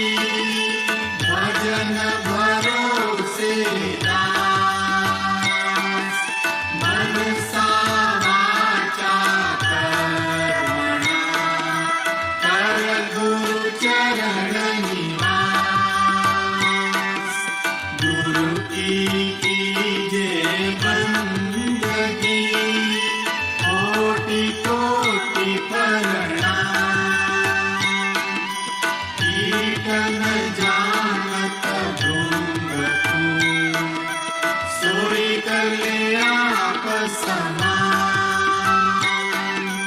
गुरु मूरत मुख चंद्रमा, सेवक नैन चकोर। अष्टपहर निरखत रहे, सोई गुरु मूरत की ओर।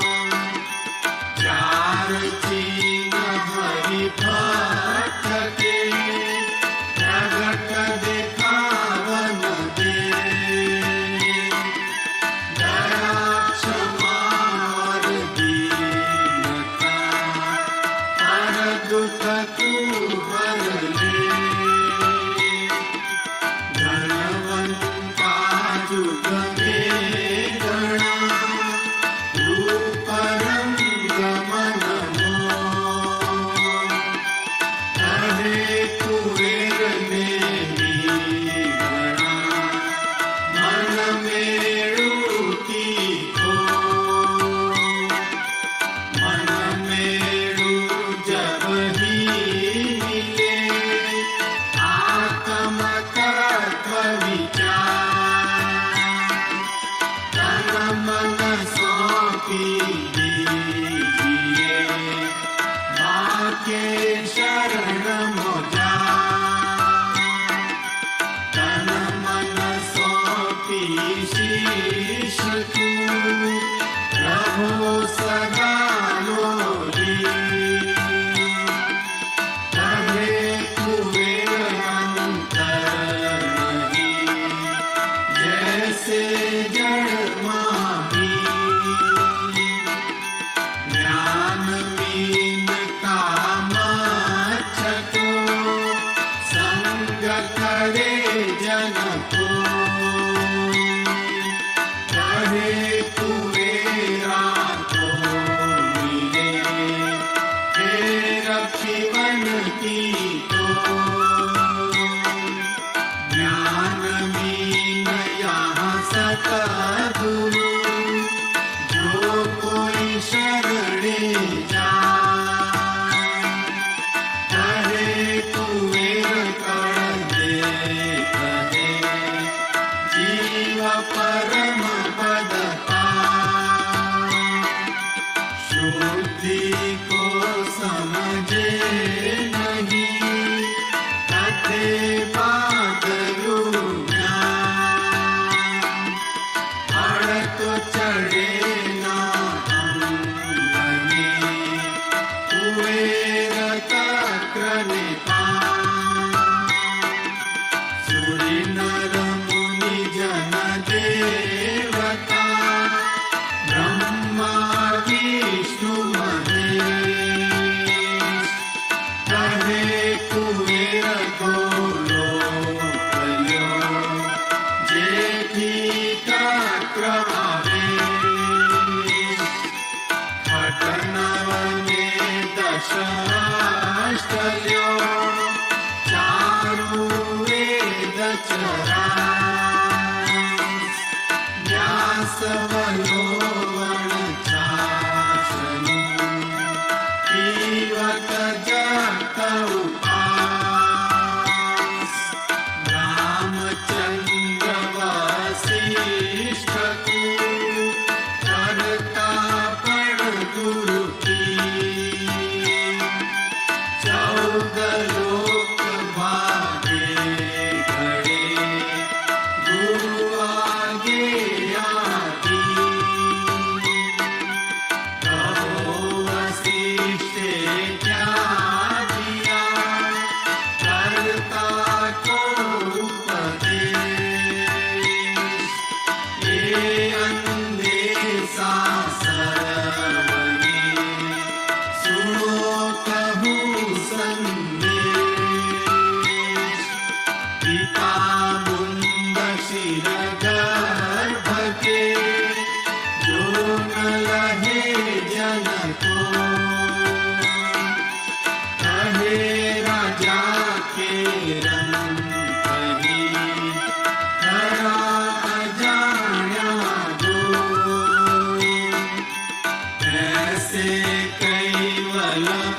अंश के जीव ईश्वर अवतार कहे कुएर सतगुरु बिना कोई लहत नहीं पार 14 तबक जिनु शिवा पर और 14 उपचार मध्यम हेल कैवल कुल सुगढ़ सभोम सदा हे कैवल तुद खावन अखिल जीवन कीरता कहे कुएर दर्शावहु जो जन होय हमार।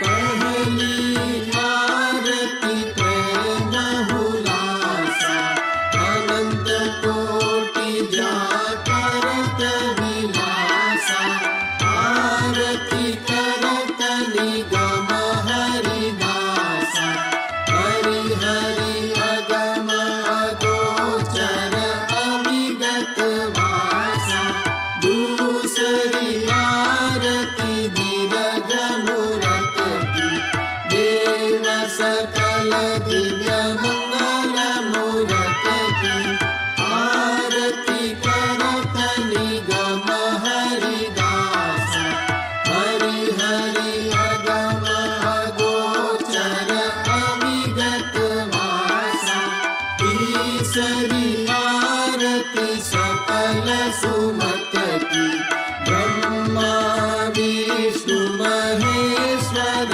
पट की आरती करत निगम हरिदासा हरि हरि अगम अगोचर अविगत वासा चौथी आरती सकल चराचर प्रणव पेच जेहि रही बराबर आरती करत निगम हरिदासा हरि हरि अगम अगोचर अविगत वासा पंचमी आरती परम पुरुष की सकल साज कर करन दुरस की आरती करत निगम हरिदासा हरि हरि अगम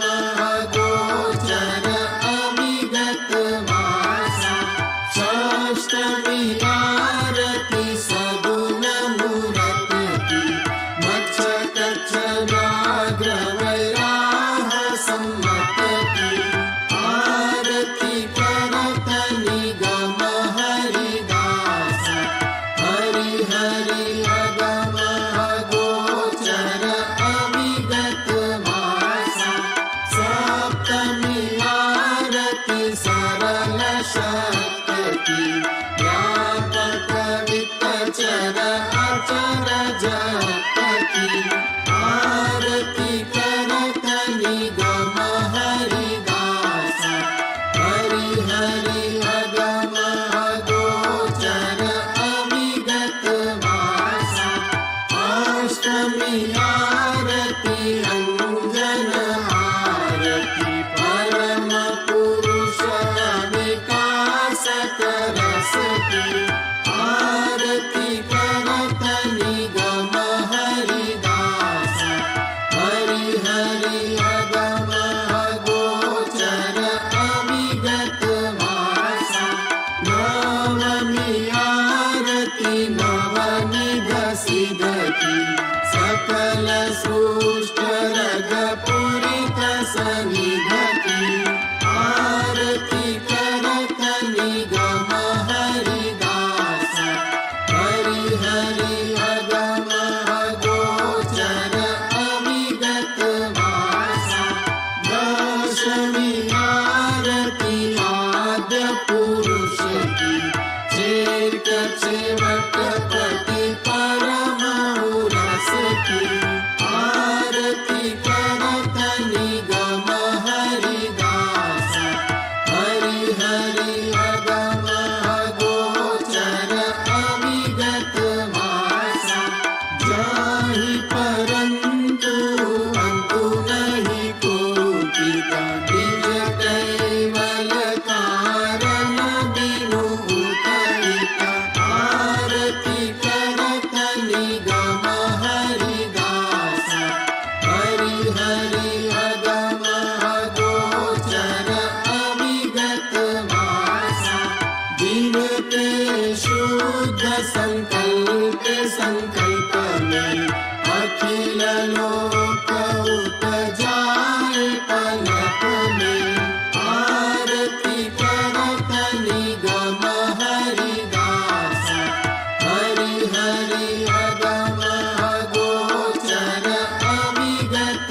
वासा कहे कुबेर अनेर आरत की भव उत्पन्न बलगन सारथ की आरती करत निगम हरिदास हरि हरि अगम अगोचर अविगत वासा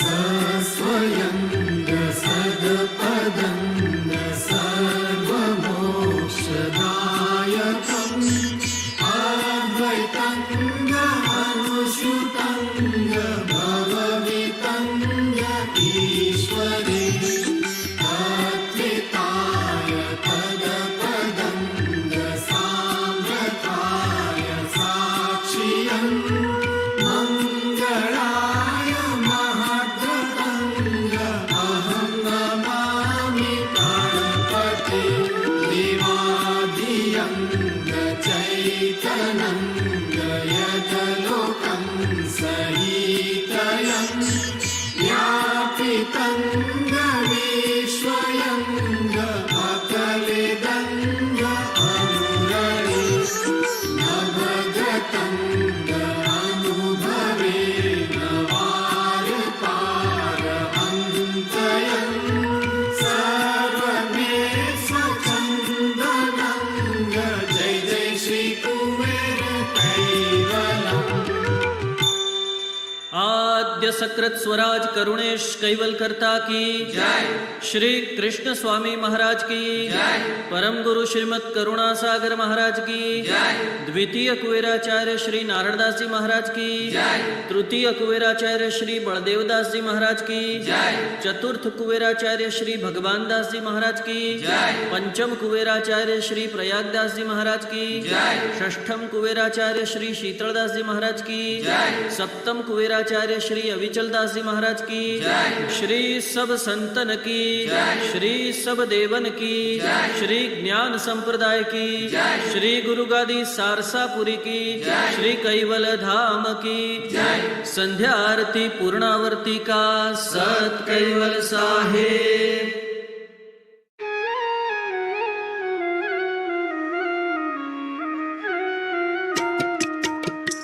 कोटे सुख सेज श्री महाराज करुणा सागर राज कोटे सुख सेज श्री महाराज संतन के सुख दायक लायक नायक सजन श्रीराज शोभा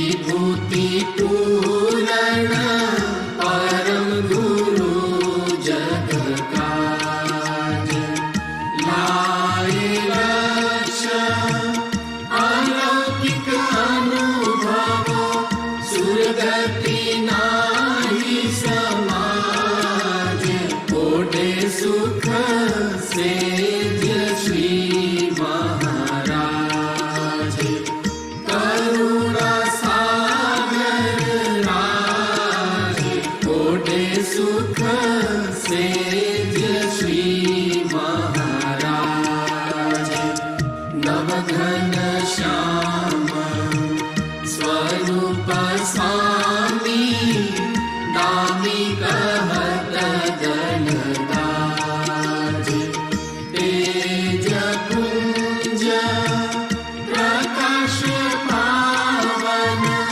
करत रहत जन लाज ओढ़े सुख सेज श्री महाराज करुणा सागर राज ओढ़े सुख सेज श्री महाराज चंदन सेज जड़ित सोवर्ण पुष्प पिछोड़ी बिछाद अत्तर अरग की लपट लगावत सुगंध केशर ताज ओढ़े सुख सेज श्री महाराज करुणा सागर राज ओढ़े सुख सेज श्री महाराज सेवा करन सब सूर आए संत सजन को समाज आनंद को अति होत को लाभन हर के गरीब नवाज ओढ़े सुख सेज श्री महाराज करुणा सागर राज ओढ़े सुख सेज श्री महाराज श्रीमत कुबेर सब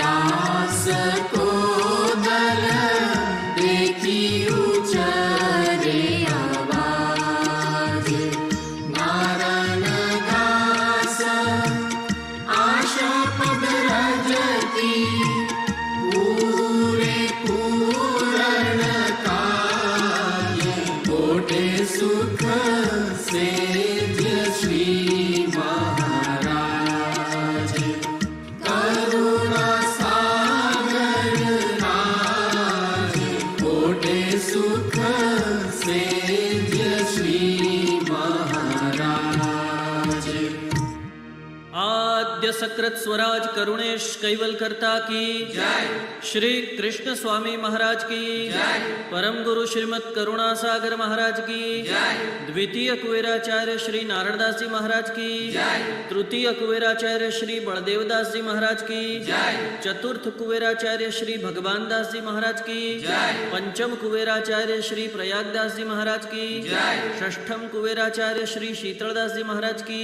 जय सप्तम कुबेराचार्य श्री अविचल दास जी महाराज की जय श्री सब संतन की जय श्री सब देवन की जय श्री ज्ञान संप्रदाय की जय श्री गुरु गादी सारसापुरी की जय श्री कैवल धाम की जय ओढ़ण आरती पूर्णावर्ती का सत कैवल साहेब